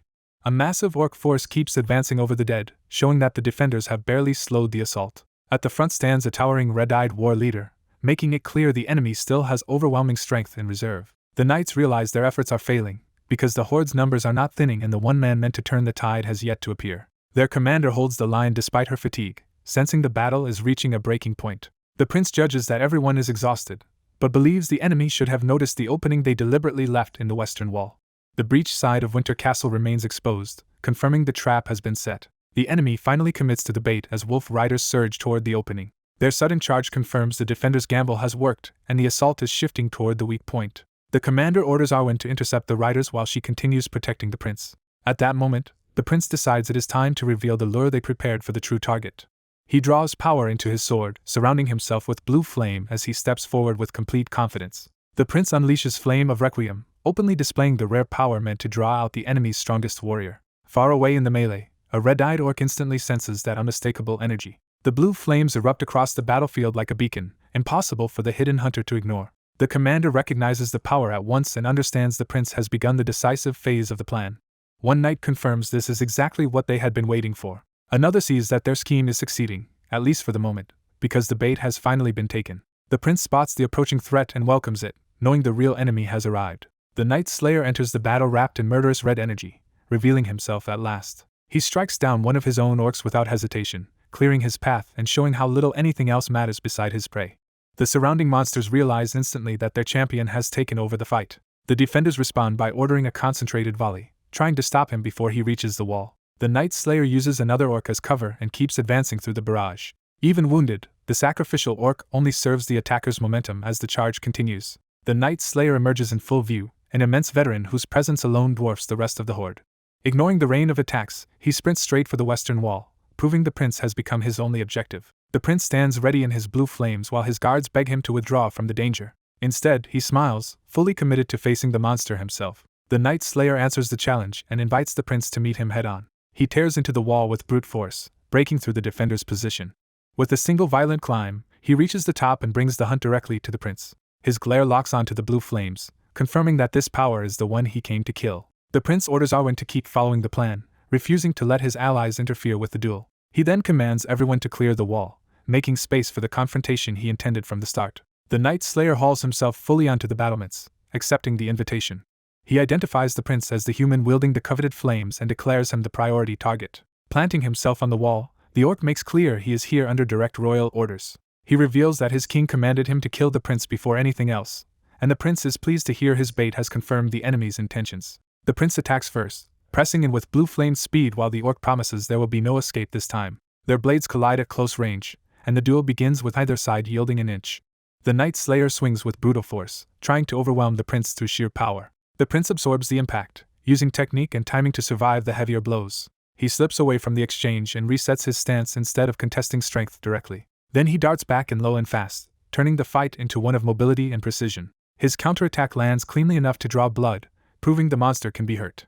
But the Night Slayer dismisses the wound, rejects tricks and evasions, and demands a direct fight worthy of his pride. The prince answers by gathering his blue flames tighter around himself, preparing a sharper and more committed assault. For the first time, the Night Slayer's confidence tightens into alarm as he senses the danger rising. Even while praising the prince's fighting spirit, the orc hurls himself forward in a red-fueled killing charge. The prince meets that ferocity with a calm, eager smile, ready for the clash he wanted all along. At the crucial moment, the knights spring their trap and hurl a net over the charging orc. The beast is caught and forced to a halt as Arwen closes in, ready to exploit the opening. Several knights seize the ropes together, trying to drag the monster down by sheer force. Their pull bites into the ground, showing how desperately they are straining to control him. Arwen rushes the bound orc and condemns him for turning an honorable fight into a dirty one. The orc mocks that outrage and boasts that Arwen's own spirit clamp tactic is no cleaner. Even tangled in the net, the orc thrashes violently enough to tear up the courtyard and threaten everyone nearby. The knights are urged to give everything now, before the monster breaks free. Pinned and furious, the orc recognizes Arwen as the one behind this humiliation and fixates on him. His rage sharpens into a direct vow of revenge against Arwen. Then the orc's struggle overwhelms the restraint, and he crashes down hard enough to shatter the ground around him. Arwen calmly praises Arwen, his spirit, for helping make the capture possible. A female commander immediately orders Arwen to hand the prisoner over and withdraw. Arwen obeys by leaping back to higher ground, leaving the bound orc to the others. But the soldiers below quickly realize they cannot keep the monster restrained for long and call for Arwen to retreat fully if they lose control. Arwen pauses, weighing the warning instead of rushing in blindly. The orc uses the pause to sneer at him, saying he looks fittingly pathetic sprawled in the dirt. Arwen answers with a smile and turns the insult around, saying the orc now looks like a true orc. That taunt drives the monster into a frenzy, and he lunges straight at Arwen. Before he can reach him, another swordsman intercepts the charge with a crushing strike. Ian steps in decisively, taking over the fight and shielding Arwen from the attack. He faces the orc head-on and coldly judges him even uglier up close. Arwen accepts the intervention and tells Ian he will leave the orc to him for only a short time. Ian releases his mana and prepares to hold the line alone. Even as he commits, Ian warns that surviving until Arwen returns may not be easy. He meets the orc's next assault immediately, locking the monster into close combat. Watching, Arwen reflects that the old claim about quad-chain knights matching sword masters is proving true. Ian fights in a state where his mana follows his blade so perfectly that each strike becomes impossible to predict. The orc realizes Ian is the kind of swordsman who seems to vanish from where his attacks should be. Knowing Ian can only buy him time, Arwen decides he must hurry.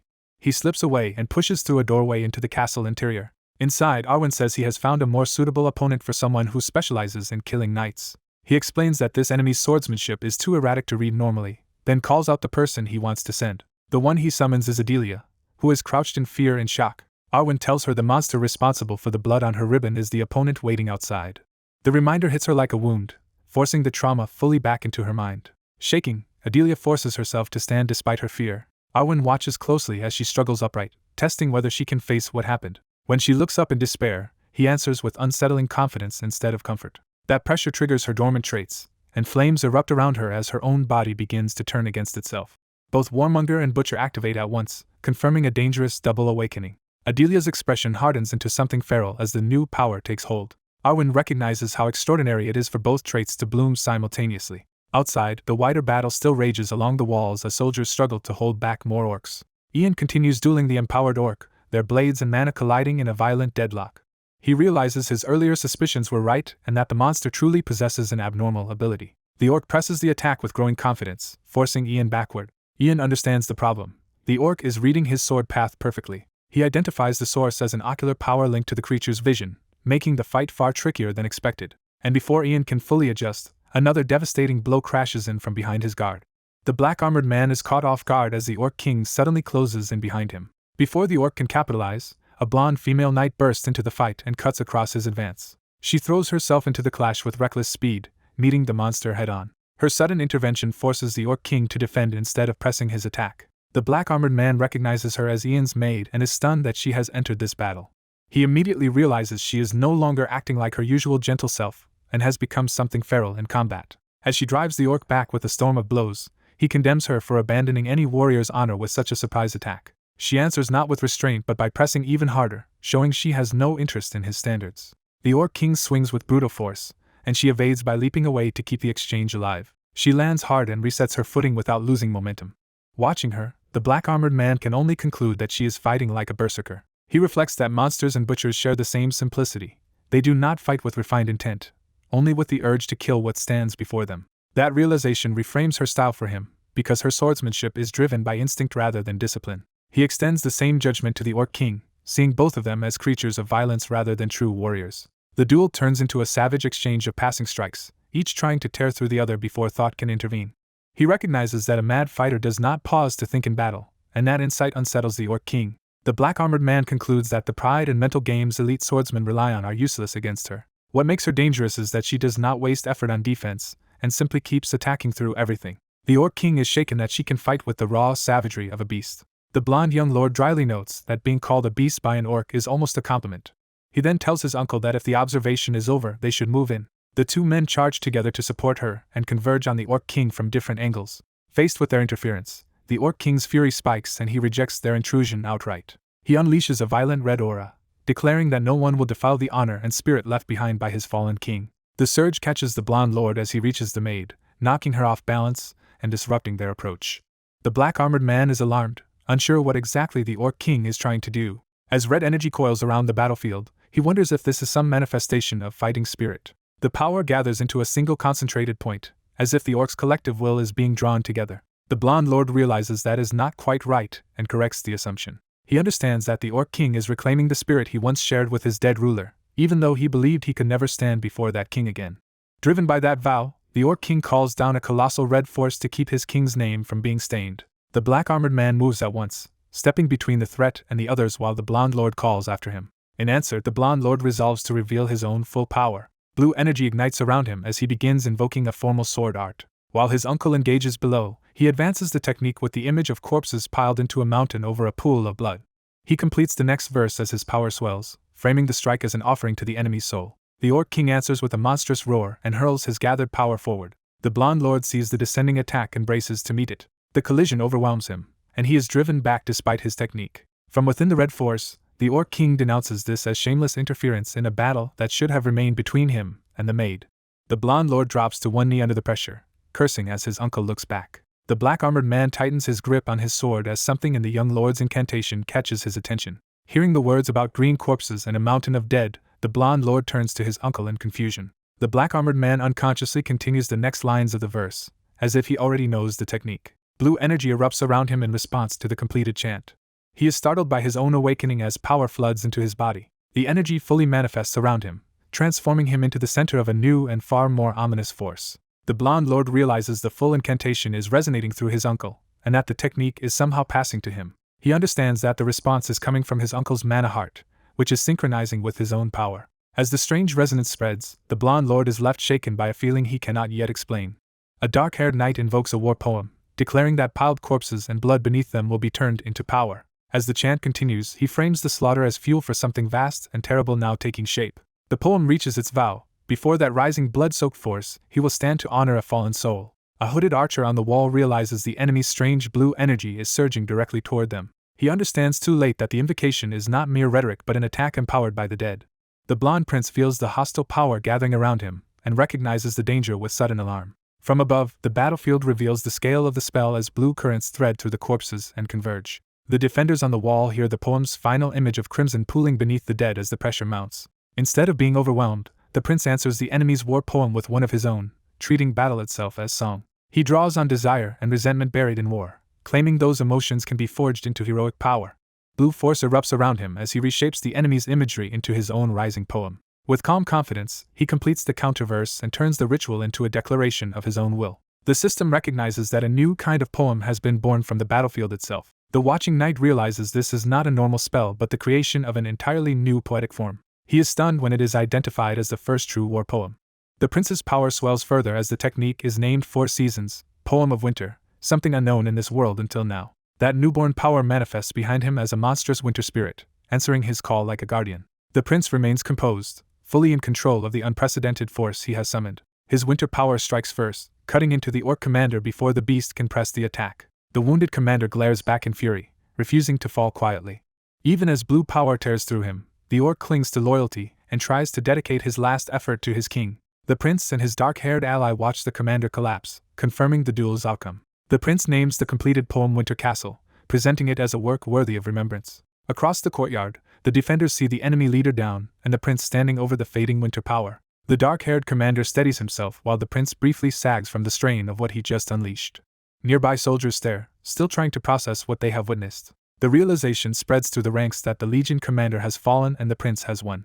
The prince catches his breath, but the pause is brief. A warning interrupts the victory. The gate is starting to crack under renewed assault. The breach comes immediately as orcs smash through the gate and pour inside. The defenders are forced from celebration back into crisis as a fresh wave charges straight at the prince. The prince raises his sword again, dryly noting that the enemy will not even allow a moment of rest. His ally answers by rallying the nearby troops and making clear they are still ready to fight. A fierce blonde swordswoman joins in with eager confidence, clearly welcoming the next clash. The prince leaves the timing to Ian, trusting him to direct the response. Blue energy still circling the prince, the defenders gather around him and await the order. Ian gives it at once, sending every unit into a full countercharge. The defenders crash into the invading orcs and turn the breach into a brutal melee. Amid the bloodshed, the walls themselves seem mute while bodies keep falling. The long-haired knight cuts through multiple orcs in one fluid assault, helping break their momentum. The battle becomes defined not by speeches now but by steel, blood, and the horns signaling dawn. By the time the fighting settles on the wall, dead and wounded orcs are scattered everywhere and the defenders still hold. Soldiers report that the orcs on the walls have been dealt with and remark that the enemy seemed strangely weakened.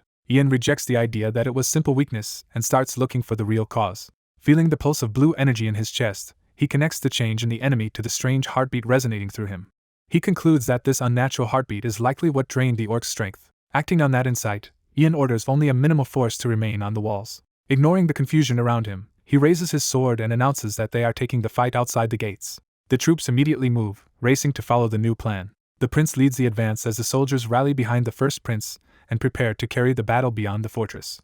Ian entered battle as an untested boy who had not even reached his coming-of-age ceremony, with only 3 fights behind him. Yet in the middle of the slaughter, the question was not his inexperience, but what made others trust him enough to follow his lead. The answer began to show as his chosen knights moved to shield him and strike down the orcs pressing in. Among those he relied on was a seasoned knight whose loyalty and skill anchored the charge. He was also backed by a famed commander whose presence gave the force discipline and confidence. Even veteran rangers of the north had joined him, adding hardened experience to his small host. Together, these stubborn northern fighters became the force that made his impossible stand feel real. As the battle tightened, Ian planted himself and prepared to turn the momentum. He cut through a towering orc in a single decisive pass, proving he was not merely being protected. In that instant, his calm resolve made clear why others had gambled on him. By the time the field finally settled, the survivors were only beginning to grasp what he had accomplished. Ian stood in the snow, battered and silent, carrying the weight of the victory almost alone. Around him lay the dead orcs and the exhausted remnants of his force, staring at the aftermath of a battle they should not have won. Then Ian reached for the enemy standard, claiming the proof of victory that rightfully belonged to them. He tore the banner free from its fallen bearer and took it for his own.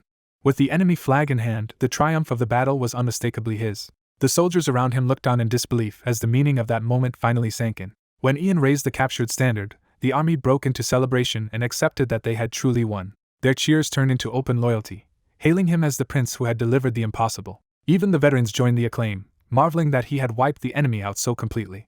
But the celebration collapsed almost immediately as the men who had pushed themselves past their limits began dropping where they stood.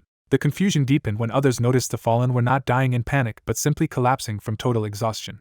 Ian's commander recognized that the victory had cost everything they had and ordered the men moved before the cold or their injuries finished them. He praised what had happened as the stuff of legend, an achievement beyond ordinary military merit. Ian, barely conscious, corrected him with dry humor and refused to romanticize it. To him, this was not a noble epic but a brutal war poem written in blood. Then the strain finally caught up to him, and he collapsed before the commander could do more than react. Alarm replaced admiration as the commander rushed to check whether Ian had been gravely wounded. Instead, he found the prince had simply fallen asleep on the spot after forcing himself through the battle. Relieved, the commander ordered Ian taken to his tent and the dead gathered and cremated with honor, while the legion commander's body was to be handled separately. From a hidden vantage beyond the battlefield, another observer watched the castle and the trail of destruction Ian had left behind. A silver-haired woman repeated Ian's grim phrase to herself, intrigued by the way he understood war. Amused and impressed, she admitted that he continued to exceed her expectations. Her interest sharpened into intent as she decided not to leave his growth entirely to chance. She resolved to give him a final surprise before withdrawing, treating it as a gift. With dark power swirling around her, she descended toward another monstrous foe and told Ian to take his time getting there. As Ian slept in his men's arms, her unseen intervention bought him a little more time to grow stronger. Soon after, an elite orc force the size of 2 legions attacked Winter Castle, but the 3rd Legion and the Rangers destroyed it, and Valorhard began preparing for the next battle. Back in the royal court, however, commanders warned that even with every soldier in Valorhard, they were badly outnumbered and could not realistically hold the castle. Marquis Bielefeld formally praised the victory but made clear that Ian's request for reinforcements had raised serious concern. Some nobles openly mocked the warning, insisting the fortress had endured for centuries and accusing Ian's side of exaggeration. Expecting disbelief, Ian's representatives said they had brought proof of the threat. They opened a heavy chest and demanded that the court judge the evidence with its own eyes. The nobles' confidence faltered the moment they saw the sheer scale of what had been brought before them. Inside was the skull of the legion commander slain by the first prince, taken from its severed head as proof of the enemy's size. Ian's side explained that this monster had already been twice the size of a normal orc warrior, and that an even greater creature existed beyond it. Faced with physical evidence, the skeptics could no longer dismiss the report so easily. They were told that Ian had identified the larger threat as the Orc King. The king then laid out the full danger. The enemy had already confirmed the strength of 8 elite legions, at least 16,000 orcs, and the realm had to grasp the seriousness of what was coming. Even so, one noble still tried to belittle Ian as an inexperienced prince and dismiss the monstrous enemy as just another orc. A noble openly questions whether House Valorhard is fabricating the northern threat for political gain. The accusation provokes immediate outrage, as senior lords defend Valorhard's long service and insist Count Valorhard would never abandon his own people. Before the dispute can spiral further, a commanding interruption forces the chamber to stop. The king settles the matter by declaring that if Valorhard says the northern frontier is in danger, the warning must be accepted as truth. He orders every house bordering the north to contribute maximum troops and supplies, while the palace hires mercenaries to reinforce them. He also remembers the sons recently arrested by the first prince, and decrees that they be sent to the battlefield in plain clothes to atone through service. Maximilian notices that even in this emergency, the king is still refusing to deploy the central army. That restraint enrages the older nobles, who see it as a slight against the shield that has protected the north for generations. Maximilian steps forward and asks the court to hear him out. The nobles realize the second prince is about to involve himself directly. He argues that the royal family cannot ignore House Valorhard's loyalty and sacrifice. Standing before the court, Maximilian makes clear that he intends to answer the crisis personally. He addresses the king with formal resolve and asks permission to act. Maximilian, second prince of Leonberg, vows to lead the knights and march north himself. Later that night, the king gives him further instructions before his departure. The king reveals that he has already hidden part of the Iron Lions and the central army in the north under the guise of mercenaries, and he places Maximilian in command of them. He reminds his son that Valorhard is a fortress the kingdom cannot afford to lose. Maximilian accepts the charge, but he is still troubled by what happened in court. He carefully asks why the king concealed his true intentions from the nobles. Maximilian points out that if the king meant to send the Iron Lions and central forces anyway, his indifference in public only deepened the insult. The king explains that openly mobilizing royal troops would have let the empire accuse the crown of using Valorhard to build a rebel army. He recalls that such a move would have handed their enemies the perfect excuse to brand the kingdom disloyal. Determined not to repeat that mistake, the king insists they must deny the empire even the smallest pretext. Seeing his son's concern, the king softens and places a reassuring hand on Maximilian's shoulder. He addresses him not as a prince or commander, but as his son. Maximilian answers with obedience, listening closely to the personal counsel behind the order. The king urges him to keep walking the righteous path, promising that true supporters of Leonberg will gather to him if he does. Maximilian answers that for that future to exist, the north must survive, and he swears to protect it no matter the cost. The king warns him that the task will be harsh, because Count Valorhard has already declared himself Adrian's guardian. He adds that the north may treat Maximilian as an enemy, despite his royal blood. When Maximilian appeals to his brother's place in the royal family, the king cuts him off with bitter anger. He tells Maximilian never to forget the damage that man has done to the kingdom. The king recalls how his own brother once sold the kingdom's future to the empire. Even when Maximilian notes that the prince had only been 13 at the time, the king refuses to hear any defense. The old betrayal still burns in him as if it happened yesterday.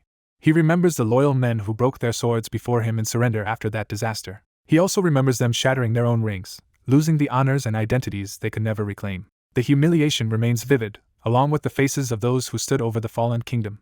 Most of all, he has never forgotten the mocking laughter that accompanied Leonberg's ruin. Maximilian still tries to argue that his brother has spent years paying for the past, and has even earned real achievements in the north. The king rejects that entirely, saying no amount of effort can undo what was lost. To him, The men who were broken that day can never regain what they surrendered, no matter what Idrian accomplishes now. He insists that even 100 or 1,000 Idrians could never replace them. Ending the discussion, the king orders Maximilian to leave for the north at once, before Montpellier can interfere. Maximilian suppresses his doubts and accepts the command. The reinforcements race north through snow and exhaustion, knowing every delay could cost Valarhard its survival. Men begin dropping behind during the brutal forced march, but the column keeps moving because stopping is not an option. Captain Antoine of the Silver Fox Mercenaries admires the second prince's determination, while noting that his body was never made for a soldier's campaign. Vice Captain Aram Kyringer of the Iron Lion Knights rides with the force as the hidden royal support takes shape around Maximilian. Though worn down by the march, Maximilian stays focused on the north and presses onward. As the party pushes through the snow, Sir Aram checks on the second prince, but the prince refuses to slow down because every moment matters. The prince steadies himself and insists he is fine, making clear that reaching their destination takes priority over his condition. Aram notes that the snowfall suggests they are close to where they are headed. When they spot a wagon of civilians on the road, the prince suspects they may be refugees fleeing Valarhard.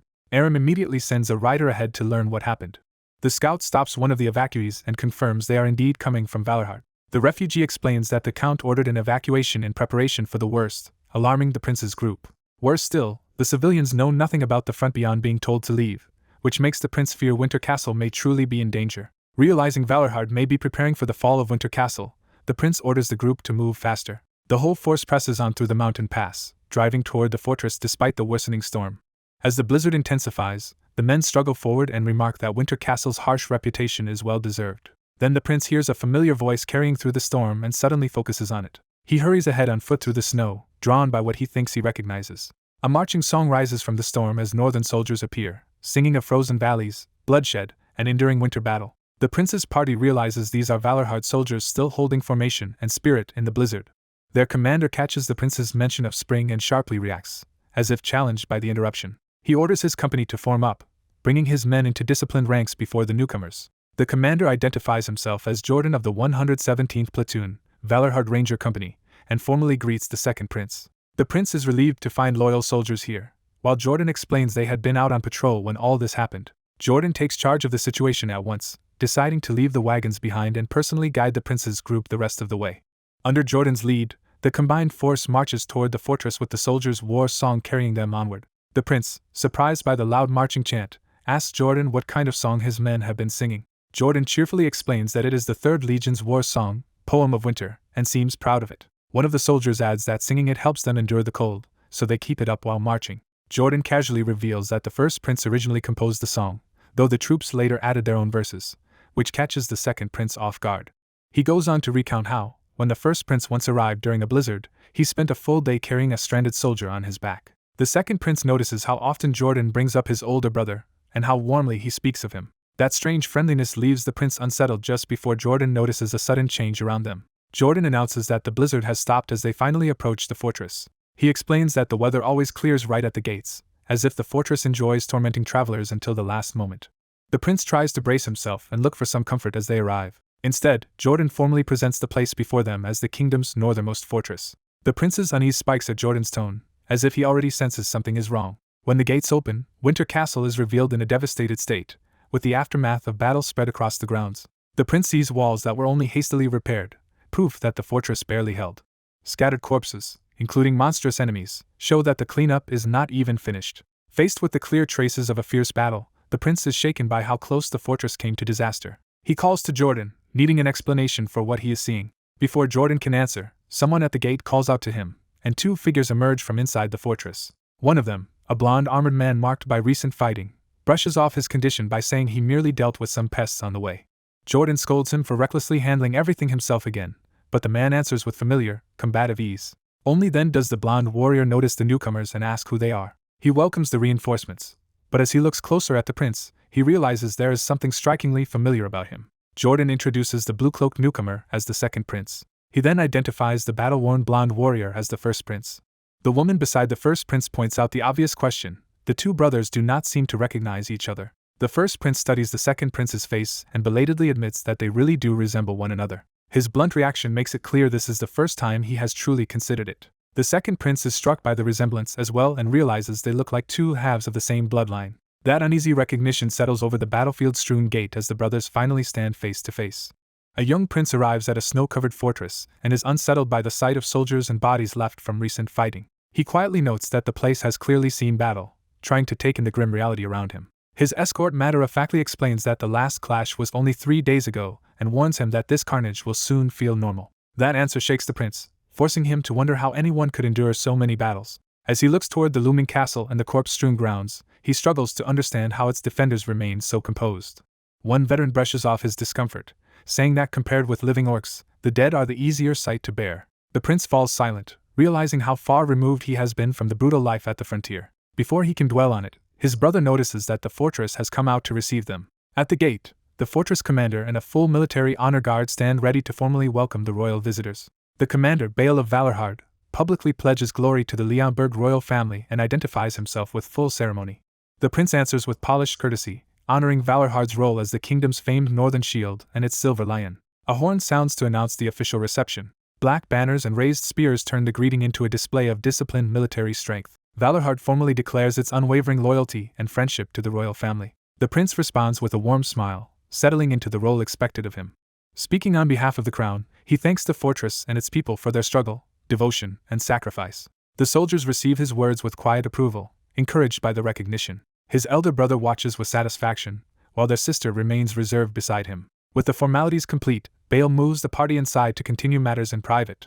Later, during a meal, the prince reflects that it has been a long time since he last saw his brother, who now seems changed almost beyond recognition despite looking healthy. At the table, the family and their host settle into an uneasy reunion, with the prince studying his brother's altered demeanor. His brother's intense stare unsettles him, making him wonder what judgment or intention lies behind it. Trying to ease the tension, the prince invites his brother to speak openly, but the older prince brushes it aside. Instead, the prince cheerfully asks how his brother is finding life at Winter Castle compared with the royal palace. To everyone's surprise, his brother answers with genuine enthusiasm, saying he loves the constant battles and endless monsters to kill. The prince is stunned to realize that his brother truly means it. The brother urges everyone to eat while they can, treating the danger outside as an ordinary part of life here. The prince declines more food, still too mindful of others and too uncomfortable to relax. Their father notes that the prince's stubborn concern for others has not changed, and remarks that such behavior is unusual for his battle-hardened son. Putting aside the awkward family exchange, the prince turns the conversation to the fortress's actual military situation. He asks for a precise account of conditions at Winter Castle, shifting the dinner into a strategic briefing. He begins with what he saw on the way in, an enormous number of orc corpses near the walls, far more than expected. Bale explains that monsters attack every 4 days, and even the smallest assaults have never numbered fewer than 500. One of the prince's companions points out that with battles this frequent, the enemy should have suffered heavy losses by now. The answer is alarming. The enemy's numbers have not gone down at all. His brother adds that if anything the orc forces have increased, and that the buildup is continuing even now. Their father reports that scouts have observed fresh hordes approaching daily, and have already identified at least 9 separate legion units. The scale of the threat becomes clear when they estimate that the enemy still fields at least 18,000 troops. The prince rises, realizing the crisis is far worse than he had imagined. Yet even with that overwhelming danger, he cannot ignore another contradiction that troubles him. He points out that the people of Valorhard do not seem discouraged at all, and that his brother appears to have adapted better than anyone expected. When pressed, he admits that he and his brother are family in name, but have barely spent time together, so he cannot fully explain the change. His brother's close aide insists that the rumors about the first prince are false, and that the man here is nothing like that reputation. Another companion backs this up by recalling a visit the first prince once made to Iron Lion Castle. During that visit, the first prince defeated the castle's regular members repeatedly without losing a single match, proving his strength long ago. The witness concludes that the first prince has only improved even further since then. The prince is baffled that no stories of such ability ever spread, only to learn that his brother deliberately kept it hidden. That revelation leaves him quietly shaken as he reconsiders everything he thought he knew. He reasons that power like this does not appear overnight, so his brother must have been concealing his true skill for a long time. As the discussion continues, the prince is left with one pressing question: what exactly has his brother been hiding all this time?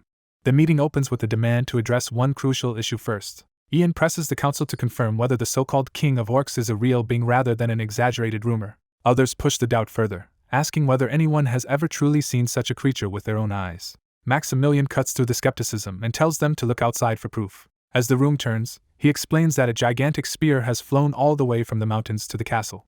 The weapon embedded outside becomes his evidence that the enemy possesses impossible strength. He argues that no ordinary orc could have hurled it that far, and that even a ballista would struggle to do so. That leaves only 2 absurd possibilities: a monster capable of siege warfare or one powerful enough to throw a siege weapon by hand. Maximilian forces them to choose which unbelievable truth they would rather accept. He makes clear that anyone unwilling to believe the threat is free to leave. What he needs is support for the coming fight, not more people wasting time on suspicion. Confronted with that, Ian admits his doubt came from shock, not malice, and tries to make amends. He formally apologizes before the room. The tension is cut short when the discussion is suspended for a brief recess. The council agrees to resume in an hour, leaving the matter unresolved but no longer dismissed. Left alone with his thoughts, Maximilian broods over the exchange. His older brother approaches and notes that Maximilian seemed unusually informed about the orcs and their ruler. Maximilian gives a casual answer, trying not to expose too much. He claims his knowledge comes from a long-standing interest in old stories and ancient texts. Privately, he realizes that excuse is convenient enough to pass. He also reflects that his past recklessness has already made him look like a fool obsessed with the founding king's legends. That reputation, along with his experiments with outdated power, gives others every reason to underestimate him. So he studies his brother in silence, and reassesses the man standing before him. He concludes that the king's contempt for the eldest prince now makes more sense. By all appearances, the elder brother is gentle, upright, and gifted enough to seem ideal for rule. Yet Maximilian remembers a prophecy that another son would be born with the qualities of a true iron-blooded monarch. He weighs that promise against the age now approaching, one too brutal for wisdom alone to survive. In his mind, the future is clear. Monstrous powers will emerge, including the Orc King and the hidden evil fairy, and chaos will spread. That coming disaster will drag the realm into desperate war. Only a ruler who can harden the weak, command violence, and destroy predators will be able to lead through it. Maximilian accepts that such a ruler matches his own nature exactly. He embraces the role of the one who will stand at the center of that storm. Having seen endless wars before, he resolves to become the one who ends them. Later, on the wall, orders are issued to hold the Silver Fox mercenaries in reserve while the remaining troops are split into 3 groups to reinforce the defenses. The soldiers receive the arrangement in uneasy silence. Maximilian notices their resentment and openly admits they have reason to be displeased. He knows the reorganization can be read as bypassing central authority and folding the forces into Valorhard's control. Even so, he insists he cannot entrust the wall to men with almost no experience fighting monsters. He predicts that once the real battle starts, survival will matter more than political grievances. A veteran commander beside him senses another motive and asks what Maximilian is really planning.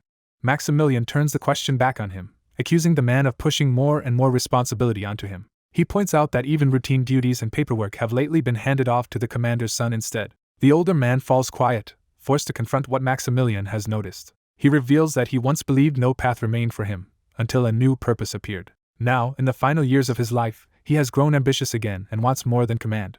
He declares that he intends to fight the warlord himself. Maximilian immediately objects, reminding him that he recently failed against a mere knight slayer and has no business challenging a warlord. But the commander says this resolve exists because of Ian, who helped him realize what he must still do before the end. Maximilian is left exasperated as both men suddenly seem to have found dangerous new convictions at once. The 3 stand on the wall facing the mountains, their shared focus shifting from argument to the war now closing in.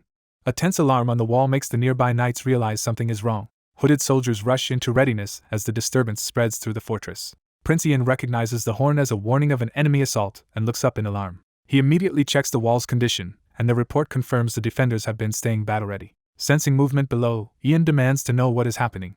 The sight before him leaves him briefly stunned. An orc assault is already underway at the castle walls. The attackers smash into the defenses with brutal force. Orcs begin climbing and breaking through the outer barriers. Ian takes command at once, ordering the ladders blocked and every available object thrown down to stop the ascent. He pushes the defenders to fight without restraint and keep the enemy from gaining momentum. Archers join the defense, launching flaming arrows into the attackers below. The fire and steel tear through the orcs, but the assault remains fierce. Watching the relentless fighting, Ian realizes the garrison has been enduring this level of battle every day. His lapse in focus nearly costs him as danger closes in. Another blonde knight pulls him out of harm's way and sharply reminds him that the wall is no place to lose concentration. The rescuer warns Ian that anyone dressed like nobility becomes the enemy's first target. A powerful orc charges forward, showing exactly how exposed they are. The knight brushes off Ian's gratitude and explains that Ian's death would only embolden the orcs and worsen the battle. Ian is embarrassed by the blunt concern but takes the point. A subordinate calls for Sir Aram's support, and Ian immediately backs the request. Aram points out that the wall is too narrow for everyone to crowd in, or they will only hinder one another. Ian orders the ordinary soldiers to hold position and let the stronger knights take the front. Aram notes that Ian is acting far more decisively than before, and Ian begins to recognize the people arriving to help. A group of elite fighters cuts into the orcs and greets Ian like an old acquaintance. Ian realizes the reinforcements are the Iron Lion Knights. Their leader reunites with another defender in the middle of combat and keeps pressing the attack. He postpones any reunion talk until after the immediate crisis is handled. Ian reveals he had suspected some knights were disguised as mercenaries, but he had not realized there were this many. A dark-haired female knight takes over a section of the wall, and the nearby defenders quickly fall in behind her. Elsewhere, Ian's cloaked ally cuts down another orc as the counterattack spreads. The Iron Lion knights carve through the attackers, but the enemy numbers still keep coming. Seeing no end to the horde, Ian asks for an estimate, and is told there are at least 1,000 orcs. Ian notices something more troubling: the defenders on the wall seem to be thinning out. He realizes the Knights of Winter Castle are missing from the wall entirely. That absence suddenly clicks into place for him. Looking down, he discovers the Winter Castle forces massed at the gate instead of reinforcing the wall. The knight who saved him stands ready as the implication becomes clear. Ian suspects they intend to open the gates and charge straight through the orc horde. His fear is confirmed when the order is given to open the gates. Outside, the waiting orcs surge toward the widening entrance, expecting a breakthrough. At that moment, a knight begins singing the 3rd Legion's military song, and blue mana starts to gather around Ian. Ian is startled because he recognizes the song immediately. As the chant continues, he understands that the 3rd Legion's battle hymn is being used here. The song spreads through the assembled knights, linking their mana together and raising their fighting power as one. The surrounding soldiers feel the mana resonance and realize something extraordinary is happening. A retainer urges Ian to circulate his own energy and shield himself as the resonance intensifies. Then the gate force explodes into motion, and Ian can only stare in shock as they tear into the orcs. Empowered knights launch themselves through the enemy ranks, scattering the horde with overwhelming force. As Ian watches the slaughter, he recalls the nobles in the capital claiming this man had stolen what should have been his, and the reality before him makes that accusation feel far more dangerous than political gossip. People had dismissed the young prince as too worthless to catch even a goblin, much less an orc. Yet on the battlefield he stands in full armor, already proving himself through action rather than reputation. He remembers being branded a useless and violent disgrace. In answer to that judgment, he cuts down a towering orc with decisive force. He admits he cannot tell how much of what was said about him was true, but one thing is undeniable now.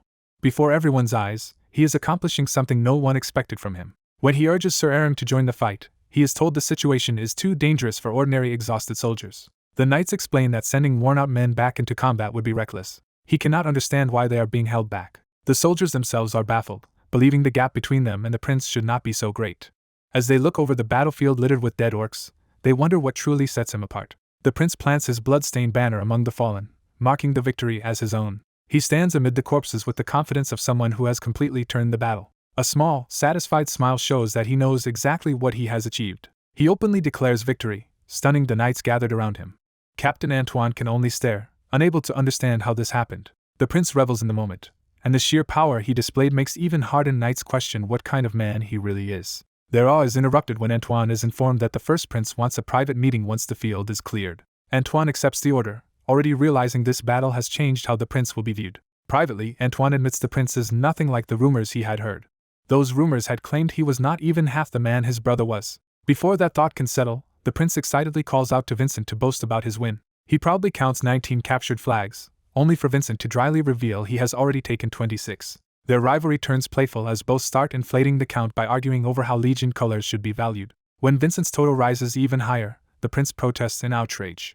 The nearby soldiers tease him for trying to overtake a company commander in a single battle, while he complains that he is exhausted and wants to know what they want from him. Instead of treating him with stiff formality, the men laugh with him and remind him how much stronger he has become. Caught off guard by their familiarity, he wonders what they now think he is. Trying to recover his pride, he boasts that even 10 times more orcs would have been easy prey. He realizes that for royalty to joke so casually with common soldiers should feel improper, yet somehow it feels natural. He joins the banter and sends the men off to clear the battlefield, pretending to be cruel while everyone understands the joke. Though he speaks without ceremony, the soldiers obey at once, and their playful complaints only reveal how much they respect him. Watching them work, he understands that the looks directed at him are not mockery but genuine admiration. Sir Aram approaches and expresses relief that the prince survived. He and the others praise the prince for fighting so bravely in his very first battle. At last the prince understands what their attitude means. They are proud of him. That realization reminds him of the royal capital, where people also smiled at him warmly. But he remembers that those smiles had really been the shallow praise adults give a child for a trivial trick. Compared to that, this sincere admiration embarrasses him far more deeply. He tells himself his elder brother is already acknowledged as a true and dignified man, unlike him. One knight then asks whether they may also go pay their respects to the first prince. The prince gives permission without hesitation. The knights happily accept, clearly eager to report what they have witnessed. Before leaving, they crowd around him with excited praise, calling him incredible and even more ruthless than before. Flustered by the sudden affection, he demands to know why they are all acting so friendly. He is told they volunteered for this assignment of their own accord. He recalls that these men came north under the honored name of the Iron Lions, taking on a brutal mission in a treacherous land. He begins to understand why they chose to come despite the hardship. Before he can settle on an answer, Antoine stops him and warns him not to jump to conclusions too quickly. The blonde prince brushes off his reaction, admitting he was only caught off guard. Far away, the royal capital remains calm, untouched on the surface like any ordinary day. But in the north, a brutal war rages as the orcs once dismissed as mere monsters have built a kingdom of their own. Amid that conflict, the prince stands over the battlefield as a new force begins to assert itself. The Leonberger bloodline is taking root in the north and growing into something powerful.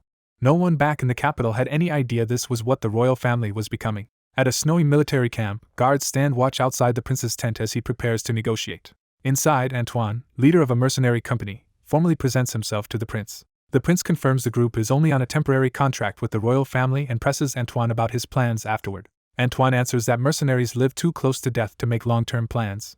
The prince immediately offers him a new contract, and Antoine warns that his company may be lowborn but it will not come cheap.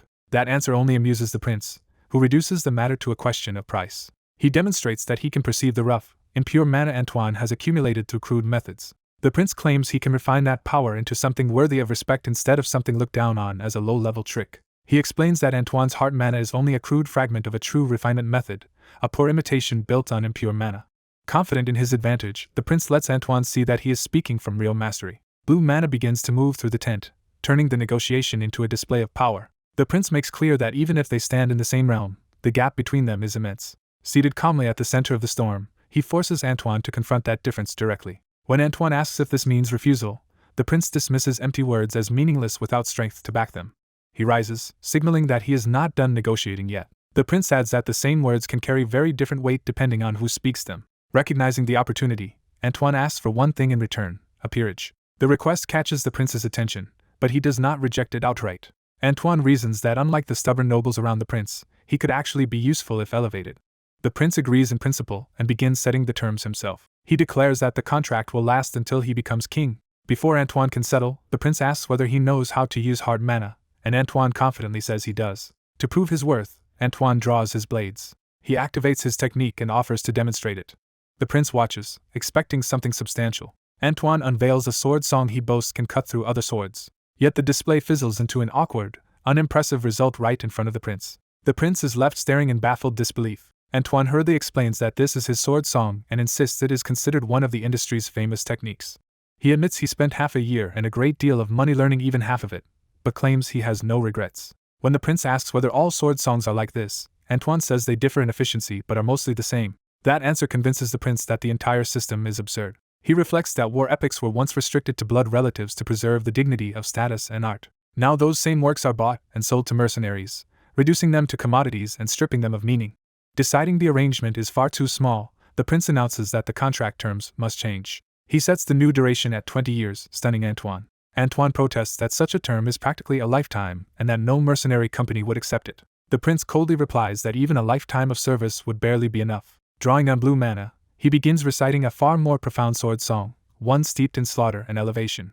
As the verses continue, the imagery turns into a ritual of blood, death, and reverence before the fallen. The final line reaches Antoine like a revelation, honoring the soul rather than merely wielding force. A blade of refined power flashes past Antoine, leaving him shaken before he can comprehend it. The prince now stands surrounded by that higher form of sword song, no longer merely negotiating but demonstrating supremacy. He presses Antoine with contemptuous clarity.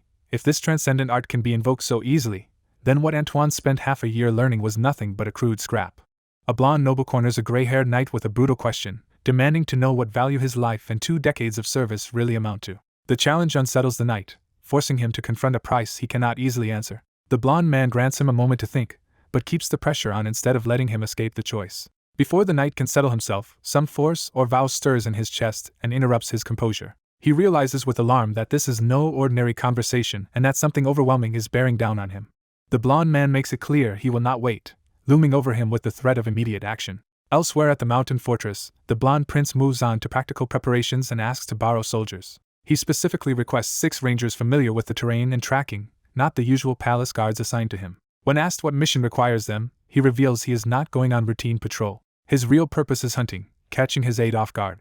He explains that the mountains hold more than orcs, implying a more dangerous target. Because the warlord has paused his march for nearly 2 months but will inevitably advance again, the prince decides they cannot waste the lull. He resolves to act now rather than wait passively for the next invasion. His aide protests that such a move is recklessly dangerous, especially for someone of the prince's rank. The prince brushes that aside by reminding him his earlier risky judgment about the orc scout unit proved correct.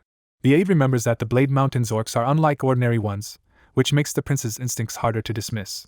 Unable to stop him outright, the aide compromises by insisting on sending additional men along. The prince accepts the support and leaves the arrangements in his aide's hands. As the expedition forms, a young knight named Adelia is so tense for her first campaign that she can barely steady herself. The prince notices her fear and judges that her nerves are worse than expected. He decides the expedition is largely for her benefit as much as for the mission itself. In his view, Adelia may be talented with a sword, but she still thinks like a frightened civilian rather than a true knight, and he wants reality to correct that before a real war does. He then notices another group preparing to accompany him, and asks if they intend to join as well. The Iron Lions reveal they were sent by the second prince, and one eagerly declares his presence to the blonde prince. The prince is willing enough to accept them, though he is clearly surprised by who has appeared. He asks the gray-haired knight Antoine if he is coming too, but Antoine declines. Instead, Antoine presents 2 high-ranking mercenaries, Rouge and Jean, as additions to the party. He explains that both men used to climb these mountains before becoming mercenaries, so their speed and practical intelligence should make them useful. The prince immediately recognizes the pattern and suspects Antoine is deliberately probing him with carefully chosen help. Rather than object, he accepts the arrangement and decides to move out before any further interference arrives. Just then an older black-haired commander appears, warning him to be careful, and the prince is startled to realize his uncle has come after all. The uncle says he only came to see him off, while the prince privately notes that the timing is suspiciously perfect. The older man reminds him that he has defended this castle since before the prince was born, and asks only that he return safely. The prince sees that the older man and his son still behave exactly alike, both overprotective in the same way. With farewells finished, the prince finally leads the expedition into the mountains.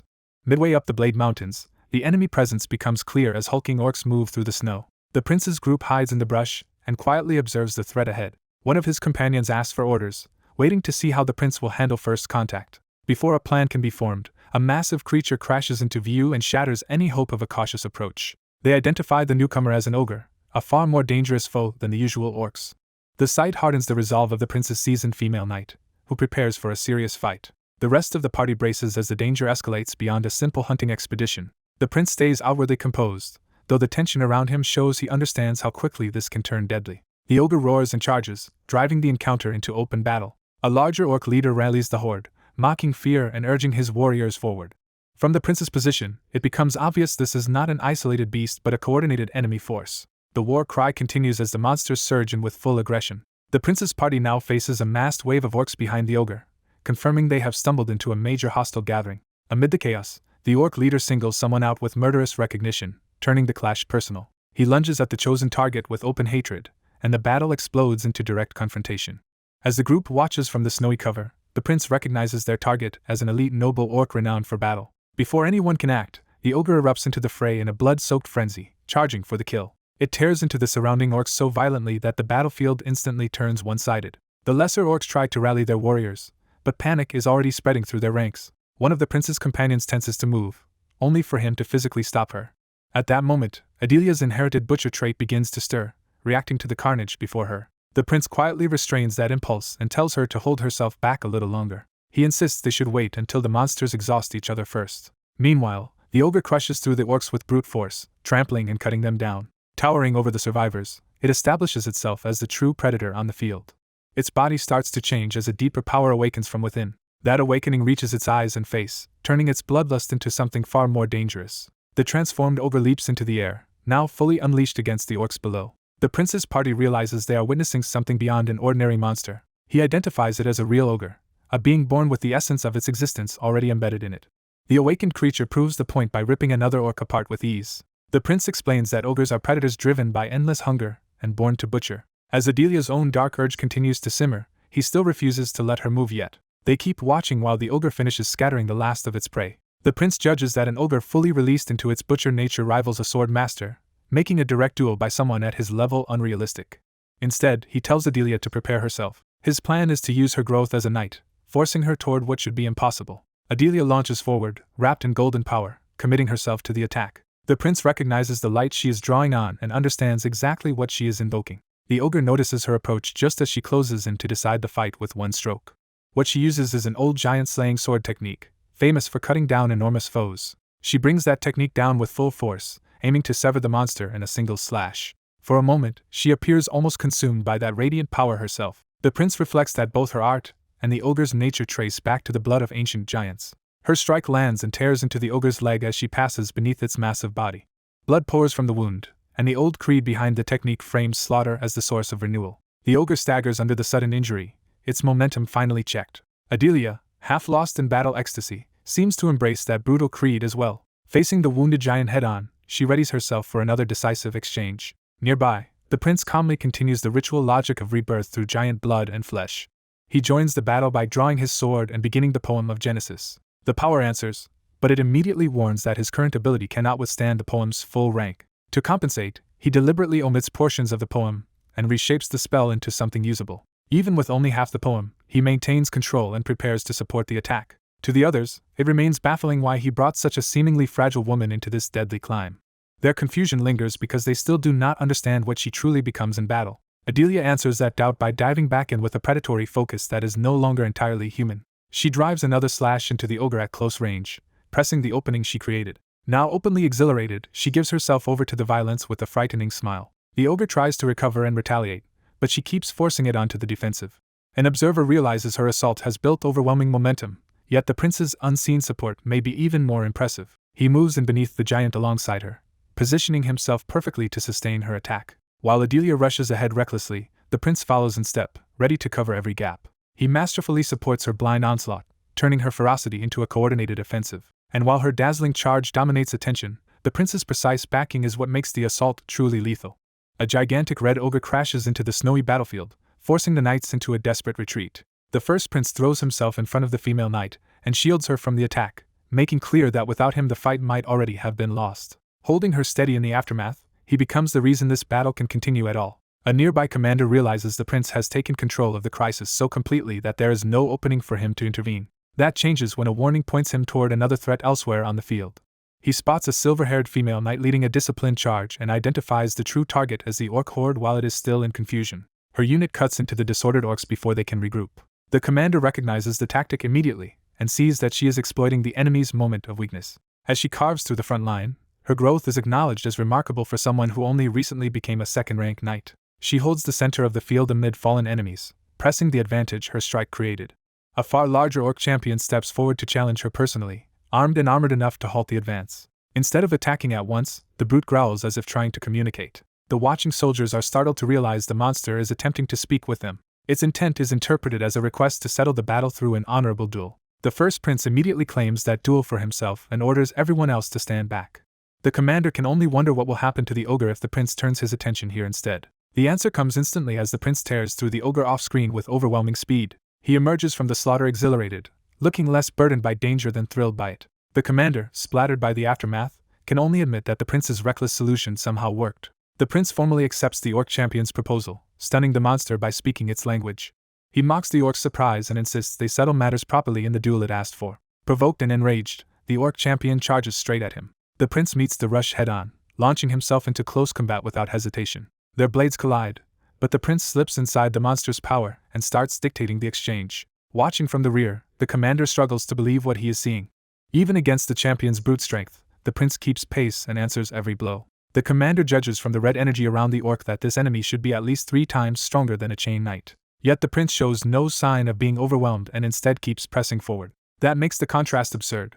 A boy with barely a year of sword training is matching a monster far beyond normal human limits. Then the prince's blade flashes with blue force as he commits to a decisive strike. The orc realizes too late that its weapon and defense have already been broken through. A fatal wound opens across its body before it can recover. The prince passes through the attack cleanly, leaving the champion collapsing behind him and proving he had dominated the duel from start to finish. He comes to a calm stop amid the falling snow, already treating the outcome as settled. The dying orc can only choke out its last breath around the sword lodged through its chest. The prince offers it a warrior's respect and acknowledges the duel as a worthy fight. With one final motion, he finishes the champion and leaves its body in the snow. The commander and the silver-haired knight watch in silence, their earlier tension replaced by uneasy admiration. The prince suddenly notices something else nearby and his composure shifts. He steps into a spreading pool of blood and realizes how gruesome he must look. When someone calls to him, he turns in alarm. The brown-haired female knight, filthy and shaken, asks if the battle is finally over. Instead of letting her approach, the prince urgently stops her where she stands. His reason is embarrassingly practical. He does not want to get blood all over her. She tearfully accuses him of being cruel, while the others witness the absurdly gentle concern hidden inside his warning. With the enemy broken, the army resumes its march through the snowy forest. Ahead of the column, the rangers move through the trees with unusual confidence. The commander notes that the rangers seem far bolder than they used to be. The prince explains that with the stench of a dead ogre clinging to them, most monsters would have fled long before coming near. The rangers push forward under that protection, and the prince watches as the march continues into safer ground. While moving through the snowy forest, the party notices something nearby and halts in caution. The prince reasons that if a monster can smell an ogre and still not flee, it must be something equally dangerous. The group advances together, bracing for whatever is waiting ahead. Their answer comes immediately as monstrous, troll-like creatures burst out to attack. The prince confirms the threat is on the level of an ogre, forcing everyone into a serious battle stance. As the hulking enemies charge, he identifies them more precisely as trolls. The fight turns into a brutal clash, with the knights cutting through ogres and trolls at close range. What follows is several more days of hard fighting across the mountain range. During one of those battles, Adelia's power begins to change. A system notice informs the prince that Adelia's traits have shifted and that she has woven a new epic poem. He learns that because she has sworn herself to him, part of her karma and poem are being offered to him as tribute, granting him a portion of her verses under the title Poem of the Raven. Adelia's new poem reveals a hunger and thirst that can never truly be satisfied. The prince understands that this is not a simple wish but a deep resentment, an unquenchable longing given form. Wanting to know more, he activates his ability to inspect her nature in detail. Her status identifies her as Adelia Byron, a 17-year-old maid with strong swordsmanship and mana sensitivity. Among her listed traits, one in particular stands out to him: gluttony. Seeing her bloodied and exhausted, he wonders if the longing in her poem is really a craving for blood. That possibility only adds to his growing list of troubling traits associated with her. Still, he decides the expedition was not pointless and orders the group to return to Winter Castle. By nightfall, the castle comes into view under the winter sky. As they approach, the prince senses that something is wrong. From the ridge, they see Winter Castle under attack, with fires burning around its walls. One of his men confirms a battle is underway and asks for orders. The prince answers without hesitation: they will break straight through. He quickly organizes the formation, taking the lead while assigning the rangers to the center and the others to cover the flanks and rear.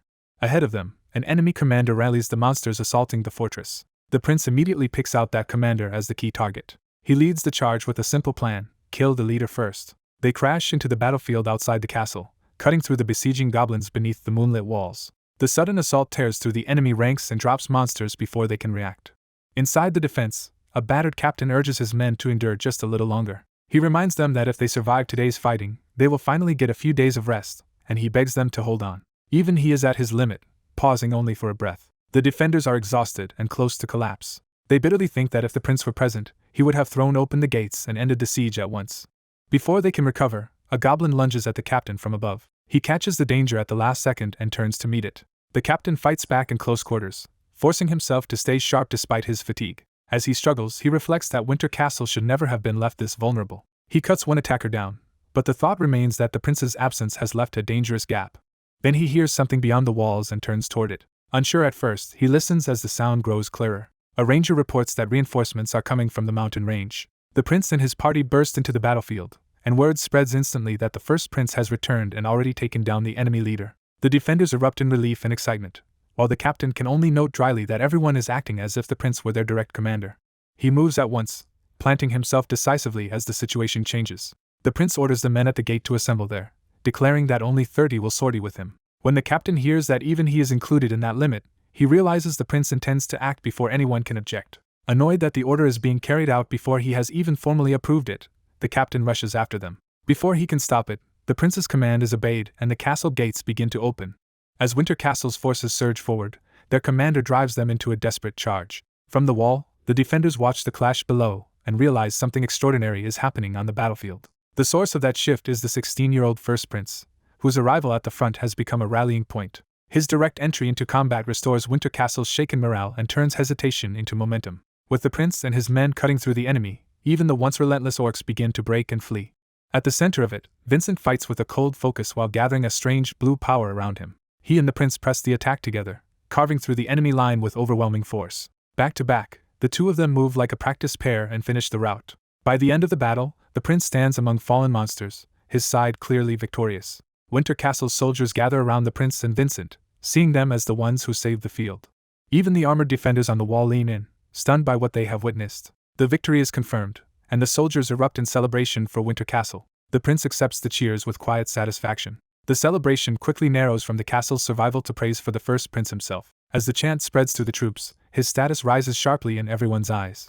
He basks in that recognition, pleased by how decisively he has changed the mood of the army. But in the middle of the triumph, something unsettles him and breaks his composure. He recognizes the same bloodlust from before drawing near again and realizes the danger has not passed. A sinister red force manifests, carrying the same murderous presence he sensed earlier. That ominous energy spreads across the battlefield, turning the aftermath of victory into a new threat.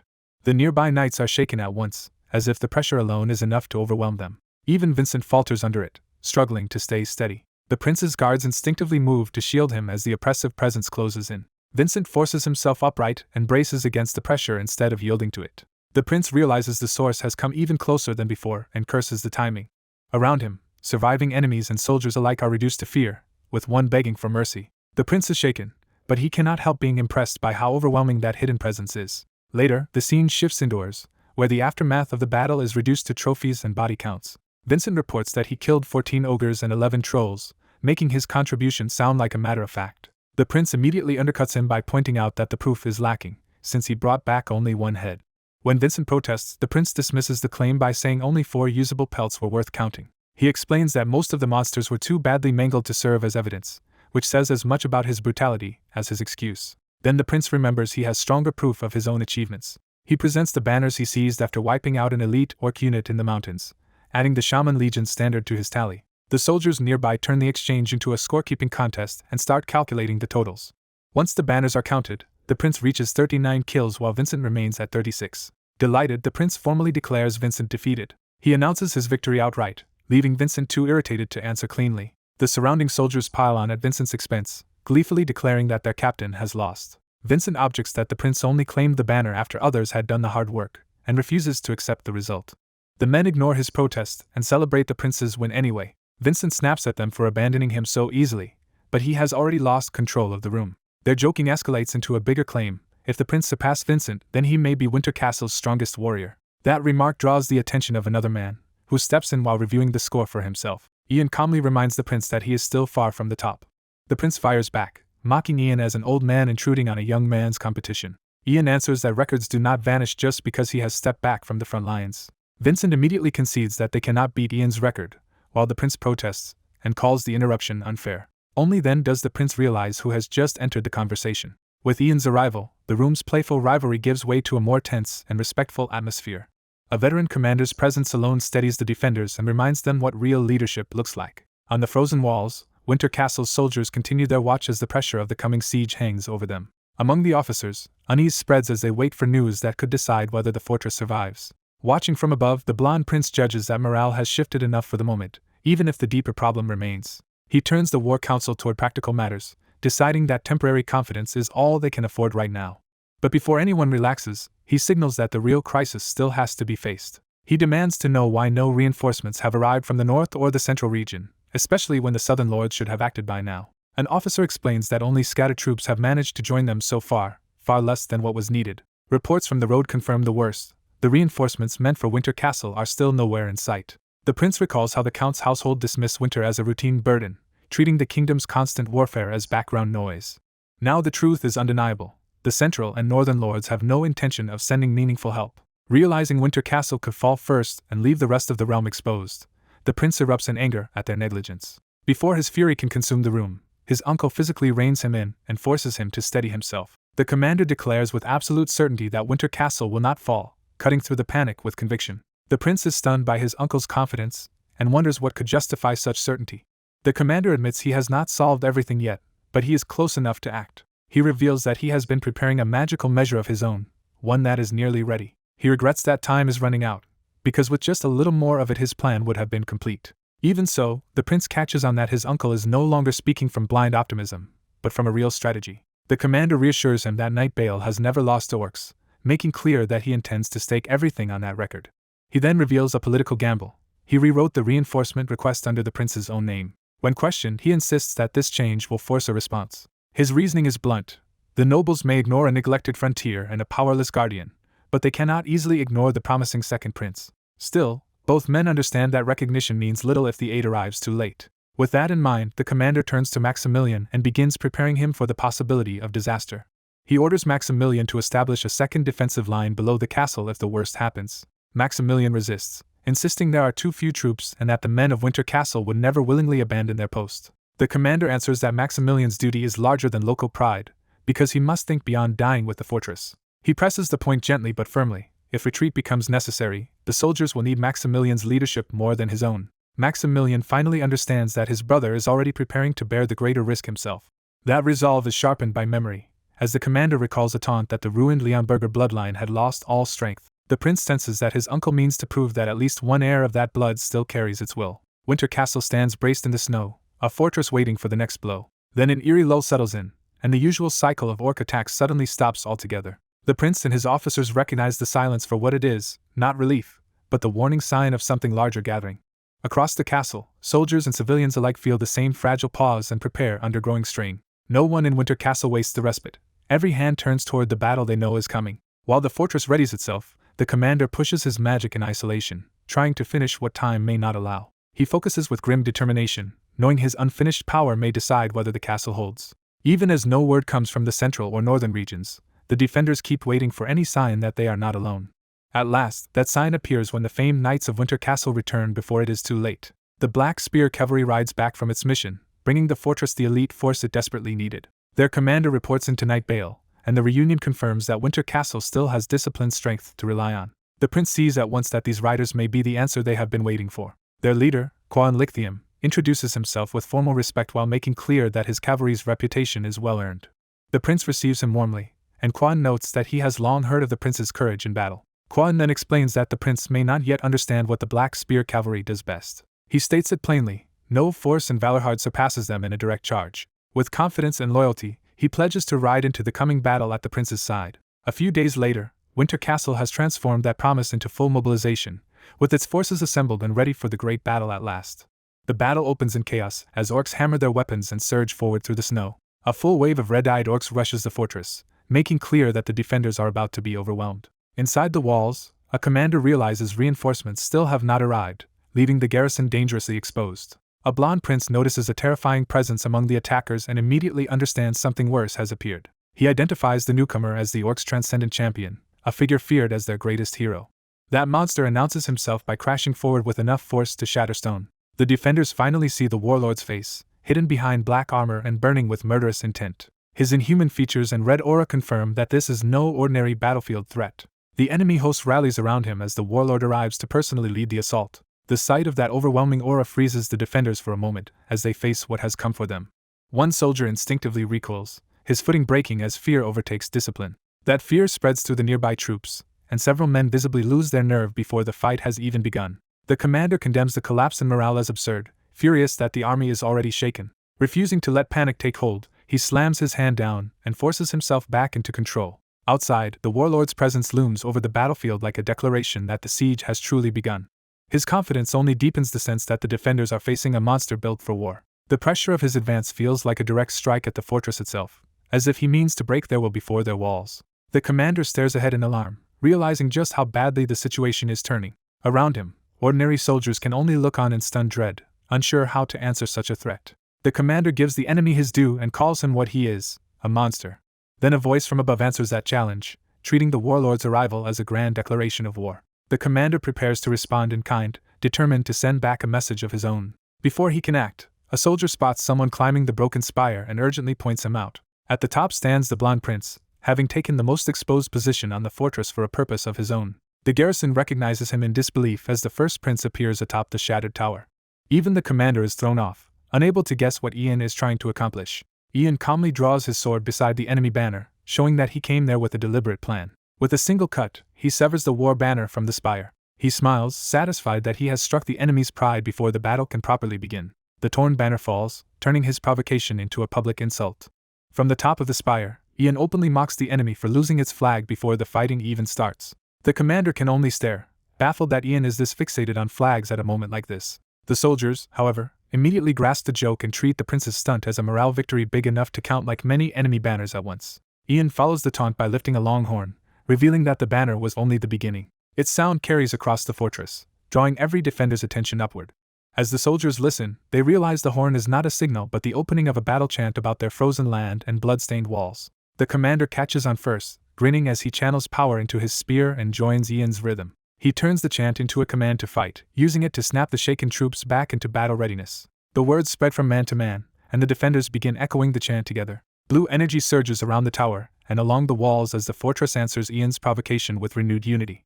Seeing Ian handle morale, the commander admits the prince has already done plenty and that it is his turn to act. He resolves not to let Ian carry the whole moment, deciding he must prove himself as commander. Gathering lightning around his weapon, he prepares a decisive counterattack. He hurls the charged spear with explosive force from the wall. The spear tears straight through the advancing orcs, carving a path through the front ranks in one devastating strike.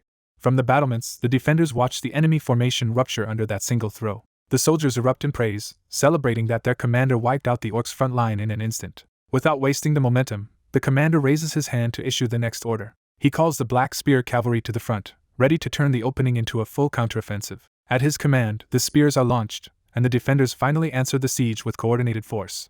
A vast horde of orcs surges through the snow toward the fortress, throwing its full weight at the walls. The defenders answer the charge by ordering spears forward, trying to blunt the first wave before it reaches them. At the front, the clash turns immediate and brutal as steel starts cutting into the attackers. The melee thickens, with the defenders carving through orcs at close range to keep the line from collapsing. What follows is a chaotic slaughter, the battle erupting across the approach to the castle.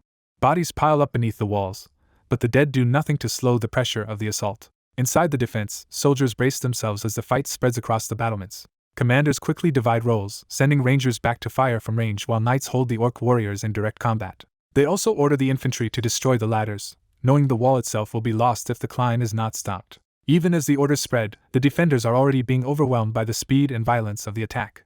The officers recognize the enemy's method at once: no finesse, only endless bodies hurled forward. Their commander warns that the orcs will keep sacrificing numbers until the defenses finally crack. At this scale, sheer numbers become a weapon of their own, turning the siege into a contest of exhaustion. Realizing they cannot win fairly, the commanders decide to use fire despite the cost, hoping to avoid a disastrous first day. The order goes out to bring up the oil jars at once so the walls can be turned into a killing ground. A blonde noble watching the defense realizes the situation is already worse than he expected. The cost is visible everywhere, with defenders dying on the walls under the orcs' relentless assault. At the same time, supplies are being consumed at an alarming rate, making every defensive measure feel temporary. Still, the soldiers haul the oil into position, committing to a harsher defense. They pour the oil over the climbers and the ladders below, turning the enemy's advance into a trap. Once the oil is lit, fire tears through the packed orc ranks, and the defenders are told to use every jar they have. Watching the flames, the blonde noble understands that if this becomes a prolonged war of attrition, the castle cannot sustain it. Another officer confirms the fear plainly. Within days, they may run out of weapons and be forced to fight barehanded. Yet even burning casualties fail to stop the next wave, and more orcs keep charging through the smoke. From the walls, the defenders can already see the larger truth. If this pace continues, Winter Castle is doomed to fall. Amid the siege, a white-haired knight faces the enemy and bitterly reflects that he never deserved to end up in this war. He thinks back on his fate with disbelief, as though he has been thrown into a personal hell for no just reason. He remembers being born into the Eli family, only to be ruined because he associated with corrupt nobles and was dragged into their downfall. The memory still feels unreal to him, the moment his life was suddenly stained and overturned. In court, Bernardo Eli stood as a witness against those nobles, but that testimony only earned their hatred. After the first trial, the system turned on him as well, recasting him from witness into criminal. To pay for crimes he insists he never committed, he was cast away instead of cleared. His punishment was exiled to the Northern War, sent to serve at Winter Castle with no protection and no future. He was effectively abandoned there, told to survive by his own strength if he could. The garrison made it clear that no one had the means or interest to look after expendable men like him. At first he tried to treat it lightly, thinking his sword training would be enough to carry him through. But even then he knew that confidence was hollow, because Winter Castle's reputation had been earned in blood. The North proved that immediately, cutting down men around him with merciless speed. Within a month, the other disgraced nobles sent there had all been killed. Of that condemned group, Bernardo alone remained alive. That isolation hardened into resolve, and he decided that if he could not endure here, he would die like the rest. Driven by that thought, he throws himself into combat with desperate force, cutting through orcs as blue energy begins to flare around him. He plants his footing and gathers himself, turning that power into something deliberate. He calls on Manhwa, the one gift that had seemed useless before his family's ruin but has now become his only real means to survive. The irony is not lost on him. The power he once could not value is now the only thing keeping him alive. Breathing hard in the middle of the battlefield, he looks at the war around him with disgust and contempt. His bitterness turns into fury, and he commits to striking back at the life that reduced him to this. Using that surge of mana, he launches himself into a violent aerial attack against an orc. The exchange goes wrong in midair, and the impact throws him off balance instead of finishing the enemy cleanly. His sword is knocked from his grasp, leaving him suddenly disarmed in the middle of the fight. A silver-haired knight lies pinned by exhaustion and fear, realizing the enemy before him is too strong to stop. Even so, he reaches desperately for his fallen sword before the finishing blow can land. His hand closes too late, with death already descending on him. A hulking orc raises its weapon to kill him, and he can only accept that he is out of time. Believing he is about to die, he braces himself and wishes only for it to end quickly. Instead, a sharp rebuke cuts through the moment, mocking him for giving up in the middle of battle. The first prince crashes into the fight and cuts the orc down before it can strike. He lands between the knight and the enemy, shielding him with overwhelming force. Stunned, the knight realizes the man who saved him is the very prince he serves. The prince fixes him with a cold stare, clearly unimpressed by what he just saw. He demands the knight identify himself and tears into him for failing at the most basic rule of combat, while the knight can only apologize. Without softening, the prince tells him that if he will not fight properly, he should stay down and stop being a burden. He immediately throws himself back into the thickest part of the battle, dismissing the knight as dead weight in his path. The insult bites deeply, hitting a wound the knight already carries. As he forces himself back up, resentment hardens inside him. He remembers that this prince is the reason he was exiled here, and the fact that the prince does not even recognize him makes it worse. Rather than accept that humiliation, he refuses to remain beneath the prince any longer. He swears he will not let the prince keep looking down on him. Driven by pride, he charges after the prince with sword in hand. From that point on, his wounded pride becomes the force that keeps him moving through the slaughter. For days, he stays close to the first prince, following him from one fight to the next. Wherever the prince goes, it is always the most vicious part of the battlefield, and the knight goes there too. He throws himself into combat with raw determination, refusing to fall behind. He fights recklessly and relentlessly, carving through enemies just to keep pace with the prince. Survival becomes a matter of sheer stubbornness, but amid that struggle a question begins to trouble him. As the prince orders the wounded to retreat and keeps holding the line, the knight notices how desperately everyone is still fighting. Watching soldiers and monsters clash without hesitation, he starts to wonder what is driving such self-destructive resolve. Even in a battle that looks hopeless, no one is trying to preserve themselves. He is shaken by the sight of people throwing away their lives as if they have no value at all. That realization catches him off guard and breaks his focus at the worst possible moment. While the prince continues cutting enemies down, the knight falters behind him and nearly gets himself killed again. He recognizes his mistake instantly, cursing himself for letting his mind wander in the middle of combat. The prince grabs him and angrily repeats that if he is going to fight like this, he should not be here. As the knight apologizes again, he is forced to admit to himself that the prince still seems not to know who he is. Then the prince unexpectedly tells him to fight properly, and calls him by name, Eli.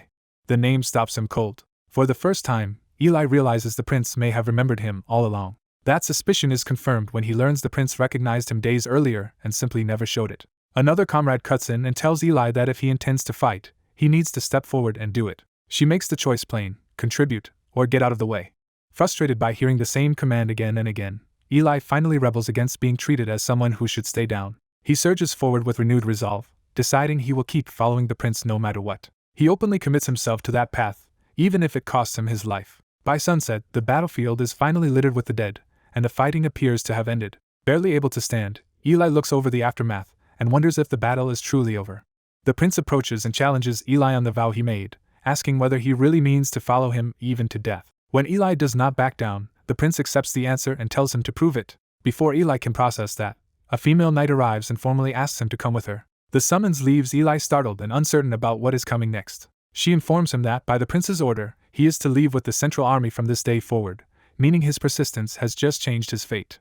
When no one objects to the dangerous plan, a flustered silver-haired knight realizes he has no grounds to refuse it. He hurriedly tries to clarify that he is willing, and the dark-haired female knight cuts off any hesitation by ordering him to come with her. She takes command without ceremony, making clear that the decision has already been made. Watching her, a disgraced noble recognizes her as the same woman tied to his earlier humiliation and turns his attention toward old resentment and desire. As she walks away, the memory of Balsan resurfaces, linking the present moment to that past offense. Bernardo, the elf-blooded descendant who loved his family to the end, bitterly reflects that Balsan met the fate he deserved. The tale shifts to the Battle of Winter Castle, where Bernardo would soon face the ruin born from that unresolved devotion. A chronicler begins recording the siege firsthand, framing what follows as an official account of the castle's fall. On the first day, the Orc King Arwen arrives at Winter Castle with 20,000 troops and begins the assault. The defenders initially hold firm and drive the enemy back, but even that success comes with mounting dead and wounded. By the fourth day, the eastern wall is lost, and the Rangers pay heavily to contain the breach. The fighting turns desperate at close range as the defenders struggle to stop the orcs from pouring in. By the sixth day, supplies are nearly gone, leaving the exhausted soldiers to fight while starving and bleeding. By the 13th day, the defenders are worn down and badly reduced, while the enemy still seems endless. With more than 300 dead and no end to the orcs in sight, the siege becomes a slow collapse. On the 15th day, the record continues from inside the castle, where the leadership is forced to confront the truth. The old scribe can only look on grimly, already knowing the report has become a chronicle of abandonment. The reinforcements they had counted on never arrived, leaving Winter Castle isolated. Under that realization, the commanders admit that if nothing changes, the fortress will be annihilated. One faction argues for pulling back the front line and regrouping deeper inside, but the lord in charge refuses to surrender the castle itself. The room divides over whether continued resistance has any purpose, as some see only pointless losses ahead. Aram answers that this battle is not about conquest, but about preserving what still remains. He presses the room to remember why Winter Castle exists at all. Pointing to the map, he explains that the fortress blocks the only southern route out of the Blade Mountains. If the line breaks here, the monsters can spill anywhere, so there is no safer fallback position to retreat to. The wider stakes become clear. If Winter Castle falls, one of Valorhard's border territories will be turned into a living hell. That only makes the missing reinforcements more intolerable, and Maximilian erupts over the broken promise. Aram answers with cold clarity that the rest of the realm has simply forgotten winter. In his view, those far from the front no longer understand how brutal the season and this battlefield truly are. Maximilian is shaken into realizing the neglect may be deliberate and long-standing. He asks whether Winter Castle has been abandoned like this before. The answer is yes, and the reminder that he himself brought 2 full legions only sharpens how exceptional his support was. For centuries, the people of this land have been left to fight this same lonely war by themselves. Faced with that history, Maximilian can only choke back his fury. His frustration spills over into helpless rage as he pounds the table and curses the injustice of it. The outburst leaves him trembling, bent under the weight of guilt and impotence. His blonde brother steadies him and urges him to regain control before the room loses direction. Aaron uses that moment to reveal he has no intention of waiting passively for the castle to be ground down. Since a war of attrition will only kill more defenders, he proposes opening the gates at dawn and taking the fight outside. He names the true objective of the sortie, not the army, but the warlord commanding it. The plan becomes an assassination strike aimed directly at Arwen, the source of the siege's momentum. A younger officer objects that reaching the warlord would require cutting through at least 3 legions first. Maximilian answers by volunteering to lead the vanguard himself and carve the path. Others immediately commit their forces as well, turning the desperate idea into a united final offensive. The cavalry will ride out in full strength while part of the infantry stays behind under Vincent to hold the walls. When the younger blonde man tries to join the charge too, his brother physically stops him. He orders him to remain behind, refusing to risk both Lenoirger heirs in the same suicidal assault. The younger man falters, still addressing him as brother and struggling to accept the command. A dark-haired elder corrects him with a painful truth. The man he calls brother is in fact his uncle. Even so, the blonde commander claims the role without hesitation and tells him to keep a place for him, signaling that he fully expects to ride into death. Long after the war council ends, Ian remains burdened by how much must be settled before the next day's battle. He resolves to hear every remaining report and command carefully, knowing Winter Castle may fall if his preparations fail. As his orders spread, the responses differ in tone but not in substance. No matter who answers him, they all part with the same pledge to fight for him and uphold his will. One veteran bluntly reminds Ian that preserving his own life matters more than dying for the castle's cause.